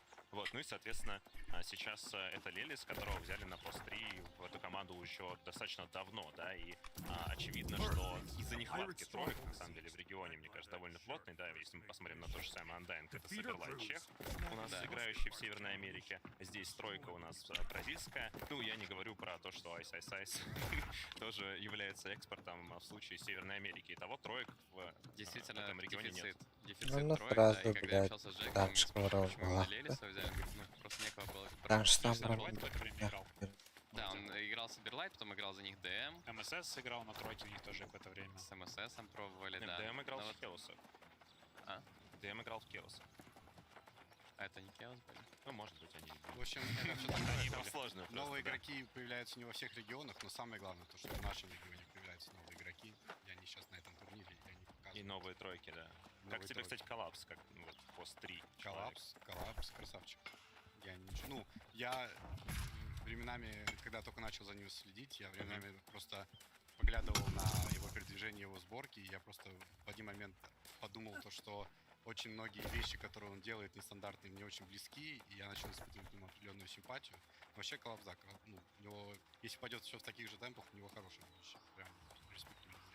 Я думаю, что все комьюнити пристально смотрит за коллапсом. Я лично буду пристальнее. И за спирит. Нет, очевидно. Тут-то понятно, но просто коллапс это вот что-то такое, как бриллиант отдельный, да, то есть все игроки новые, все красавцы, вопросов нет, все исполняют очень хорошо, но коллапс выделяется среди них, я не знаю, это какое-то совершенно отдельная вселенная. Он действительно очень хорош, очень стабильный и стабильно хорошо отыгрывает прям. И линия всегда у него в порядке, и по игре не видно, знаешь, чтобы у нее были какие-то там мисклики, там, чтобы копья у него не залетали там в арену. То есть всегда все четко. Не, такое бывает, приятно но это такое смотреть. у всех бывает. То есть, Но прям очень редко. Можно копьем промазать, можно и блэкхолл в пол дать, правильно? Всякое бывает. Поэтому, это интернешнл. Ручки трясутся периодически. Паша, у тебя ручки тряслись тогда? Да. У меня что только не тряслось тогда. Ну, это уже отдельная история, да, не будем сейчас про это. Вы же не хотите реально, я просто подкинул одно бревнышко в костер, а вы решите уже туда бензина залить. Нет, давайте без этого пойдемте. Да, при этом всем мы понимаем то, что в Квинте играет брат Сумаила. Не сомневаюсь, что вы за этой историей также следите, потому что Сумаил на своем первом же интернешнале показал себя во всей красе, взяв TI и больше, в принципе, в руки он Аигис особо и не брал. Но я думаю, что ему Сумаил брат, он сейчас играет в OG и имеет возможность взять этот Аигис вместе с двухкратными чемпионами за Интернешнл. У Ювана что-то не пошло с Интернешналами. Слушай, а знаешь что? Если они выиграют сейчас, ты знаешь, на кого они попадают? Ты думаешь, что это будет? На OG. OG, точно. И это, получается, будет битва двух братьев. Может быть битва двух братьев. Это прям... То есть мы должны болеть за Китай, чтобы у нас сердечко потом не да? Двух братьев? Да. Я бы хотел это посмотреть. И это, знаешь, тот момент, когда Ювар может победить. И он такой, я старший. Он не только заруинит выступление. Мини-босс сраный. Всегда рассудил. Это третий раз. Аегис. И вот это, мне кажется, намного более жесткая тема, потому что вот чуть впервые... Ой, дастим. 4 лет проиграли верхней сетки. Вот, и, в принципе, проиграли. Самое вчера Аегис. Ну все, в принципе, что? Приехал, поддержал. Так давно была ситуация, где... Да, блядь, хакерал. Я в Слик, когда играл, где они проиграли этим секрем. Даже не помню, Да, как это блядь. было. Интересно, Чё, ты бесерую заряд. Я думаю, они... Кто идут? Баллы. Это как, знаешь, как наши классические темы, что мы не хотим СНГ дерби. И нам не надо ситуацию решить. Да, в финале окей, когда это было? Никогда. А будет серьезный вопрос. Вот, и была же возможность в рамках групповой стадии, что распределение команд по пикам, так что у нас будет ВП и Секрет в верхней сетке.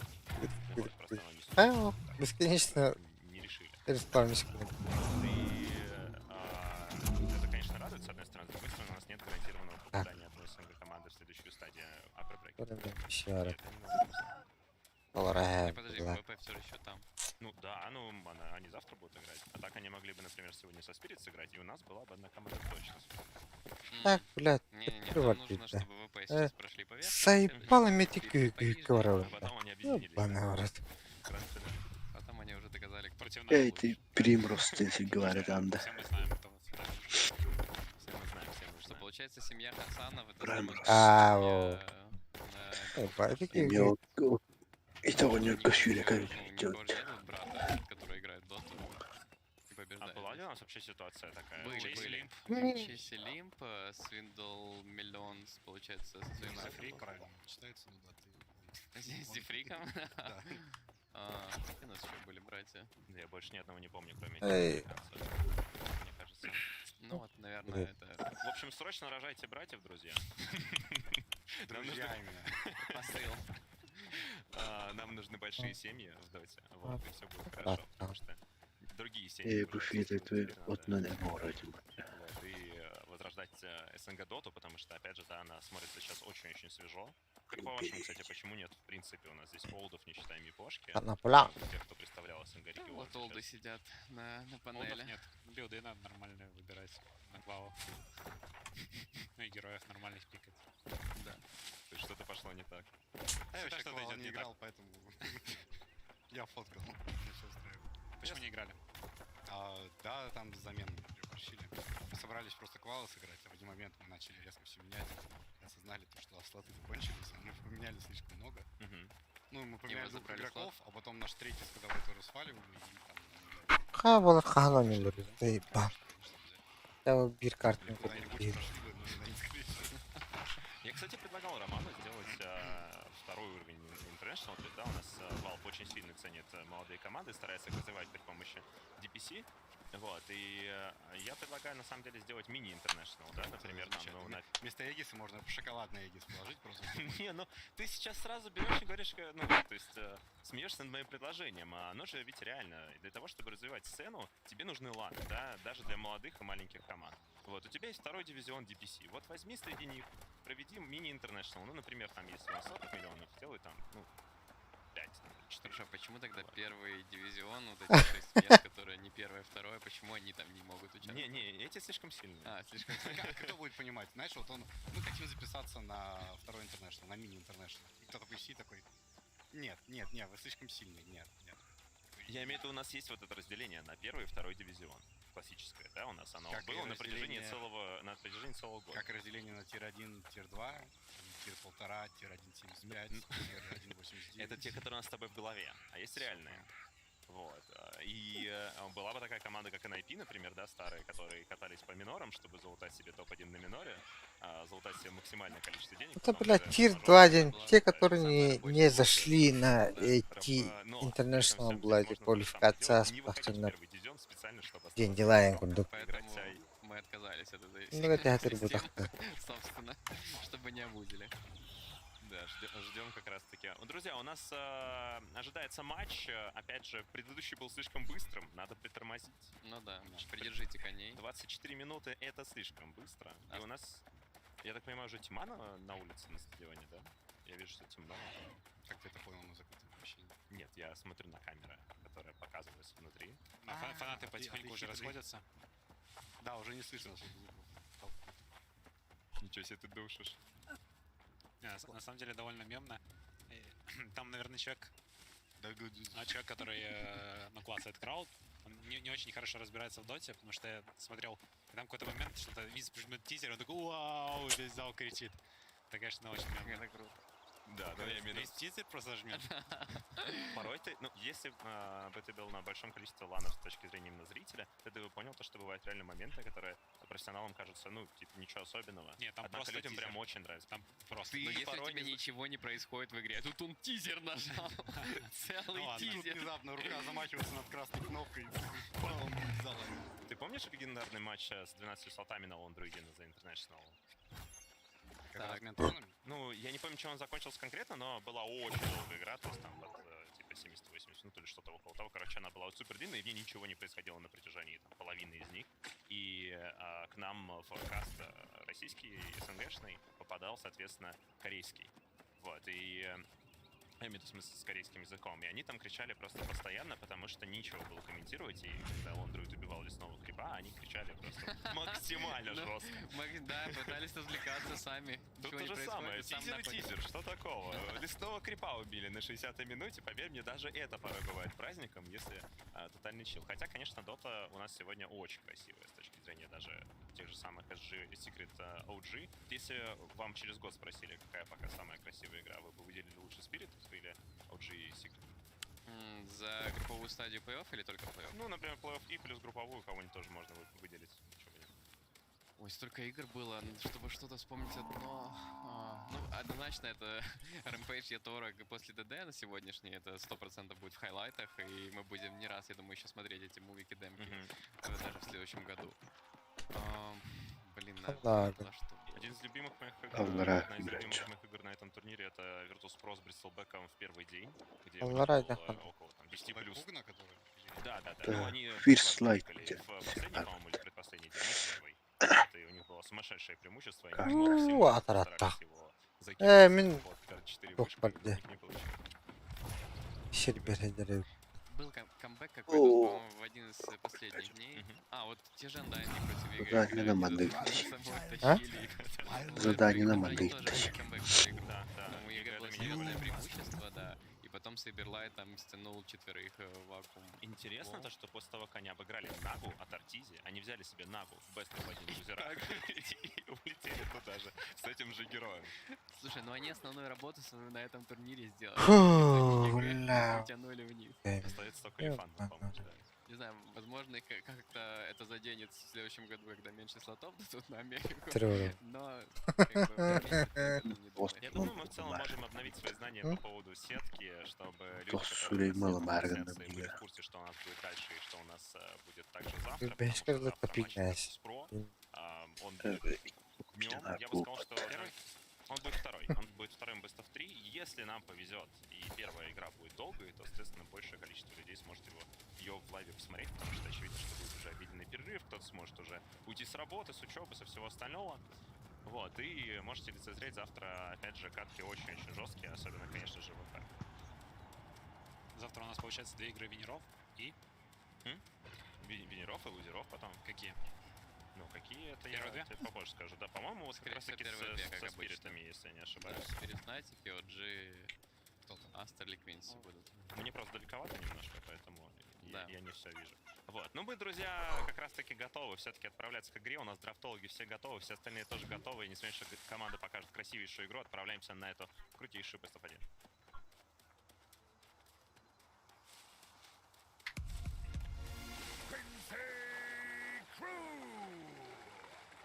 Versus Team Aster. Game 1. بصوا كهيري ده كوبانسر البحر كي Ну что, Кюзбема. еще раз здравствуйте, уважаемые друзья. Спасибо, что передали нам слово. Ну что, Саша, давай. Раз ребята не успели дать свои прогнозы до драфтов, так называемые пальцем в небо, давай мы с тобой эту традицию продолжим. Точно завезут. Я тоже на Астер, на самом деле. Потому что мне кажется, что их не самое удачное выступление на группе все-таки обусловлено тем, что они приболели всей командой, играли с заменой там первые пару дней группового этапа. Потом White Album Территория Тугай но решит. он все еще был довольно болезнен. Ну, они весь год так играют, на самом деле. Они вообще просто на лан. Да бы еще такое. Смотри, какого героя мы видим в первой фазе. Обучение. Это Кезу же насоветовал. Я уверен, да, он там с этими с бумажками стоит, там антимах плей. Ну, либо мы не видим ничего, да, что есть сейчас у Астер, против чего это было взято. Так, ну против Вивера... Кстати, Вивера, по-моему, вот какая-то из этих команд брала Вивера часто, и я уже забыл какая. Да сейчас все команды берут Вивера, потому что герой флексится, просто не все его используют на первую позицию. Рубик — это адекватный ответ сейчас на Вивера, абсолютно. Ну да, Рубик всегда был... Рубику всегда нужно, чтобы было что украсть клевое, но при этом нужно, чтобы что-то было промежуточное. То есть ты не можешь играть на Рубике, когда у врага все, что есть нормально украсть, это там Ravage или РП. Тебе нужно, чтобы по игре были какие-то кнопки кидать, и вот Шукучи Вивера — это та самая кнопка, с которой ты по игре гоняешь. Да, хорошая кнопка. О, сигнатурный шторм для White альбома. Я вообще, Астер, это меня как-то спросили, кто моя любимая команда. А я тогда сказал, короче, а никто. Вот. Но я обманул, на самом деле это Астер. И, собственно, я максимально притопка сейчас буду. Ты ждал, когда ты будешь работать на матче Астер, чтобы сказать, что они твои любимчики? Где Пудж? Там Бабока на Пудже играет. Ну, Бабока... Это парень, вот, это из той эпохи четверок, когда Баунти Руна давали Галдус Экспой, и вот это было противостояние, кто же лучше четверка СНГ, там было или Роджер, там Джеракс, и Бабока тогда из китайского региона также блистал, там Крит и все так, и же с ними. Да, у них даже не такие в Steam, я тоже, кстати, это лучше типа быть в этом команде. Ладно, что у нас есть? Рубик, Огр. Герои на Огр это лайнинг. Чисто сейчас будет какого-то героя Огр выкачивать. это и лайнинг, и баф какого-то керри, который может появиться у Quincy Crew. Насколько я помню, вот, по-моему, это они брали Медузу, и 3 из 3 игр с Медузой выиграли. Если я правильно помню, что я смотрел перед матчем. Я мог смотреть что-то другое, какую-то другую команду, но вроде бы это были Quincy Crew. И у них еще было 0% побед с Трентом. У них было 3 игры с Трентом на групповом этапе и 0 побед. Но они вообще играют через то, что у Явара обычно достается какой-то такой, знаешь, супер тяжелый кор, и он просто ходит, фармит. Я вот видел одну игру, где он играл на клинце. Там их просто там снесли за 30 минут, он так в драку и не вступил. То есть чем-то таким более-менее активным, мне кажется, у них не особо получается. При этом у них игра очень сильно завязана на том, чем играет Квин. Вот он у них звезда их коллектива.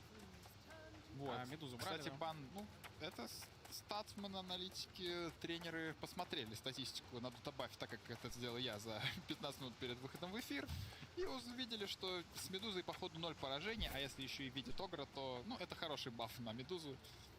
И в Бо-1, я уверен, взяли бы именно ее. Господа из Квинси.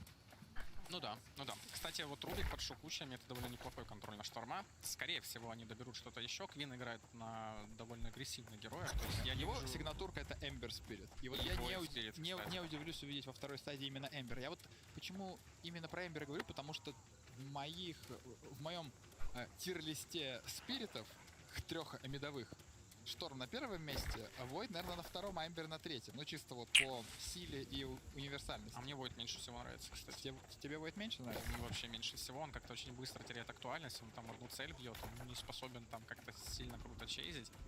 Ну, такой герой. Мне кажется, он проигрывает другим спиритом. Кстати, а почему Балнара забанили это Квинси? Просто им Балнар заходит просто божественно. Что они такого хотят взять, что им прям помешает Баланар? Возможно, какой-то нормальный дизейбер, потому что, смотри, им нужно ловить 2 довольно ловких и юрких ребят, Вивер и Шторм, а все, что у них на это есть, это Рубик и Огр. Это Void Spirit. Void Spirit это его короночка. Все-таки Void Spirit. Ну, я просто смотрел, вернее, даже комментировал игру в группе от Quincy Crew, и там они вот в такой же ровной ситуации взяли себе Эмбера. Ну, может быть, знаешь, может быть, он попросил. Просто я буду играть на спирите, забаньте мне, пожалуйста, Найтсталкера. Хотя, на мой взгляд, логичнее было сейчас взять Найтсталкера. Возможно, он в группе сказал, дайте мне спирита, они его неправильно поняли, дали ему другого спирита, он потом сказал, ребят, я имел в виду Void Spirit. Больше ошибок их не допускают и берут Void Spirit. Ну, сейчас Астер будет у нас раскрывать карты, двойной пик. Да, пятерка, да, 5 плюс 3, наверное. Хотя можно и... Да, что угодно можно. Но но то, что 5 это точно. Чисто баг. Ну да, и Вивер будет после 4. Это фирменный герой, просто команда Астер. Для ланемчика. Ну, у тебя уже Шторм, Вивер, 2 героя, кстати, которых против вас играет SVG, он же Лоа. А Лоа это Лорд оф Авернус. А Лорд оф Авернус это Абадон. Будет символично зарубить именно этим героем. Так, действительно, 5-3. В прошлой серии из одной карты состоявшей этот герой Легион Командер выиграл. Довольно уверенно. Да, появляется Дизраптор, причем интересно, Дизраптор это атакующий герой, причем атаки у них хватает, у них Шторм, командира Легиона, какого-то Дарксира у них нет под этого Дизраптора. И у меня сразу был вопрос такой, знаешь, что если выбирать саппорта, почему тогда не Гримстрок, допустим? У тебя есть Вивер Шторм, которые могут, если что, забежать хорошо, у тебя есть дуэль. Зачем им понадобилось именно вот такой перебор атаки? И не сказать, что вот этот контроль от Сайленса прям очень нужен против этого Void Spirit. У тебя вроде как есть дуэль. Ну, то есть есть герой, который и так... Дизраптор просто парень, который моментально имеет моментальный сайленс на Void Spirit, потому что на Гримстроке ты кидаешь своего духа, и он пока летит, Void Spirit любой упрыгает. А на Дизрапторе можешь моментально поставить и таким образом его поймать. Так, ну и вот у нас появляется вот этот вот тяжелый кор, которого мы ждали от Квинси, это Спектра. Хардкерри взят. Спектра, что у нас по тимфайту? Вот если был бы... Вот смотри, вот Рубик Огр — это 2 парня, которые, ну, такие, не знаю, мне вот эта связка спортов не очень нравится. Да не сказать, что Спектра под бафом Агра сильная, да? Она обычно прилетает. Да, есть герои получше. Далеко тусуется. Да, есть герои получше под баф Агра. И Void Spirit то же самое подыграя, не сказать, что прям супер классный. То есть при этом на линии у него уже будет стоять командир легиона, которого взяли после игры, понятно, если что, Лазарев может диспелить.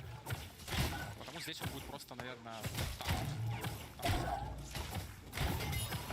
Знаешь, я вообще подумал над каким героем для Астра. На мидовом Бэтрайдере. ну, им сейчас керри нужен. Да, у них стоит шторм, кто-то это тупанул. Думаю, что не Вивер возьмут в керри. Так, ну хорошо, действительно Вивер может быть в керри, может быть четвертый. Я видел, что на шторме на харде играют. Есть такое. Кстати, против Спектри пришел. Господин Синкью на 8-м инте за Тим Сиренти играл, на шторме тройки играл, и на Рике тройка играл. Лайстиллер, кстати, хороший момент. Это тут герой, который Спектру пробивает дисперсию. То есть нет такого взрывного урона. Тут может очень хорошо отхиливаться. Есть Шторм Вивер на врыв, если что. Ну, бан хороший. Бан хороший, стабильный по линии. Ну да, тут этого лайфстиллера было бы сложно просто по игре ловить. Так, а тут Виномансер, это на что у нас намекает? На Урсу? Ну, скорее всего, да, потому что Шторму Виверу вообще все равно на этого Виномансера. Это сигнатурный герой, один из Лелиса. Вот, ну, кстати, здесь... Урса, он очень хорош в плане баланса споров, потому что Легионка, она, ну, такая довольно жадная может быть, и захотеть... Ну, она не собирает айтемы на команду часто берет айтемы для себя, и когда у тебя Шторм, а Шторм довольно требователен к фарму, и вот иметь первый имейте пидорасского Юрия, что ли? Если выиграют верхнюю линию, там Спектр... А, ну нахуй, бля. Ебал, что бред? Это, блядь, разумного бомба-то, что ли? Блядь. Пиздец, дела два профатного олру. Это, бля. Ну, Мане, кстати, может просто занял, да? Здесь нахуй. Куда беги, бля, потом. Вот я о Свене подумал. Хамбаси буду занять. Спектра нормальная против Свена. Хотя бы более все-таки, наверное, указывает. Ну смотри, если они сейчас берут Урсу, все-таки можно ласпикнуть какую-то тройку, которая неплоха против Урсы будет. Таких троек очень мало. Вот кто бы это мог быть? Вот Виномансер неплохой, но он в бане, а Пугну сейчас не берут. И... Вот я про Пугну думал, ага. Вот Луна. Ну вот смотришь на этот пик слева и думаешь, классический такой надежный, солидный китайский драфт, где у них есть баланс, наверное, даже по всему вообще. И лейт, и тимфайт, и пуш, и Рошана убивать. А ты телепортах. Да, и одиночные. И стаки есть. Ну, у них сейва нет. Ну, сейва хватит, есть. Есть сейв в лице Вивер, который рано или поздно появится. Ну и Легионка сейв, конечно. То есть вообще прям супер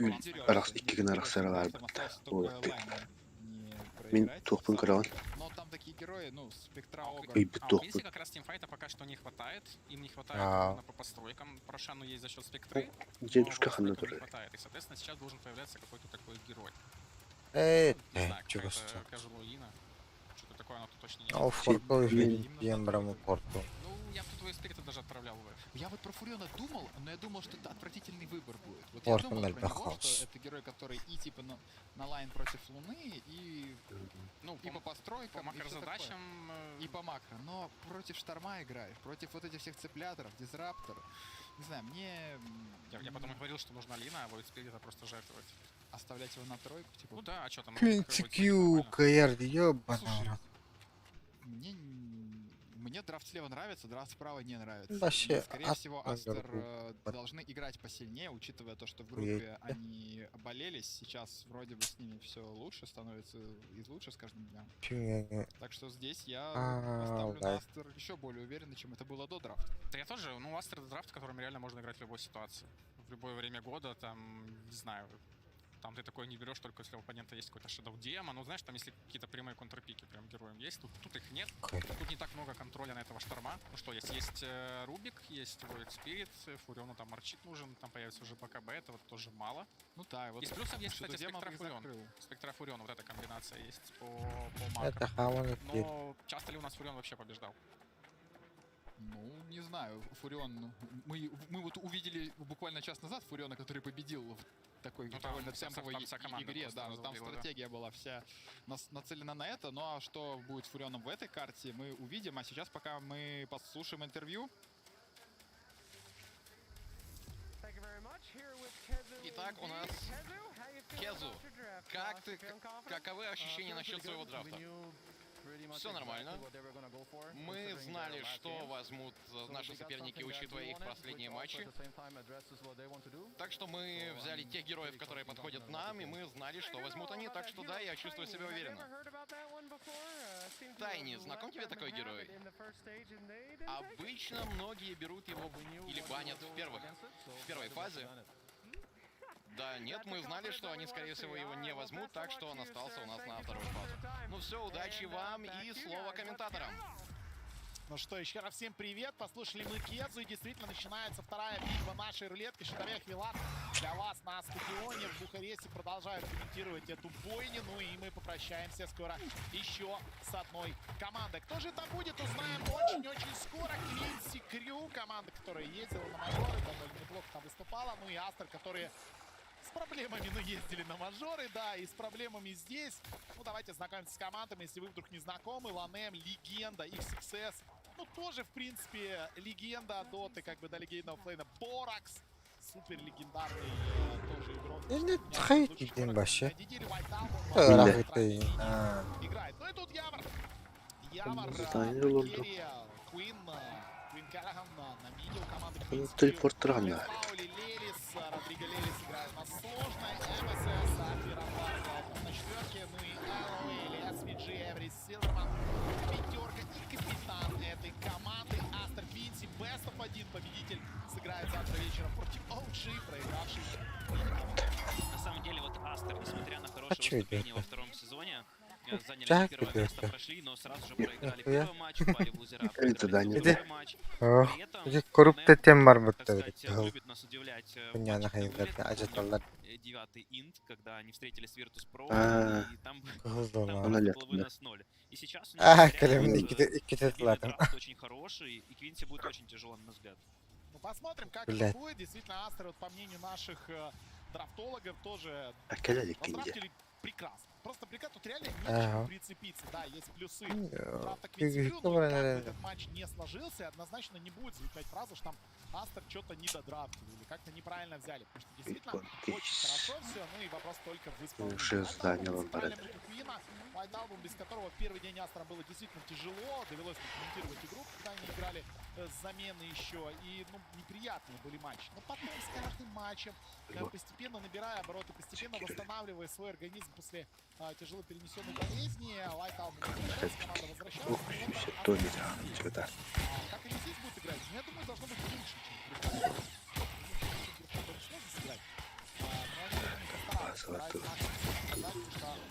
китайские коллективы пока на этом интернешнле не подводят. Ну, сегодня мы узнаем, тут они или не тут. Узнаем.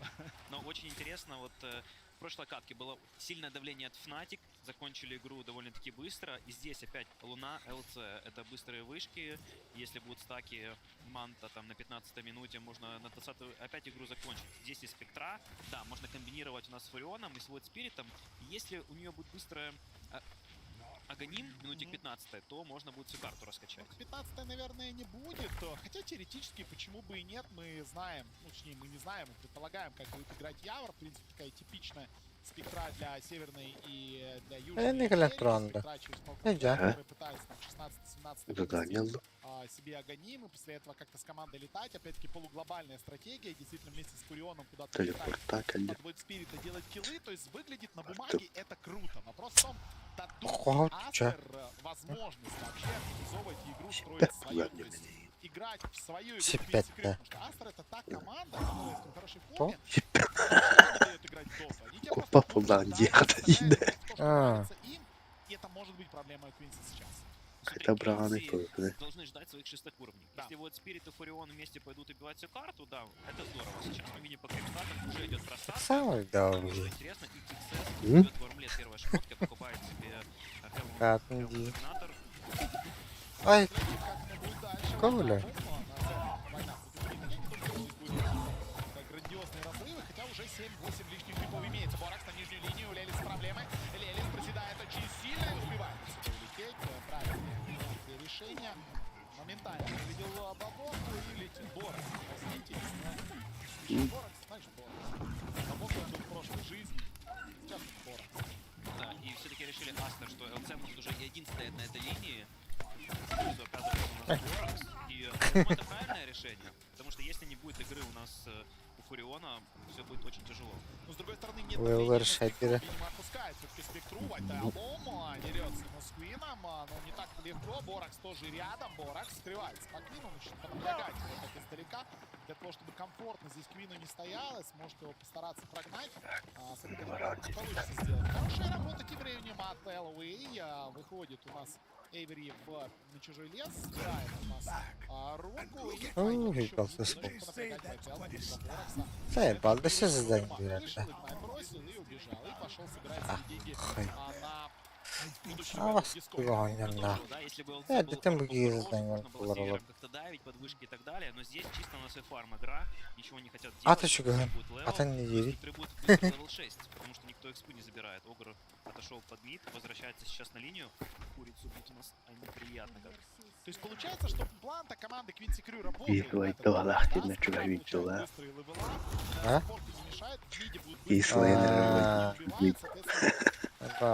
не правильно. Идеальный расклад для Квинси Крю. То есть для них вот это в мечтах только могло быть. Для них в B1, когда мы берем вот такой драфт, и соперник нас не давит. Хотя, мы видим, что... Ну, как говорят, даже Мара. 27 ЛЦ, 24 у Луны, то есть на каждой линии плюс 3, плюс 5, плюс 6 клипов, преимущество все-таки у Астер имеется, и по это еще такие... отображается. Помню, поход 5 тела. Шторма это лесные крипы, которые он себе стакает, фармит маленькие, видимо. Эй, блядь. Будет очень много фармить. Охрен тебя. Они должны выигрывать начало, у них сильные лейнеры. Это Блэк Дезерпен. Вторая. Она у тебя хуя. Вообще, ограничение то на доната еще. Ланем пытается спрятаться, поставил кинетик на 3 удара и пинками отступил Лелис, его отличная работа. Леслау делает first blood в этом матче Квинси Крю 1-0. На самом деле вот игра будет решаться вот примерно с 9 по 14 минуту. Если Квинси наделает много киллов, Спектра может реально не отпустить такую игру. Потому что Вивер тоже герой, который хочет с ним бороться. Если он начнет похода убивать, мы там ни Весела, ни Аганима в игре вообще не увидим. Тем более имеется Рубик, который и у него будет там лэп, с линзой, с третьим спеллом и так далее. Да, Рубик тут может быть дико неприятным персонажем. Опять-таки герой, которого мы видим не так часто на этом интернешне. В сравнении, конечно же, с Вивером. Но здесь он заходит по самое не хочу и будет очень много неприятностей приносить своим соперникам. Летит, я так понимаю, уже армлет сюда в сторону XXS. Подбегает сюда LOA, будет пытаться мешать, но в лесах Вивер делает стаки. Опять надо низко стоит статичиться. Вивер там будет пытаться что-то придумать. Ну, Тарков почему почти нахуйте? Почти нахуй. Да, почти чавы, почти уснул. Оптимизация. Чурери. Да, еще... ну да, да. ЛЦ берет 6-й, и Армгет пришел на 6-й минуте буквально. Нужно как-то дефить вышку все равно. Возможно, Рубик тут делает ТП-стоп. Сейчас на Лелиса смотрим, закрыли его. Лелис понимает, что уйти будет сложно и должен погибать. Да, отличный выход. На этот раз мы видим с лывами и с проблем не составило убить Фурион. А там какой багры там баранты перегальдеют. Своего соперника убить ему не может никак. Не вообще зря. Что там делать? А ты видишь, сука. Один в один против Легион команды. Наверное, такая себе идея. Игра для Агра. Просто Купей, покупал Вейл, Максил Игнайт, кидал его на всех, а здесь есть ЛЦ. Он может, в принципе, снять, если для кого-то это будет критично. Да, ну, это так, знаете, битва ложками за гаражами, то есть никто ничего здесь не делает. Спокойненько поразвлекали. Да бля, гатор. И отправляется под свои товара. LOA. Смотрел, зашел сейчас LOA, тут 3 героя. Ну, Джак Тремберем, да. Нормально туды, бепа. О, джеданшки, это заебал. Лучше разбежаться, собственно, своими точками продолжать зарабатывать деньги. И вот сейчас очень важный момент, 8-я минута, чекает руну Квинси Крю. Появляется она снизу, и Вивер ее ворует очень хорошо. Да, это иллюзии, которые забирает Боракс. Не угадал на этот раз Квин. На нижний уже понимает, что нет смысла идти, потому что вот они иллюзии Вивера. Поэтому будет фармить просто маленький стак, выносить отсюда какую-то лишнюю соточку голды. Мане Мане на Луне 3300. Мане вот этих минёчков ему прикидает. Интересный момент. У Мане 5-й левел, а у Ланема тоже почти 6-й. То есть сорвал всю экспу, даже в сторону не отходил. Мы посмотрим, что с этого выйдет. Есть ульта у Фуриона, есть ульта у Void Spirit. И... Ну вот он ульт Фуриона, Void Spirit на Ланема прыгает и моментальный минус. Вот. Все просто. Под ульт Фуриона, конечно, таких героев, как Дизраптор, будет разваливать. Без шансов будет разваливать. И продолжая смотреть на топ. 4100, ну не на топ, имеется в виду на верхнюю строчку рейтинга общей ценности, да, потому что XXS 400, и что делать с вышкой? Тут это спектрат, ничего с этой вышкой не сделать, защитить ее фактически невозможно. Тут смотри, тут больше вот проблема, вот смотри, Квинси. Фурион будет в сплите, да? Да. Есть ответ, это Шторм Спирит. Есть ли какой-то подсейв, если нападут на спектру? Да, в принципе, его нет. А у Астер имеется Легионка, которая может подсейвить, да, Вивер, который рано или поздно купит Аганим. Квинси не могут таким похвастаться. Есть Огр с Бластером, есть Руби, который может теоретически своровать хороший спел у ЛЦ и Вивера. Поэтому тяжело будет им играть в этом плане. 9 минута, 20 секунда. Первый тавер в активе XXS. Дальше хочет Блинк 1200 уже в кармане есть. С такими темпами мы понимаем, что Блинк через минуту уже в кармашке. Надо постараться чужой лес сейчас заварить. Боракс тоже недалеко для того, чтобы выгонять максимально отсюда игроков американского коллектива. Но на ближайшем центральной линии Крипспоуни пока фармит у нас Явор. Фальконблейд ПТ у него имеется. Дальше Аганим. Да, в принципе, привычный билд, который мы видели не один десяток раз на этом интернешнале. И единственный билд для североамериканских команд. Сейчас мы очень часто наблюдаем, когда появляется спектра, против есть герои типа Тини, Сларка и так далее, который может купить себе Сильвер.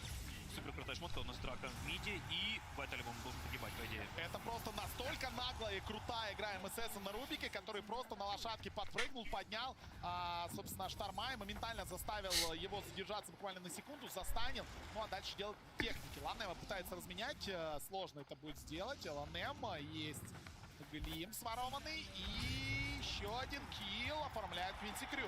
Браво! Очень круто все делают Квинси. Это как раз то, что нужно им для победы. Собраться в пятером, постоянно прилетать, Спектра реализовывает свой ультимейт, и дальше им нужно идти фармить Аганим. И попозже подключаться. Что у нас по стакам у Луны? Я вижу, что Эншенты заблочены, Квинси поработали. Уже они еще успели. Да, мы помним, там ЛУэй бегал, которого не могли никак выгнать из лесу. Собственно, на заблоченном лейпистаке и не сможет у нас Луна разгоняться, так как Рейвен разгонялся, к примеру, на прошлой карте.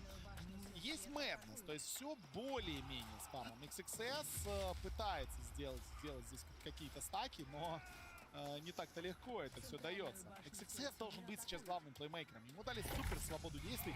То есть вот бери свой блинк и погнали что-то придумать. У тебя есть Вивер, у тебя есть Шторм, у тебя есть блинк на ЛЦ, у тебя есть Армлет, прыгает, цепляет даже ту же спектру, можно убивать. Пока спектра не является там супер плотной, 1500 хитпоинтов, да, сейчас донесет игрока, будет немножко плотнее, но это все еще более-менее таргет. Но нападает Квинси. И вот вдвоем смоки, блинк есть, Анэм выходит, увидели ЛУэй. Он отсюда уже точно не уходит, вопрос в том, успеет ли что-то кастовать. Да, успел старт кастовать, Спектра рядом, будет драка, прыгает у нас Квин в эту драку, Мане накрыли, Мане пытается уйти отсюда, Мане дает дэмэдж и погибает он, несмотря на то, что ультимейт Ланема стоял рядом, все равно ничего сделать с этим не смог. Штом Спирит, который инициация, могут постараться Квина зацепить, но нет, не так легко цепануть, все-таки будет Спирита, тут же Леснау по Бораксу, Боракса не убили и убивает Квина на 2 удара, Квин все-таки убили. Очень сильно ошибается у нас Квин, дальше куда-то пошел, мог просто спокойно отойти, казалось, Бастер ничего не могут, но все-таки разменивается. Хорошо, МСС воровал ульту Дизраптора, тоже положил его в замесе. И ЛЦ 5900 урон, 5900 нетворса, очень много, сейчас будут киллы у нас нон-стоп. Ну вот должна была быть здесь ЛЦ, здесь должна была драка начинаться вот как раз-таки с XXS, немножко поздно ему не в тайминг прилетел этот блиндагер, и не настолько эффективно он был реализован, чуть бардачная была эта драка, но мы уже видим, что Астер, несмотря на то, что только что потеряли свою Луну, они уже имеют инициативу в этой игре, и именно они сейчас должны идти давить, и этим они конкретно в эту же секунду занимаются. Вижен есть на центральной линии, видит героя, но там тавер. Под тавер не хочется. Хотя если ты ЛЦ, тебе в принципе глобально все равно. Кстати, вот билд Боракс отличается от некоторых. Все покупают обычно Vessel, а здесь для монорегена достаточно медальки и сразу же Аганим. Максимально фастовый, чтобы сейвить своих коров. Абсолютно правильная идея. Сайленс появляется тем временем у Лелиса.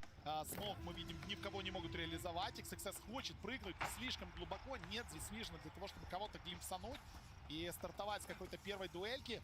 А в итоге Смог просто перестояли возле центральной линии. Ребята из Астер будут искать другие возможности. 3-5 счет, 14 минута этого матча. Вот у Квина после этой смерти 4600 на Творса на 13 минуте. На самом деле это очень маленький показатель. Их нужно опять пока дойти и драться. Есть ульта Фуриона, есть ульта Спектры.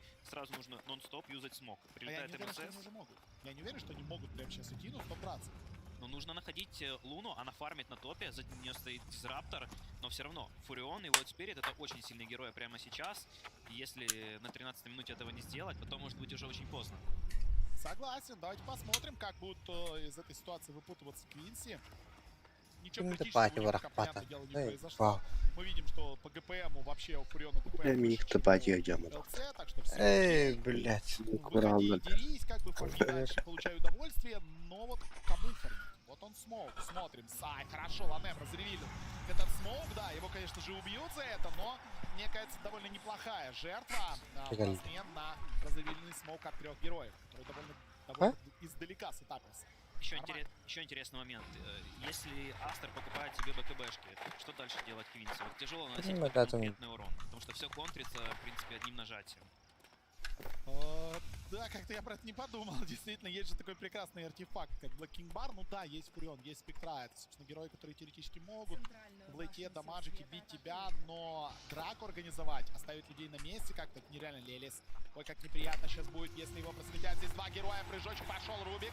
Сможет ли как-то помочь? Хватит ли дэмэджа? Дэмэджа не хватает на дуэль, но хватает на убийство. Спектра, контраинициация по XXS. Тот пешком уходит, Игнайт полетел. Будет ли помощь XXS? Есть помощь XXS! Отличная от Ланема. Шикарный кинетик, не пропускает. Браво! И Боракс тоже делает ТП-аут. Ланем, боженька, конечно, очень крутую стеночку поставил. И думает Квин, как же мы сейчас плохо. Он хочет купить себе Юл минуте на 16, при этом есть Дизраптор. То есть, если он тебя захочет подсейвить, дальше ничего не произойдет. И что интересно, почему Луна всегда сможет выжить? Потому что имеется у нас Легионка, которая может поражать пресс за атак и спасти своего керри. Да, и этот пресс за атак будет. Мы это видели на прошлой карте буквально, да, этот пресс за атак, который максимально быстро и в первую очередь будет кастоваться именно в мане во время атаки. У него будет еще и свой Black King Bar, а у него еще и рано или поздно будет Боракс с Аганимом. И убивайте меня в пятером по 2 раза. Снизу Боракс этим временем пытается убить. Убьют, скорее всего, Вайталбу. Инициирует в ответочку, у него не получается ничего сделать. Но вот Квин силен, ты был абсолютно прав. Ланем, станчик, поэтому мультикас, Мане рядом. Гоняет пенечки подальше от своего саппорта. Говорит, ребят, трогайте его. Да, вот Квин силен, в действительности, но нужно это как бы реализовать. В 20-й минуте хотя бы хочется иметь там Треволампа с Юла или там в Сашикая попытаться выйти, чтобы переживать дуэль. Дуэль длится 5 секунд, Сашикая просто необходимая шмотка. Да, ну вот пока Фурион переживает, мы видели, но его перил фактически 1 XXS. То есть если там будет плюс 1, если там будет еще чуть больше дэмэджа, очень сложно будет. Квину нереально сложно будет, но у сейва нет. Ты ничего не можешь с этим сделать. Ты можешь только пережить этот дэмэдж. Кстати, что интересно, Огр качает Fire Blast в 4. То есть это не билд Пупея, когда закидывается огонь по всем замесе. Да. Здесь такой проказ, знаешь, у них не хватает урона в каком-то плане и хочет... Ну и станов тоже не так много. Поймали LOA, вопрос, будет ли здесь XXS? Нет, далековато XXS, поэтому это просто убийство без плюс дэмэджа. Ну да, Огр вообще не является проблемой, но обращать внимание на это тоже не стоит. Вопрос в том, что будет делать дальше Астер. Поставят ли они сейчас 2 варда и будут забирать тир 2 на топе, или же будут дальше искать какие-то киллы? Мне кажется, XXS хочет драться. Только дайте ему таргет, как бы, и он с радостью будет в него влетать. Ну, XXS хочет, да, чтобы драться, и Луна фрифармила, все так и происходит. Можно ли зайти во вражескую тройку? Я думаю, что, скорее всего, нет. Квинси именно сейчас могут хорошо подраться. Да. Астер все-таки должны закончить БКБшку, которая очень хочет купить себе мане, остается на буквально рецепт. Это очень мало. Философский камень упал для команды Квинси Крю. Очень полезный предмет, если бы он упал, к примеру, Дизраптору, да. Можно очень хорошо и очень быстро вынести супер полезный Аганимыч. Смотрим, как им будет Квинси Крю распоряжаться. Пока Тавр упал, Шторм полетел дальше, цепляет, получает Сайленс. Надо быть поосторожнее. Вот она контраинициация. Тут же сейв от XXS очень неплохой. Ну и вот Вайталбум сейчас рискнул, да иванул безвижно, потому что варда там нет. Есть вард, простите, он чуть ниже стоит, но слишком далеко полетел. Получил Сайленс, сейчас будет поосторожнее. Я даже больше сказал, давайте посмотрим, есть ли хоть один вард на карте у Квинси. Потому что мы видим два от Астер, очень хороших, на которых сейчас цепляли, а вот у Квинси... Я не вижу ни одного. Абсолютная проблема. Только стоит, да, то есть они вслепую в этот момент играют, атака на центральной линии, очень больно. Рубикон погибает, Олечка работает, есть ультимейт от Ланема, пошел лютый дэмэдж, но надо убивать сейчас на Квина, он его себя поднял и сейвится, отличная работа от Квина. Хоть и имел реген убивать Альбома, но не удалось выжить в этом моменте. Да, вот эти киллы, очень много экспу получает у нас в этой ситуации Квинси Крю, все здорово. Дальше хочется купить себе Аганим против Шторма, прям супер топ. Но у него 7200 нетворса, сейчас будет уже выходить БКБшку. Тоже нужно побыстрее Аганим этот покупать, максимально. Но проблема в том, для Астры единственное, да, что Шторм тоже не богач, да, Шторм тоже 7200. Плюсов у Астров, конечно, на данный момент больше. Это очень неплохая ЛЦшка, это очень богатая Луна, которая имеет на 1000 больше, чем Фурион, на 2000 больше, на 2300, чем Спектра, и пока неизвестно, чем эту Луну будут останавливать Квинси Крю. И задача Астра сейчас максимально отвлечь внимание от Луны, делать драки, вот она дуэль, и еще одна выиграна дуэль. Умножили на 0. Плюс 40 дэмэджа у XXS, будет ли ответочка? Да, прыгают на XXS, тут же Лоа, застанил, Шторм, инициирует в ответочку, прыгает на LOA, проблема огромная LOA, он погибает, уходить надо отсюда, тут же Борекс подбежал. Они просто как жуки, просто моментально появляются в одной точке в пятером. И даже непонятно, как с ними драку навязать. КП у Луны. Да, видишь, Спектра даже побоялась сюда прилететь в этой ситуации. Ну, в действительности было бы тяжело. А одна смерть, возможно, решит судьбу этой игры. Да. Лучше пофармить в этот момент. Есть Аганим, есть Falcon Blade, но нужна какая-то помощь. Нужен урон. Рубик первого погибает у нас. И, кстати, вот у Рубика все будет очень круто в этой игре. Так находит философский камень, нейтралку. Собственно, можно и Аганим купить какой-то, и еще что-то, и своровать. Хороший спел. У нас, мы видим, пока Глиммер покупается. То есть, ну, тоже хорошее решение. Для того, чтобы помогать команде. Там, кстати, Дизраптор, по-моему, да, тоже философский камень. Нет, Дизраптор пока без философского. Я просто видел, по-моему, упал. Нет, прилетит, да. Потому что он точно дропнулся где-то, или мне показалось, да, все, летит. Вот, и теперь Ланем говорит, окей, у тебя есть штука крутая, у меня как бы тоже есть штука крутая, и там ты свои глиммеры в жизни не нажмешь, если я куплю Аганим, а он купит его. Ну вот видно, как у Ланема идет очень хорошо игра, когда матч на вылет. Очень важный, хочется победить, да, потеет просто максимально. Ну ты знаешь, вот я бы на месте OG, которые сейчас сидят и внимательно смотрят игру, понимая, что это их следующий соперник, тот, кто выиграет здесь, я бы на их месте сейчас очень сильно болел бы за Квинси Крю, потому что Ланем там в матчах на вылет, и вообще Астр в BO3 в нижней части сетки, это страшно, очень страшный коллектив, который каждый день становится все лучше и лучше. Карты, возле Т1 соперника. Но куда идти? У Луны есть Аегис, да? Куда идти? У Луны есть Аегис, у тебя нет. У тебя один вард на карте, глубоко возле Тир-2 Тавра соперников в их лесу. Здесь ничего не видно. Это максимально переиграно, потому что один вард на карте мы уже наблюдаем минут 5. А где все варды? Неужели все сбил Ланем? Ланем читает, подсказывает команде, команда делает несколько шагов влево, пересобирается, уже они вокруг Мане и готовы нападать. Они четко знают, где их соперник. Кстати, из интересного, вот все Квинси четвером с Маке идут и хотят куда-то прийти, но на самом деле достаточно одного будет спирит, он зацепил, Спектра прилетит, и ульта Фуриона, и он тоже может прилететь. То есть не нужна вся команда, кто-то может показаться на сайд-линии и, собственно, дать понять, что никто в стаке не находится. А когда все пропадают в карте, конечно, это очевидно. Просто на рандом мастер дали скан, и все получилось. Возможно, хотят подключать Спектру, хотя ну шедоустепом, чего бы не подключаться. Да, Монтастайл хочется, я прекрасно понимаю, что хочется Монтастайл, но может быть поздно. Blacking Bar появляется у XXS. 2,5 минуты будет действовать 4 героя команды Астер Смоки. Прямо сейчас очень хотят найти жертву для себя. Файтал видит Лелиса. Тут же у нас LOA, есть батчик на Лелиса. XXS готов прыгать. Он прыгает Лелиса. Ничего не может сделать LOA, потому что он в сайленсе. Убили быстренько. На LOA переключается. Есть у нас Рубик. Контр-инициация. Пока в одного дизраптора его убили. Тут же Квин. Будет замес. Квин понимает, что надо уходить, потому что Боракс готов побегать. Осторожно, осторожно. LOA надо быть. Это Могли уходит он отсюда. У Луны просто нет. Интересно, какие замесы. Я думаю, Астер довольно таким разменом. Убили оффлейнера, потеряли дизраптора, который с философским ударом на самом деле, на какое-то время Виверу, чтобы он добил свой Аганим и сейвился командой, но решили, что вот так вот. Хочет он, наверное, себе Аганим засолить просто.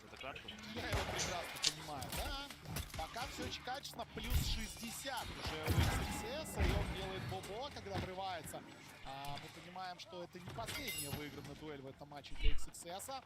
Но игра по-прежнему под контролем команды Астра. Я бы сказал, что вероятность победы Инуи, вот если угадывать, мне кажется, Дота должна 75% сейчас давать. Да. Вот, слушай, как бы мы ж тут нормально с Гейбом общаемся. Все одинаково думаем. Ты просто 5 сценарий читал. Да, я читал сценарий, конечно же, как обычно все. 5 левелов преимущества. Да, по экономике 4000. Это не так страшно, но герои команды Астер намного сильнее. Заём стоит здесь все. Манет сбегает. Манет 2 жизни. Не забывай. Первый не против. Да, бля, где но? Есть Глин. Поймали Квина. Команда рядом. Пошел XXS. Тоже движен. Вот он движен. Вот дуэль. Квину больно. Пытается засейвить. Без шансов для Квина. Дуэль выиграна. Да, разменяли Бэйбис. А что дальше? Спектра подходит аккаунт. Стоит рядом Рубик. Надо уходить отсюда Квинс. Нельзя подставляться в своем случае. Она, кстати, добился международного момента и стоит в постоянной позиции. Если не хватает какого-то синтрика, то просто выжидает самый идеальный момент и уйти. Большой молодец. Да, Левис делает максимум в этой ситуации. Собирает нижний мир портал. Хотя бы Аэгис выиграет на семью. Понимает, что он сейчас обеет. Понимает, что не надо что-то делать. Но скрывать 25 на 5 это невозможно. Засейвить своего лидера, несмотря на то, что есть уже некоторые предприятия, это может сложно. Акшену Дэп смотрит Луна, тут же XXS пытается засейвить свою Луну, и у него это идеально. Уже, по идее, есть Аганим у Борокса. Еще не должно быть. Еще не должно, еще СКЛД остается. Пошли, дайвить решили. Ребята из Квинси Крюк, пятерок сейчас в чужой лес заходят. Здесь захватывается Алан Пост на случай байбека и врыва. Шторм врывается, цепляет на Саграудер слишком далеко. Вот она дуэлечка, и еще одна дуэлечка. Соточка. Нельзя своих бросать, нельзя ни в коем случае. Потому что каждый отстающий человек, это не просто ты его бросаешь, это же соперник. 26-й. Так, XXS скоро возьмет 18 уровень, и там, возможно, увидим какие-то рекордные цифры. Ой, как больно, ой, как неприятно. Так, Квир прыгает на Луну, Луна отбегает, здесь подсейв, тут же контраинициация, Юла сейвит себя, ну накрывает его, что дальше, Луна ультует, Квир, да что ж ты делаешь, друг? Ты же один здесь. Ну, видишь, не понимает он таких моментов, и Юл как бы не особо и помогает, потому что всегда стоит сзади ЛНМ, который готов положить ульту, накинуть этот сайенс, невозможно никак задоджить. Сейва пока нет. Если был бы выигран с одним шардом, который может откинуть, то возможно что-либо получилось. Борок с Аганимом, поэтому Луна сейчас может чувствовать себя вообще терминатором, никого не бояться, есть резерва, есть таймлэпс, ведь из любой абсолютно передряги выключен. Я, если честно, поражен тому, как Квинси Крюк, настолько сильно проигрывая по игре, умудряется держаться на уровне по экономике. Лелис фармит, Явор фармит. Про Квина, Квина очень печально. Очень печально. 8700 Нетворса. Ему вернуться вот оттуда будет, ой, как сложно. Смотри, как-то надо, не знаю как. Смотри, пока Явара фармит под огром, все окей. Но при этом нужно собрать правильные шмотки и понять, в кого нападать. Потому что, смотри, если мы нападаем Вивера, ЛЦ его сейвит и не получается. Идет дуэль, моментально, очень много дэмэджа, это спектра, спектры уже нет. Есть байбэк, если что, и хаунт. Нет, не будет делать байбэк хаунт, разменял Ланема. Ой, им почекал на небе, это сына. Ланем сидит поверху. Хотя, казалось бы, у Квинси здесь есть вижен, мы видим глубокие возле Т1 вышки и в своем... Ай, ковлять. Нужно определиться, кого нападать, Вивера или ВЛЦ, потому что они просто сейвят друг друга. Невозможно ничего сделать. Нужно сразу обоих и заявить. Невозможно, нечего будет заявить. Как? Вот это сейчас может быть похоже на что-то. Догадается, что Блейд. Он из него зарит. Ну, не знаю. Я честно не знаю сейчас решения этой проблемы. Единственное, мне кажется, решение проблемы к если Астра решат, давайте остановимся. Давайте не будем сейчас пытаться выискивать соперника и убивать. Вот тогда шанс появляется. Ну, что мы сделаем? Давайте смотреть. Пошел у нас врыв. Довольно неплохой врыв. Быстрый минус шторм. А вот это внезапно. Вайталбум один. И вот этой атаки он вообще никак не ожидал. Вообще было. Чакры вырахли. Поэтому не ожидал, что у него будет какое-то нападение, его иллюзии, чтобы снять какой-то спел. Даже ладно, блядь. Балку кусал. На самом деле, самая проблема то, что у Луны 16500, у Спектры 12, и через 5 минут можно соединиться, пойти и закончить. Ну, хам, сколько хам. Задейфить Рошана, это самый главный вопрос сейчас. Да, тяжеловато будет про шпики, как ни крути, несмотря на хаунт, несмотря на Фуриона и на все вот эти спылы, которые, в принципе, должны классно работать в узком пространстве, там тоже есть ошиблись,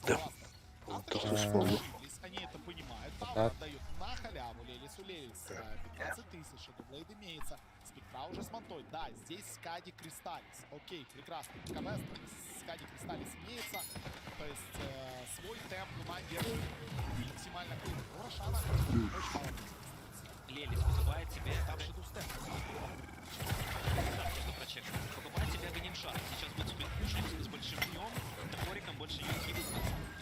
Это плюс, это большой плюс. И мне кажется, Лелис понял еще минут 10 назад, как нужно играть в эту игру для того, чтобы выиграть, да? Нужен просто максимальный сплитпуш. Да, даже не обращать внимания на то, что происходит в драках, как он делал уже неоднократно в этом матче. И вот здесь за счет того, что он раскручивает скайварды,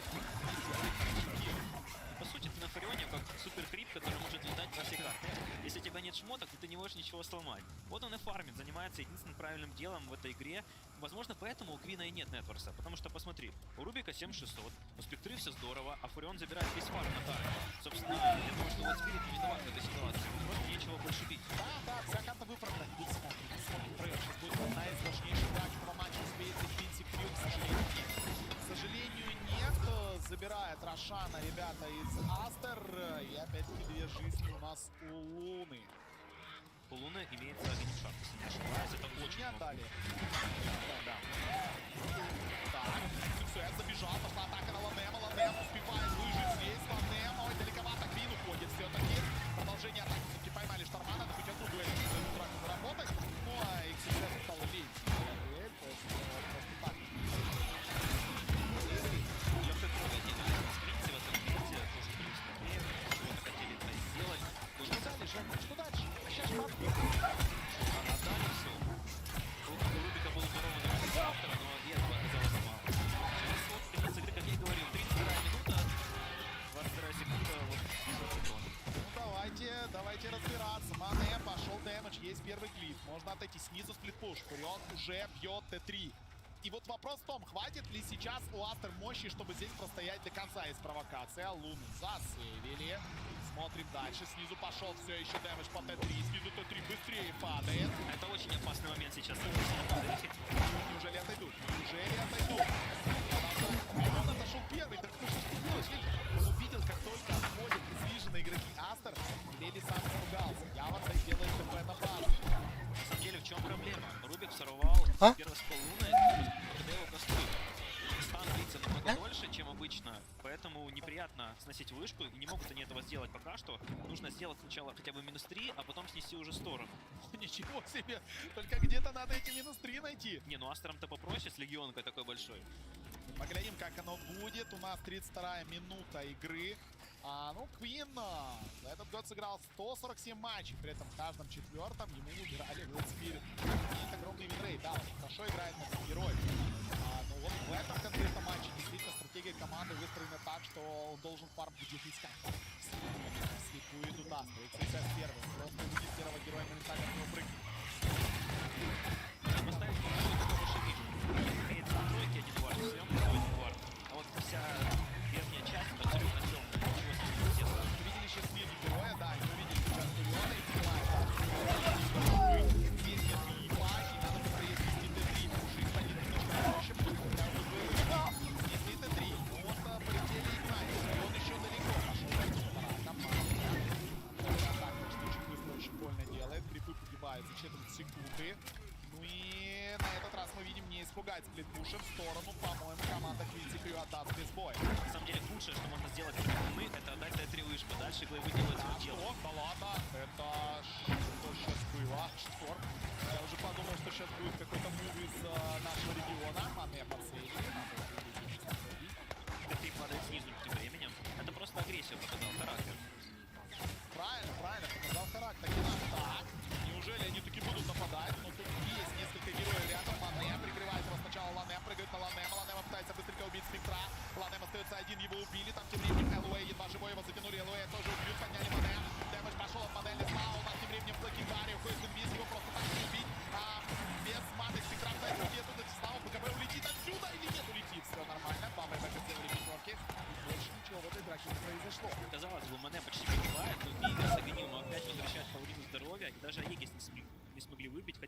1 минута буквально оставалась.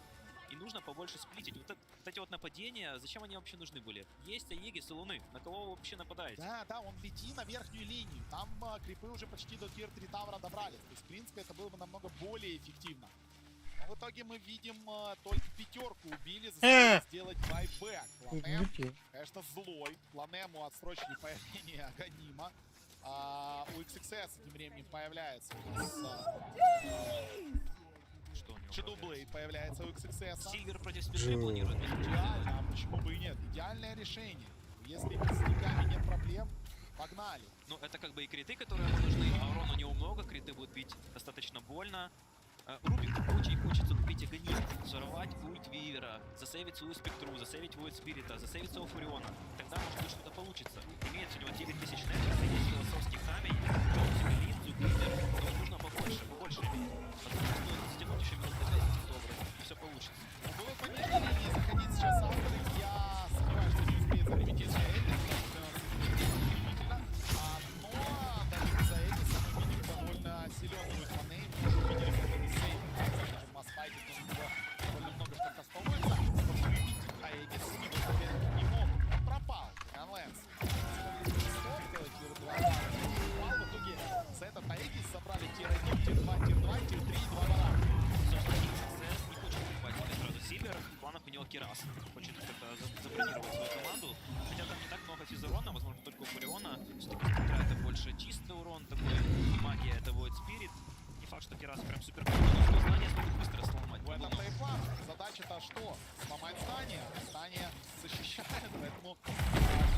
Алейкум! Продолжается игры. И барак номер 1 падает команды Астерг.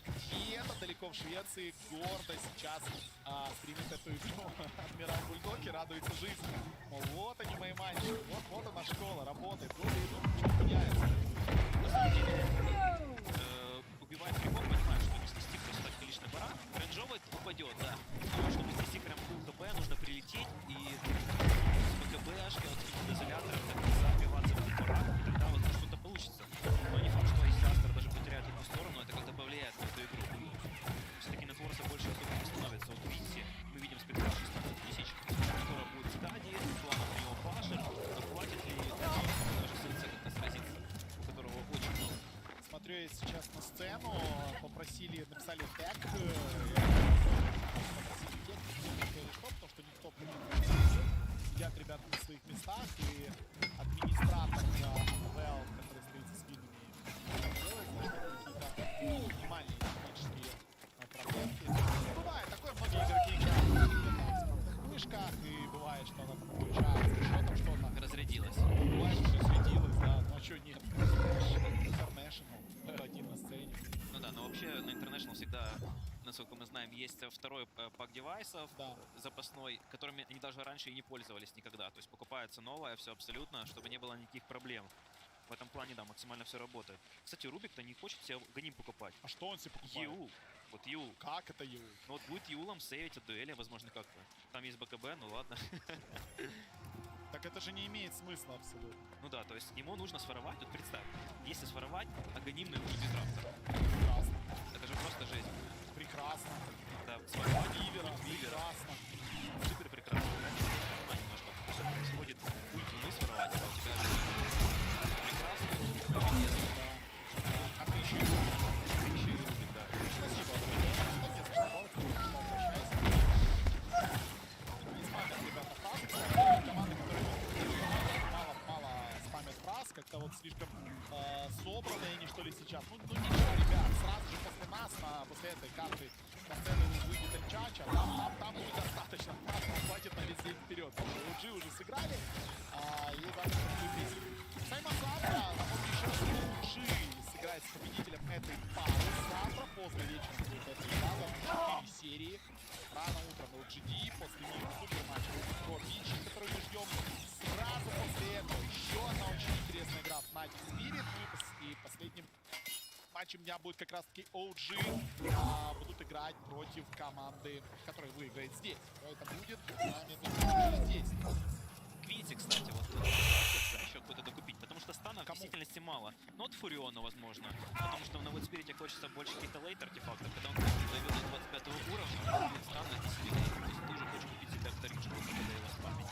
Огрмак, ему нужно подойти к притык, чтобы дать фаербласт. А вот это он сбил 800. Он ничего не хочет делать. И вот это стикер, хочет аккуратно стать, так что кто подкинуть блуластом. Потому что даже если Огр будет довернее, и блуласт не будет висеть на спектре или на Фурионе, то героя ослабнут прямо значительно. Но только я сказал, что не станет кидаться, сразу. Помните фраза Hippomanix, это чешская команда? Ну да, а чё бы нет, чё бы не поставить фразу Hippomanix. Я не так много европейского дивизиона в этом сезоне комментировал, игры. Я знаю, что были Hippomanix, я что-то про них знаю. Нет, было бы забавно, если Борекс понял фразу «Да нет, я не оправдываюсь». Ну ничего, я тут провел переговоры с некоторыми командами, провел серьезные переговоры. Возможно, она и появится в матчах не только наших команд. Что, ну, ВП и Spirit это использует ее довольно часто, но я еще провел с другими командами, приближен полу-СНГшными коллективами, скажем так. Вот Мирослав мою фразу спамит. Огромное спасибо. Да, ну, уважаемые зрители, вообще поддерживайте и команды с командными батлами, поддерживайте талантов с автографами, которые появились. От этого добавляется желание работать и играть, скажем так, да? Улыбается Женя. Желание огромное. Потому что фраза не фраза, ну поверьте. Вот поверьте нам всем. Фраза «я безумно хочу пиццы», она звучит не только в доте, и она звучит реально постоянно, как бы. Тут постоянно все ходят и спамят. Ну да, так оно и есть, как бы с этим ничего не поделаешь. Продолжая смотреть на сцену, ничего не происходит в кабине. Что-то происходит, пришел техник. Да, и что-то ковыряется там в компьютере у одного из игроков. К сожалению, я не вижу отсюда у кого. Но, видимо, действительно какая-то техническая мини-проблемка произошла. А можно нам включить все артефакты всех героев сейчас? Да, кстати, вот у Профета почти Кераса у нас появляется. Все-таки хочет сплитить максимально. Да, дальше. Давай сначала с Астер начнем. Давай. Мане, все понятно. Баттерфляй готовит. Лане. КБшку собирает. У него рецепт есть. Там у него выкупает. То есть БКБ сначала тоже имеет XXS, тоже все понятно. Хочет Сильвер. Боракс все, что надо, уже купил. Остальное неинтересно. Саша Кая Шторм хочет себе купить. Тоже неплохо. И Блудстон, возможно, рискнет купить себе, чтобы максимально много урона наносить. Дальше Явор. Скади Башер у него. Скади Башер, это надо еще дожить. Скади, кстати, у него будет довольно быстро. У Спирита тоже все приблизительно понятно. Лелис уже Сильвера. Дальше Кераса хочется. Продолжается игра. Будет продолжать смотреть. 36-я минута игры. 9-3. Довольно большое, но опять-таки мы понимаем, что состояние сейчас глобально ничего не значит. Это очень страшно вышло, если забыть, что у нас есть Огрмак, который по сути большой крит, да? И у него не должен быть прыжочек на Огрмага, вот как раз таки Огрмак довольно плотный, но хватает дэмэджа. Плюс 150 уже в XXS. После байбека на 70 секунд отправляется у нас в таверну Огр. При этом мы недавно наблюдали, как Огр покупает себе спрятанный Мидас. Да. И Хекс на 28 минуте буквально. А здесь он покупает себе Аганим Шард, Мидасом не пахнет. Вот 1400 золота, это же по сути почти рецепт Мидаса. Да. Если ты покупаешь, ты уровень 12, ты же его покупаешь просто за 3 клика. Тут можно уже и Шард купить себе, и что угодно. Стримеры. Не буду спорить, мне тоже намного больше нравится такой расклад, но здесь мы видим, SVG сыграл немножечко не так. Мане половину тир-3 тавра убил, команда... Фурион Вилли не сносит, посмотри, снизу на топе. Хорош, снизу Баракси сейчас упадет, но тут придется защищаться, да, Баракси доносится, Т3 на топе надо бить, дайвить, тем временем у нас Шторм Спирит на МСС, убили его довольно быстро, у МСС есть байбек, у ЛВ его до сих пор нету, вторая сторона тем временем падает у команды Астер, но также вторая сторона упала уже у команды BTQ, Астер могут пойти и попытаться закончить эту игру прямо сейчас. Да, так оно и есть. Мане пошел дамажить тир-4 тавр. Ну и должна быть драка. Прямо сейчас. Размениваться уже опасновато. Тир-4 падает. Остается у нас голый трон. Нету клипа, не отойдет второй команды. Да, продолжает размениваться у нас Аганим Фурион. Очень больно. У нас минус купает. Минус купает. Там разлучается в драку. Ваши мой Боракс. Ну, уходит отсюда. Минус спектра. Уже байбек. Пошел. Хаут. Надо как-то убивать. Минус раз. Минус балл. Ну, убили. Боракса убили. Шторма убили. И убили еще и Ланема. Остается 1 XX.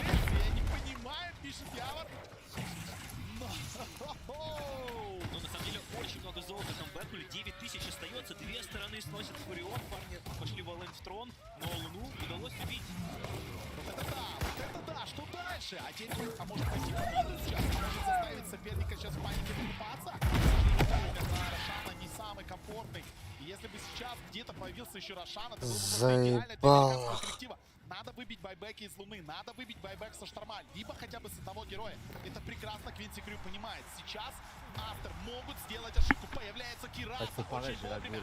Астер могут извините, не Астер, Квинси могут перевернуть сейчас игру. Есть байбек от Мане, пошел дэмэдж по Т3. Не забываем, что убийство этой страны это мега крипы сейчас. Шторм полетел. Нет, это такой байт. Просто показал, что здесь двух форов заставили выкупиться. Экономика выравнивается. Я думаю, Квинси максимально довольны. Матч на вылет. И это, знаешь, на кураже, возможно, сейчас могут камбэкнуть.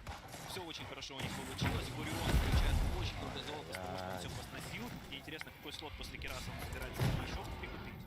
Ну, наверное, Хекс. Наверное, же надо этот Хекс все-таки взять или нет? Я пока не думаю, пока не думаю.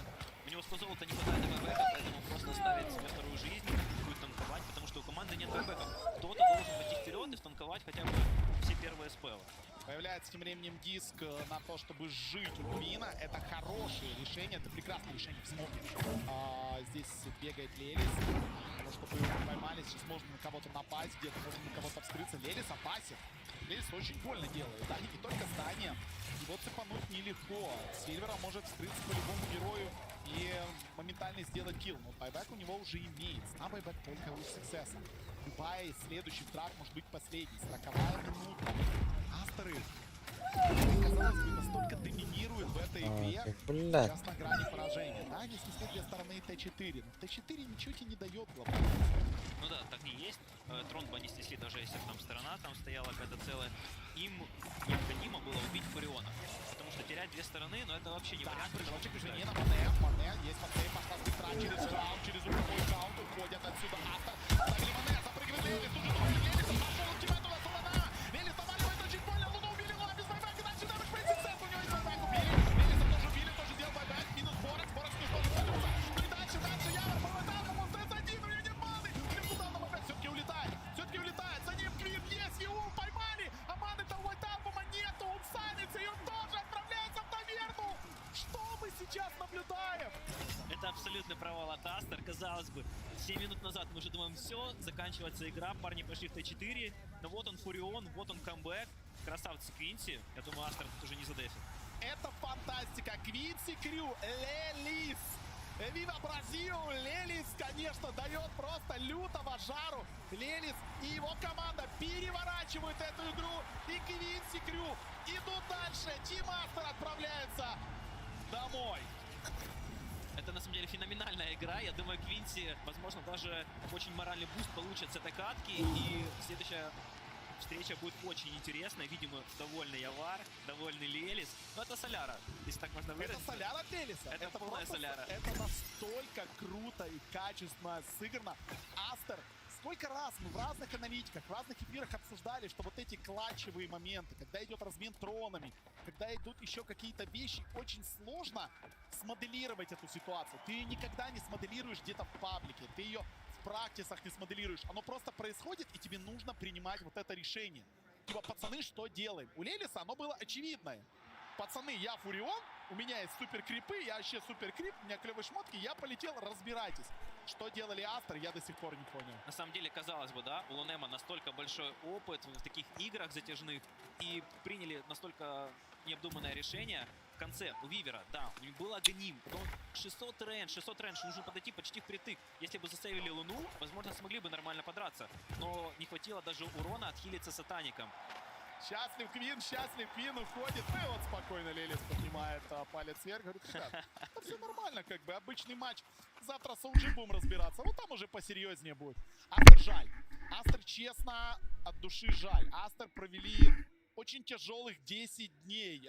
И этих 10 дней там в карантине и так далее. Очень тяжело восстанавливались. Едва переболели, попали сюда. Здесь играли фактически идеальный тактический матч. Они делали все правильно. Правильные выходы, правильные линии, правильные шмотки.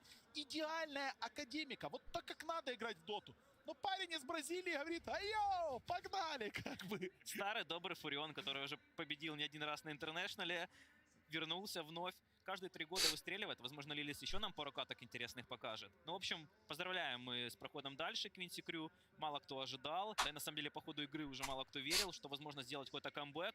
И вот они прошли дальше. Астер, ну, к сожалению, покидает нас на этом турнире. Но у нас остается 14 коллективов. Еще с двумя мы сегодня распрощаемся. Следующие две Best of 1 рулеточки никуда не уходите. Будут не менее крутыми. Я в этом уверен. Вилат и Шадовек для вас комментировали прошлую карту. Слово нашей студии. Поздравляем Евара и его команду. Вилат говорил о том, что эту ситуацию невозможно было смоделировать. И я, честно говоря, сказал ГГ своим парням и моделировал уже у себя в голове поздравление Team Master. Но не тут-то было. Квинси Крю просто невероятно совершенно.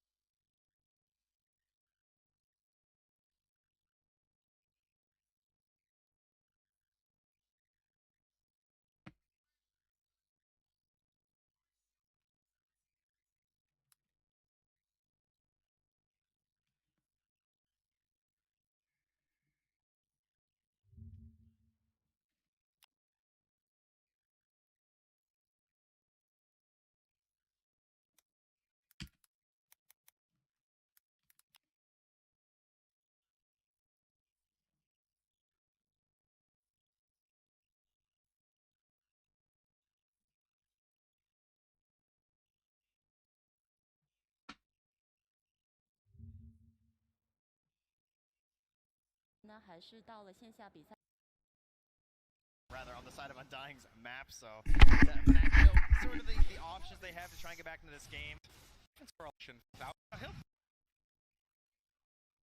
He knew. Very aware. It's not a good side for Quincy Crew. Usually it's like this was him. You didn't more focus that much. I don't wrong like going for that shot. Like that Yawar kill inside. You made a mistake. Yeah, and it's a Storm Spear. Reason why some teams will obviously point, click, go. We're gonna performance.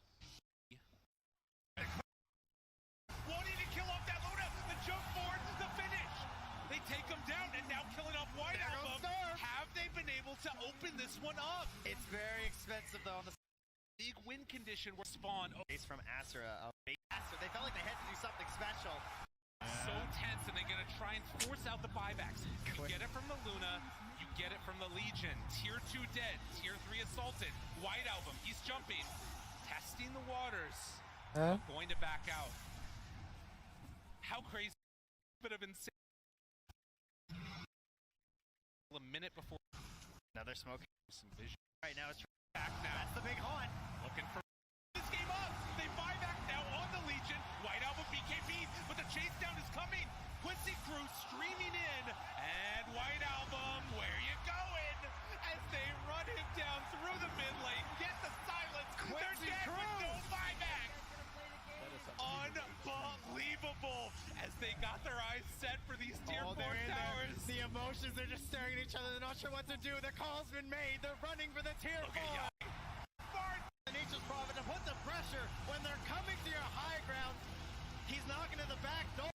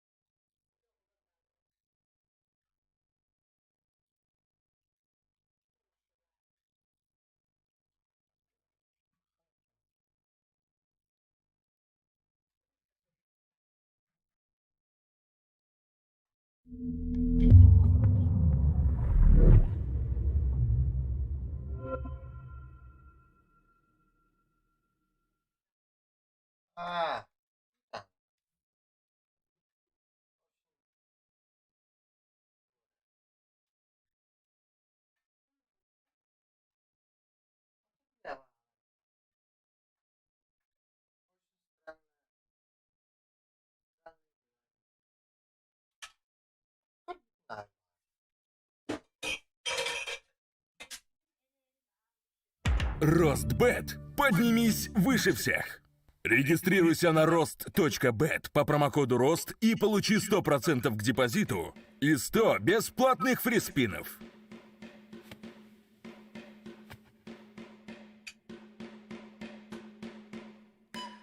В моем городке была такая игра в кальмара. Мы звали ее так, потому что поле было в форме кальмара. Правила были простыми. Дети делились на две команды. Нападение и защита. Когда игра начинается, защита может бегать внутри поля на двух ногах, а нападение может прыгать только на одной ноге снаружи. Там твоя мама! Но если нападающий сможет пройти защиту по центру кальмара, то сможет перемещаться по полю на обеих ногах.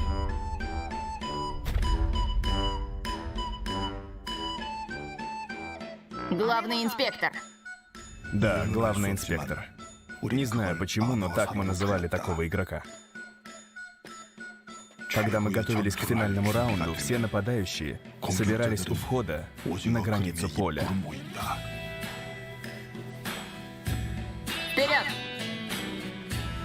Чтобы выиграть, нападающему нужно было наступить ногой на небольшой участок у головы кальмара. Однако, если кто-то из защиты выталкивал тебя за границы поля в форме кальмара, ты умирал. Верно. Ты умирал.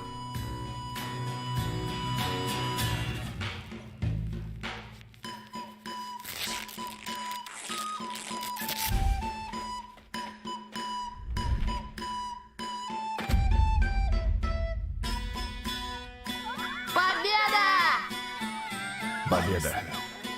Когда ты наступал на голову кальмара, то побеждал и кричал «Победа!».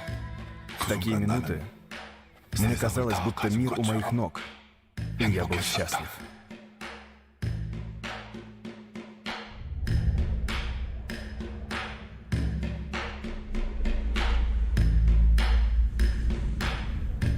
Игра в кальмара.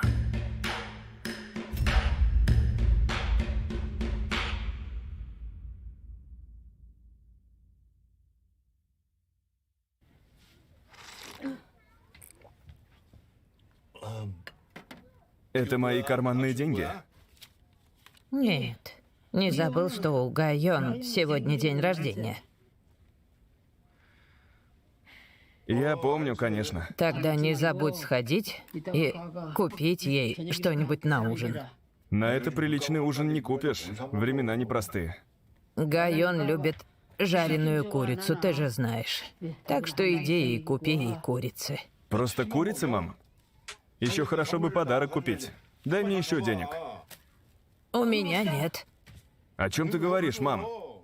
Я же отдал тебе все, что заработал. Ой, умоляю, твоя мелочь. Эй, этим даже ежемесячный платеж по твоим долгам не закрыть. Да ладно, мы же почти ничего не тратили. А если нужно, можно и потратить. Да господи.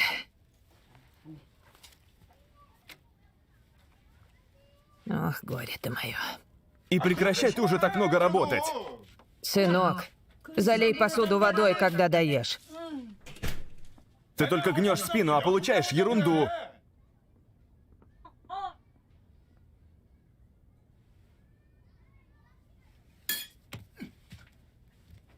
Так.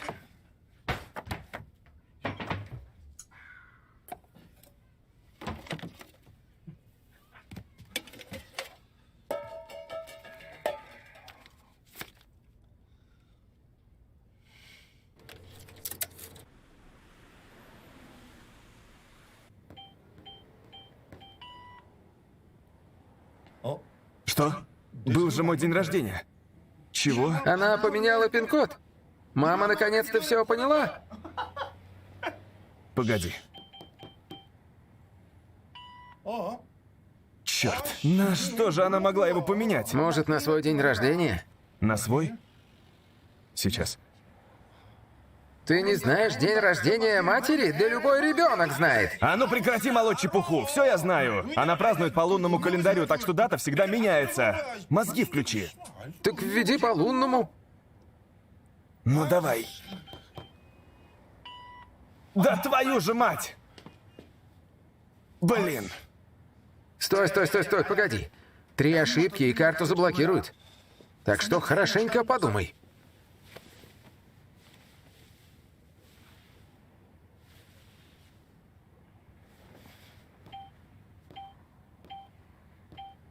Какую сумму вы хотели бы снять? Ну что, твой день рождения? Моей дочки. Он сегодня. Старуха больше любит внучку, чем родного сына. Вот черт! И вот номер 10. Давай. Ну же, скорее, поднажми. Давай, еще! Скорее, давай. Молодец! Давай, быстрее! Ну же, гони! Давай! Ну же! Вперед!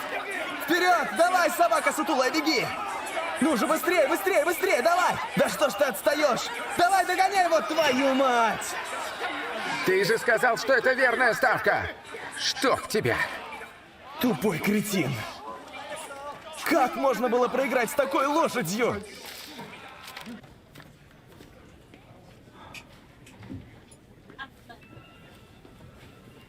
Внимание, последние ставки на 10-й забег. Делайте свои ставки. Повторяю. Эй, мужик, давай быстрее! Последние ставки на 10-й забег. Делайте свои ставки. Дружище! Эй, чего ты там? Убери руки! А ну отвали от меня! Не видишь, я тут думать пытаюсь!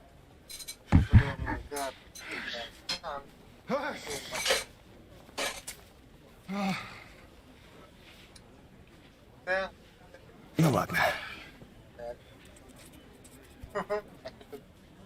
Номер 9, легенда, движется по центру. Начинает отставать. Ну давай. Но выходит вперед. Давай. Ноздря в ноздрю. Молодчина, вот так, быстрее. Обходи его, давай. Ну же, быстрее, поднажми. Давай. Давай, пошла, ну. Давай, поднажми чуток. Пошла. Номер 6, молния, отрывается. Давай. Молния обходит 7-й номер. Вот так. Ну же, скотина, обходи его. Номер 6 и следом 8. Давай. Да, ура. На этом 10-й забег окончен. У меня получилось, мужик. 6-я или 8-я? А как ты выбрал 6-ю? Блин, что я говорил? Сейчас июнь, 8 число. Сегодня родилась моя дочь. 4,5 миллиона. Спасибо вам. Вот, а это вам. Еще раз огромное спасибо. А мне что? Идем. Эй, козлина, постой! Подожди меня!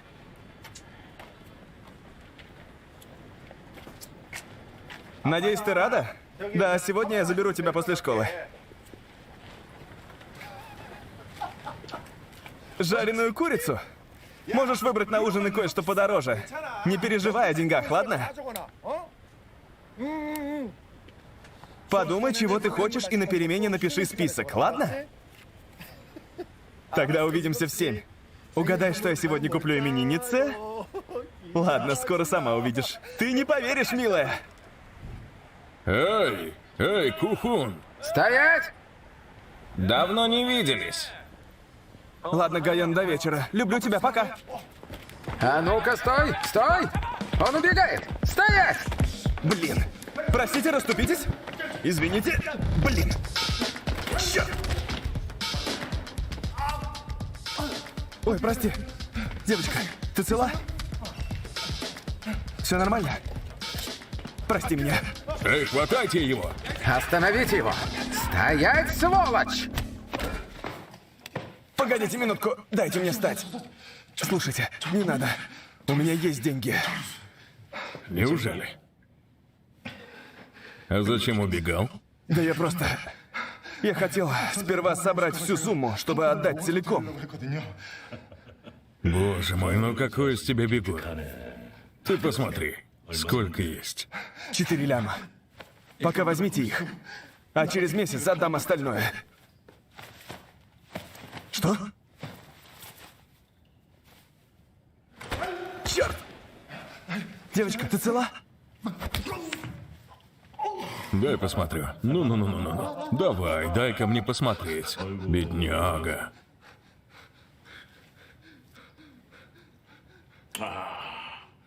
Какая вкусная. Хорошо питаешься, да? На мои денежки. Клянусь, они были у меня. У меня были твои деньги. Я поставил на 6-ю и 8-ю. Деньги были вот тут. Эй.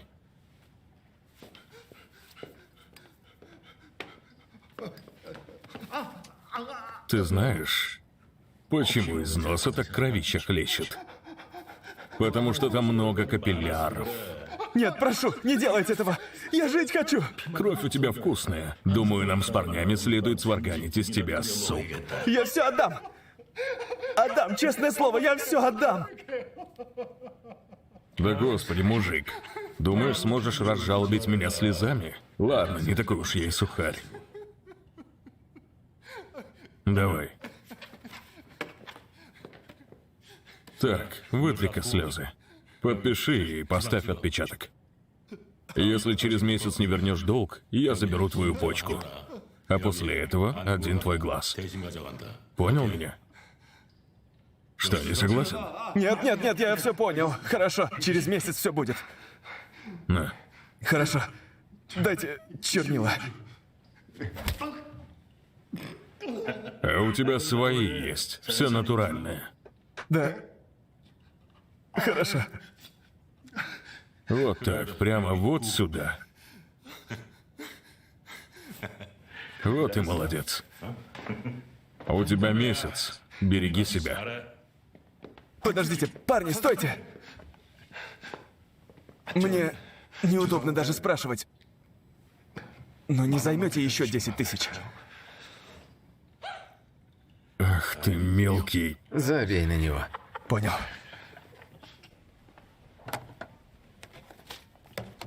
Простите. Мне очень жаль, но... Не вернете мне 10 тысяч?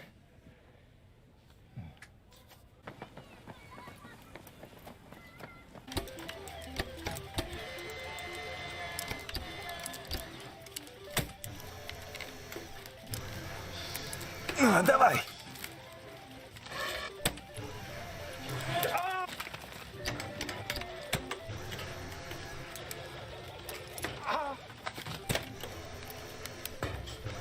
Да, отлично. Вот так, да. Хорошо. Нет!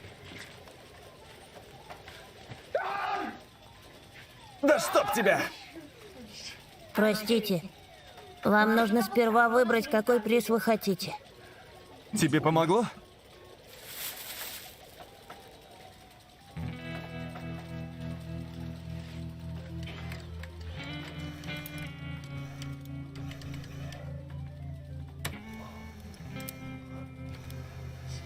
Вот так, хорошо. Да, отлично.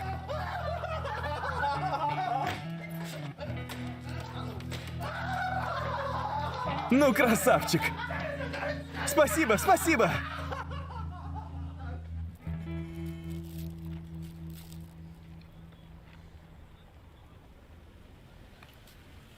На синяк смотришь? Да это... Меня просто комар укусил. Комары сейчас такие злющие. Да. Пап, ты можешь сколько хочешь драться. Только береги себя. Мне жаль. Правда, милая. Я хотел угостить тебя хорошим ужином, а не этим. Все хорошо. Мы с отчимом в обед ходили есть стейки, так что ничего. Стейки, да? Какой он молодец. Но токпокки мне больше нравятся. Дома мне такое не разрешают. Мама говорит, это вредно. Тогда лопай. Боже мой! У меня тут сюрприз. Гайон, у меня тут припрятан для тебя подарочек.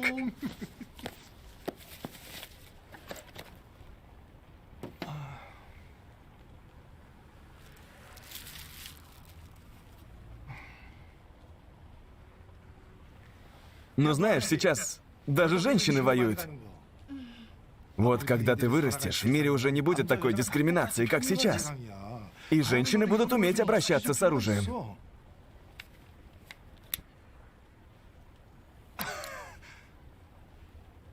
А еще это зажигалка. А выглядит совсем как настоящий, скажи. Я думаю, тебе влетит от мамы, если она меня с ним увидит. Да ладно. Тогда он пока побудет у меня, пока ты не подрастешь. Только не прикуривай им. Ты чего? Я же бросил.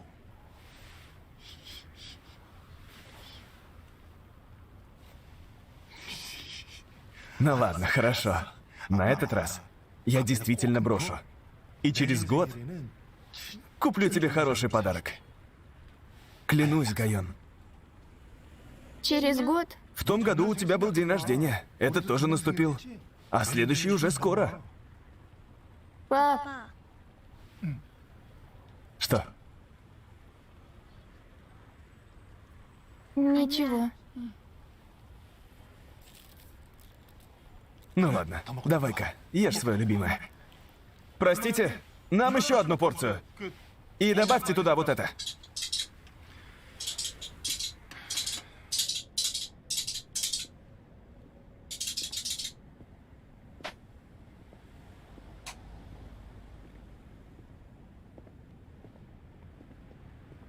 Почему ты так поздно ее привел? На улице уже холодно. Она стала засыпать, пришлось нести.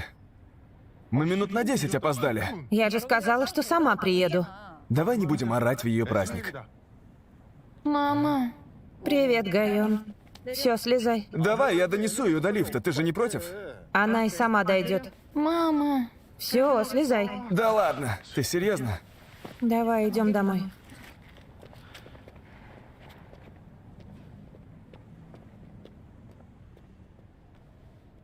Пока, пап. Пока. Доброй ночи.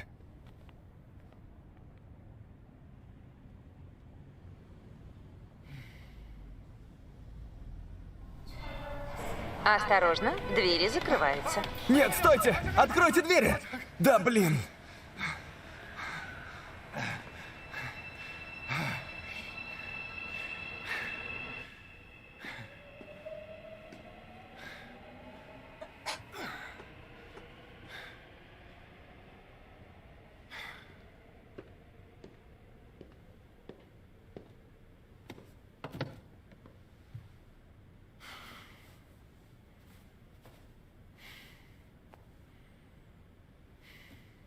Добрый вечер.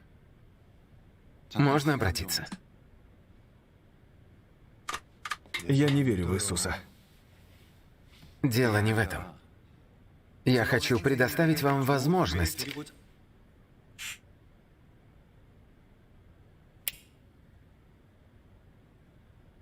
Слушайте, я потомственный буддист. Поищите кого другого. Господин, Вы бы хотели со мной сыграть? Да кто вы? Вы продавец, да? Знаю, у вас свои приемчики. Понимаю, это просто ваша работа, но я сейчас не хочу...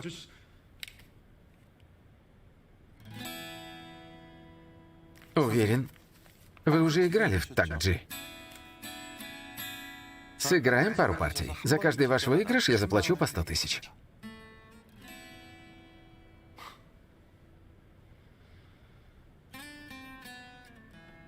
Так, если я угадаю, и ваш Так-Джи перевернется, я получу 100 тысяч вон? А если я переверну ваш, то вы дадите мне такую же сумму.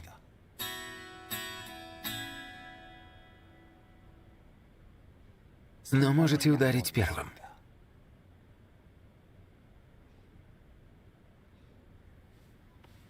Слушайте, у меня плохой день.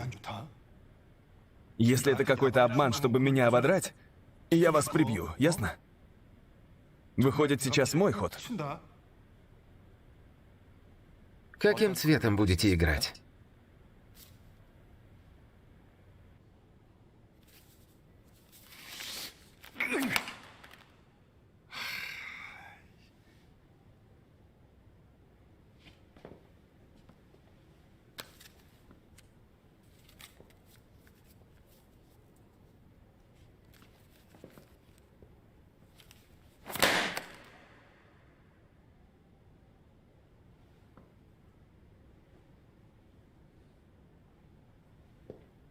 Что случилось? Просто дело в том, что... Можете расплатиться натурой. Чего? Какого хрена? Пощечина вместо 100 тысяч.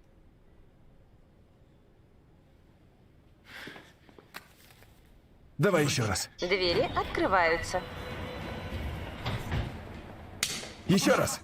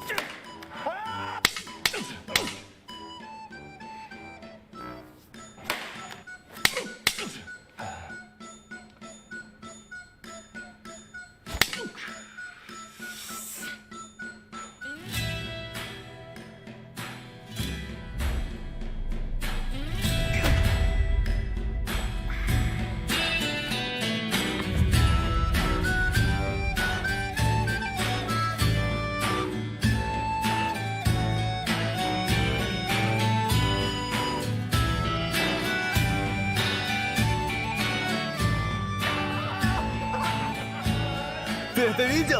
Я тебя уделал. Видел, да? У меня получилось, я выиграл. А ну иди сюда, теперь моя очередь. Ты что это делаешь? Ваши 100 тысяч. Не за что.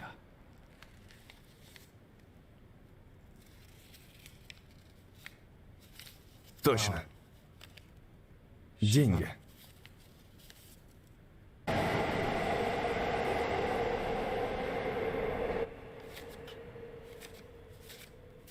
Знаете, господин, есть игры, где можно заработать даже больше. Это наверняка заманчиво. Мужик, ты из какой-то пирамиды или что? Слушай, да, я в отчаянии, но пока еще не настолько.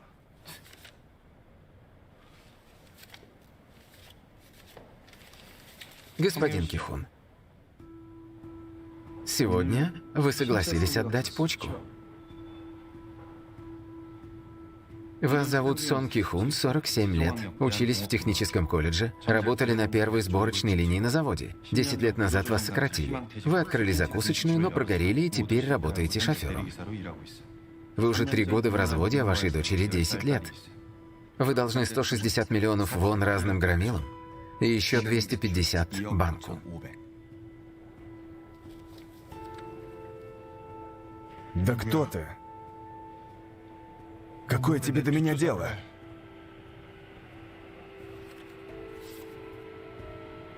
У нас осталось совсем мало мест. Просто подумайте.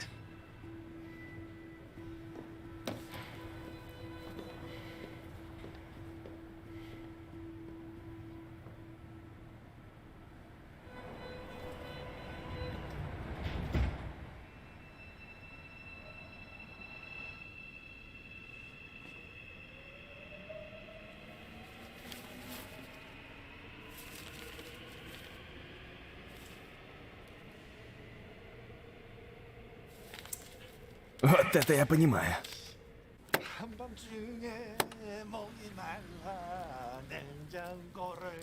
Ты что, всю ночь пил? А вот и нет.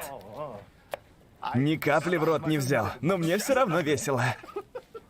А все благодаря вот этому. Кухун, где ты их взял? Снова играл? Не смотри на меня так, не играл я. В этот раз я их заработал, все законно. А что у тебя с лицом? За что тебя теперь избили? Забей. Санву приезжал? Как там его работа? Он очень занят, как всегда. Прямо сейчас он в командировке за границей. Вот же неблагодарный козел. Скажи, чтобы позвонил, когда приедет. Я же так ему помог. Он поступил в университет Сеула благодаря мне. В детстве я водил его в школу. Только поэтому он ее и закончил, и устроился. Мог бы купить мне выпить. О чем ты там болтаешь? Вот возьми и иди домой. Не в бар, а сразу домой. Вот. Сдачи не надо.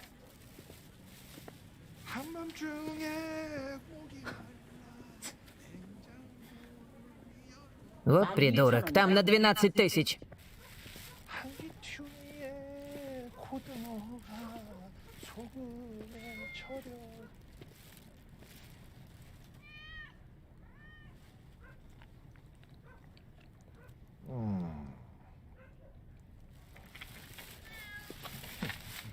Ты голодный?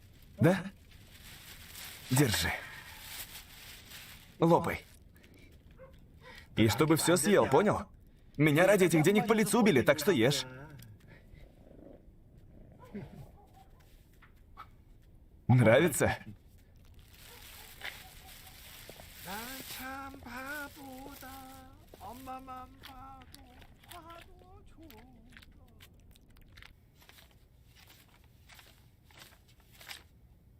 Вот. Это тебе. Давай, бери. Постой. Ты что, опять играл? Конечно, нет. Погоди. Что у тебя с лицом? Сейчас же отвечай. Да ничего особенного. Минуточку. Хочешь сказать, что ты украл эти деньги? Ничего я не крал, мам. Я их заработал. Работал, понятно? Руками и лицом тоже. Все, чтобы заработать для нас эти деньги. Господи боже.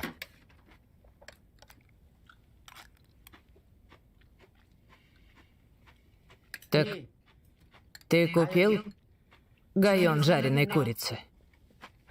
Да, мы с ней поужинали. Я подарил подарок, все как положено.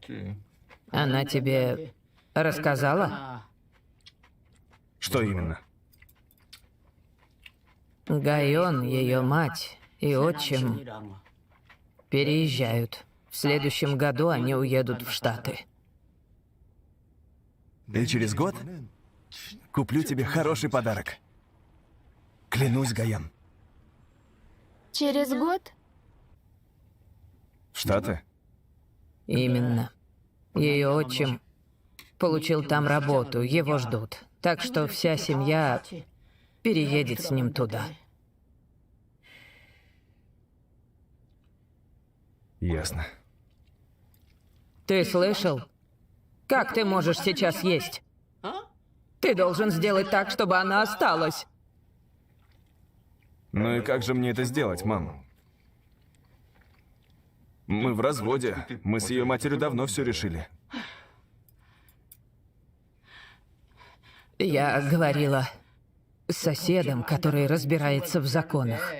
Он сказал, что если у отца есть возможность содержать ребенка, и он может это доказать, то опеку отдадут ему. Знаешь, что будет, если она уедет в Штаты? Она забудет корейский язык. Она уже не сможет говорить с тобой, как сейчас. Ты станешь для нее чужим человеком. Уверен, что сможешь жить дальше вдали от своей девочки.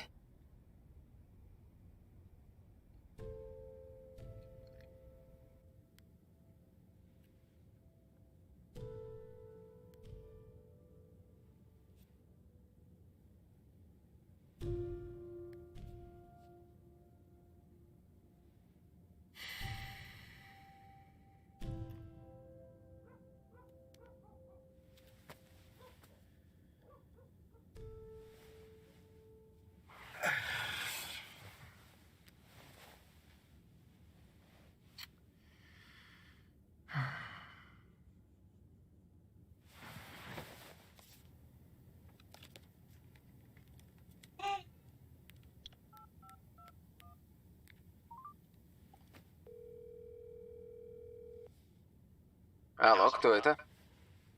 Алло. Вы сегодня дали мне свою визитку. Хотите поучаствовать в игре? Если да, то назовите мне свое имя и дату рождения, пожалуйста.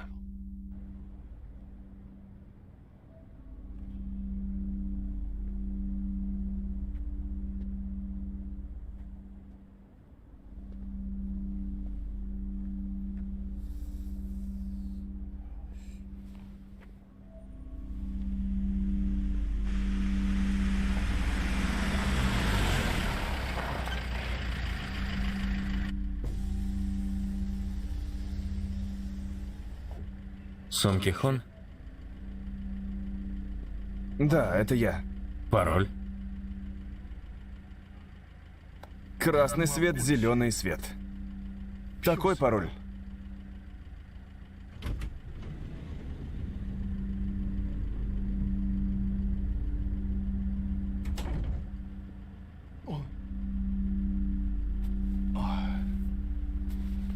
Видимо, остальные очень устали. Так что скажите, сколько времени займет эта игра или что там такое?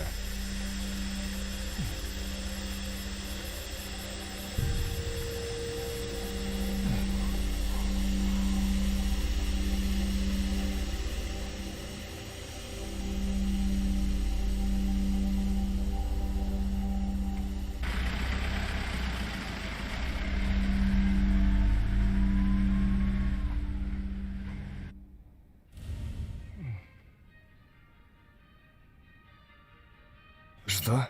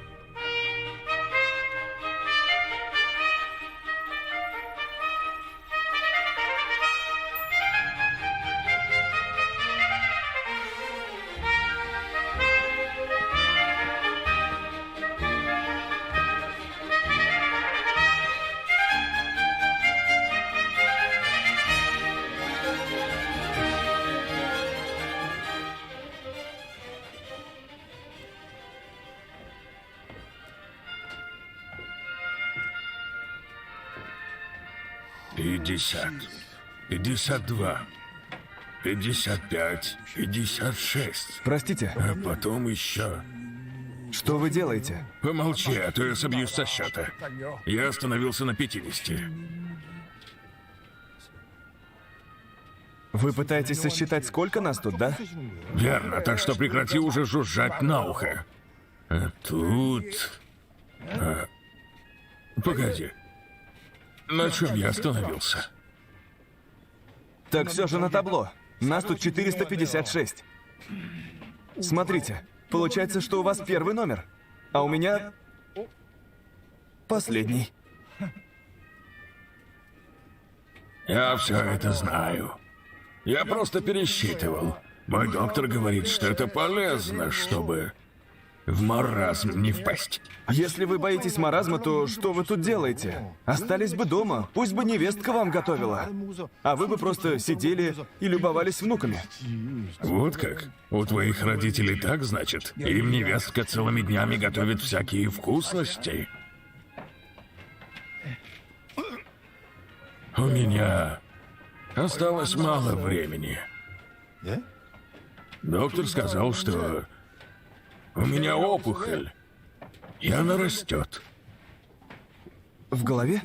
Опухоль мозга. Засранка мелкая. Ну что? Да. В каком тесном мире мы живем. Вы посмотрите на эти глазки, сколько там гонора. Тебе не просто сломать удар, ты держать умеешь. Я о тебе заботился, кормил тебя, учил, когда тебе было некуда идти. И вот она благодарность. Ты взял с меня больше, чем я тебе задолжала. Если это правда, то на кой черт ты тогда убежала? Я не убежала. Я стала независимой. Вот как.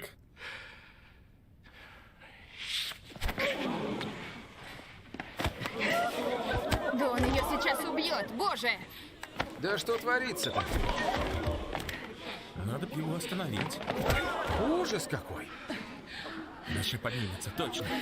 Разве ж так можно? Независимый? Ты типа активистка? Ну давай, помаши тогда флагом. Точно вспомнил. Ты же с Северной Кореи. Вот их флагом и маши. Эй, а ну иди сюда, не дергайся. Я узнаю этот шрам. Ты та самая карманница. Где мои деньги? Верни их. Куда ты их дела? Ты меня обокрала, они мне нужны. Какого хрена? Ты еще кто? И что это ты делаешь? Я? Ладно, слушай. Я Сон Ки-ху из Сан-Мундона. Говно из Сан-Мундона. Чего? Мы с мелкой сучкой разговаривали. Да, я все понимаю.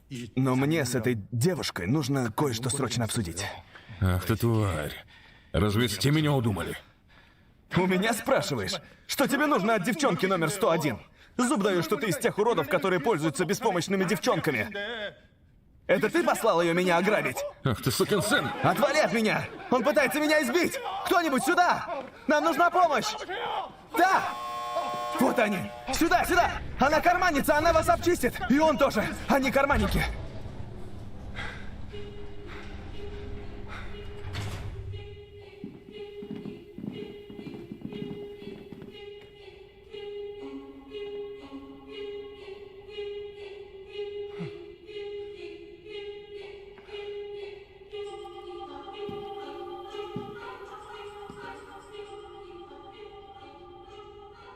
Я бы хотел искренне вас всех поприветствовать. На протяжении 6 дней вы будете участвовать в 6 играх. Победители всех 6 игр получат внушительную сумму денег. Из чего нам вам верить? Вы отобрали наши вещи, уцепили нас и привезли сюда на какой-то стрёмный склад. А теперь говорите, что мы должны сыграть в 6 игр? Думаете, мы на это купимся? Мы приняли все эти меры, чтобы сохранить в процессе конфиденциальность. По окончании игр вам все вернут. На вас... На всех вас маски, зачем они? Мы не раскрываем ни лиц, ни личной информации наших сотрудников перед участниками. Это необходимо для честной игры и конфиденциальности, поймите нас. А я вам не верю, сами поймите. Вы нас обманули, а затем похитили. Рассказывайте, что хотите, но вы здесь нарушаете закон. Так что придется вам рассказать кое-что еще. Номер 218, Чхо Сан-ву. 46 лет. Бывший сотрудник компании Joy Investments. Крал деньги у клиентов, инвестировал в ценные бумаги и фьючерсы, но разорился. Долг 650 миллионов вон. Номер 107. Ким Ми Ок, 540 миллионов. 118 О Юн Ук, 1 миллиард. 322 Джон Мин Тхэ, 880 миллионов. 119 Но Санг Хун, 1,5 миллиарда. 369 Пак Юэнь, 900 миллионов. Все находящиеся в этой комнате являются полными банкротами. У всех есть долги, которые вы не можете выплатить. Когда мы впервые встретились, ни один из вас нам не поверил. Но, как вам известно, мы сыграли в игру. И вы получили выигрыш, как и было обещано. И после этого все вдруг стали нам доверять. Вы позвонили и вызвались участвовать в игре по собственной воле. Ну что ж, я дам вам еще один шанс сделать выбор. Хотите вернуться к своим прежним угнетающим жизням, где вас преследуют кредиторы? Или будете действовать и воспользуетесь возможностью?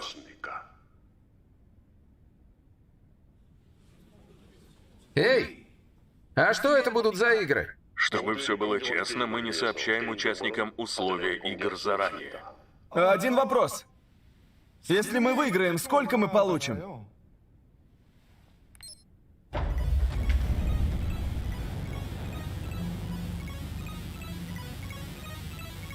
Сумма призовых будет расти с каждой проведенной игрой. По окончании первого раунда мы сообщим сумму всем участникам. Если вы не хотите участвовать, прошу, дайте нам знать об этом сейчас.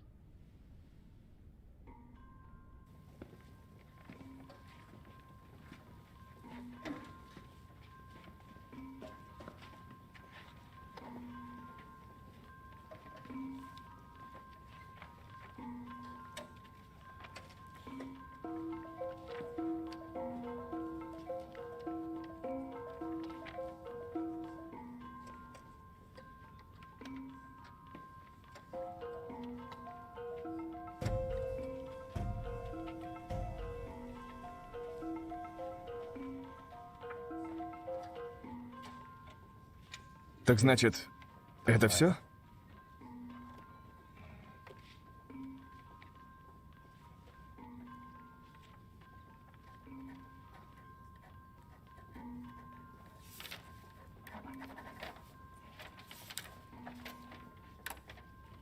Ладно.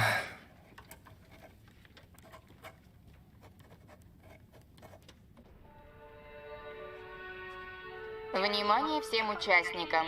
Сейчас начнется первая игра. Следуйте инструкциям персонала и пройдите в игровой зал.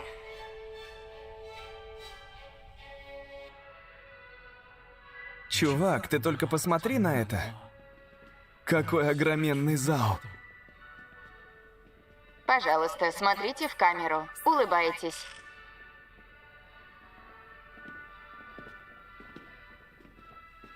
Пожалуйста, смотрите в камеру. Улыбайтесь.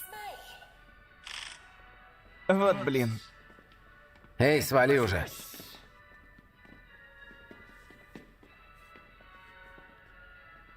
Пожалуйста, смотрите в камеру. Улыбайтесь.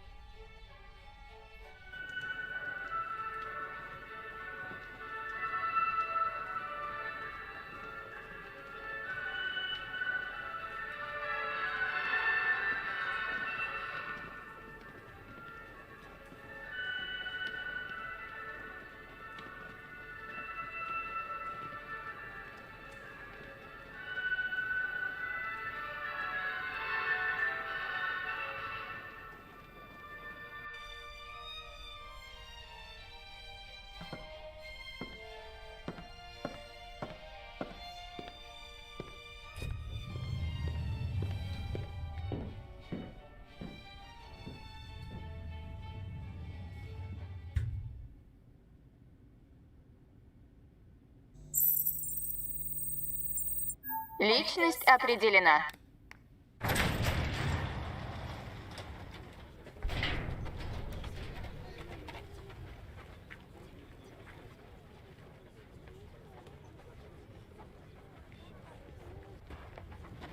Эй, Санву! Санву, дружище! Что случилось? Что ты здесь делаешь? Я вчера виделся с твоей мамой. Она сказала, что ты в командировке. О чем этот парень говорил? Откуда у тебя долги? Ты же Санву, ты же учился в университете. Внимание, игроки. Когда вы войдете... Поговорим позже. Встаньте за белую линию на поле и ждите дальнейших инструкций. Повторяю, всем игрокам встать за белую линию на поле и ждать дальнейших инструкций.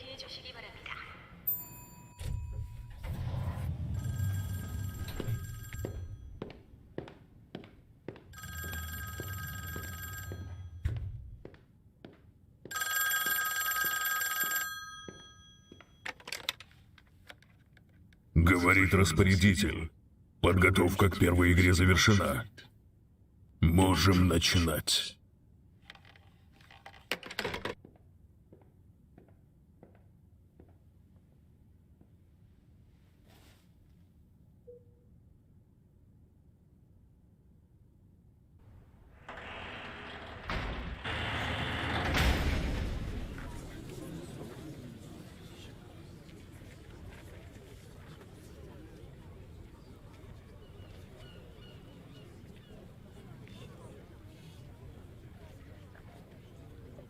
Эй. Чё? Что это? Вон там. Выглядит стрёмно. Да, у нее здоровенная голова. Начинаем первую игру. Мы сыграем в красный свет, зеленый свет. Когда вы услышите слова «зеленый свет», можете двигаться вперед. При словах «красный свет» замрите. Если будет замечено движение, вы выбываете. Красный свет, зеленый свет? В нее играют дети на площадках. Повторяю еще раз. Она так и сказала. Можете двигаться. Это шутка? Красный свет, замрите. Спорим? Я первый добегу. Серьезно? Если будет замечено движение, вы выбываете. На миллион, лады? Ой, да чтоб тебя. Лады. Игроки, которые не выбыли и пересекли финишную черту до истечения 5 минут, проходят дальше. А теперь начнем игру.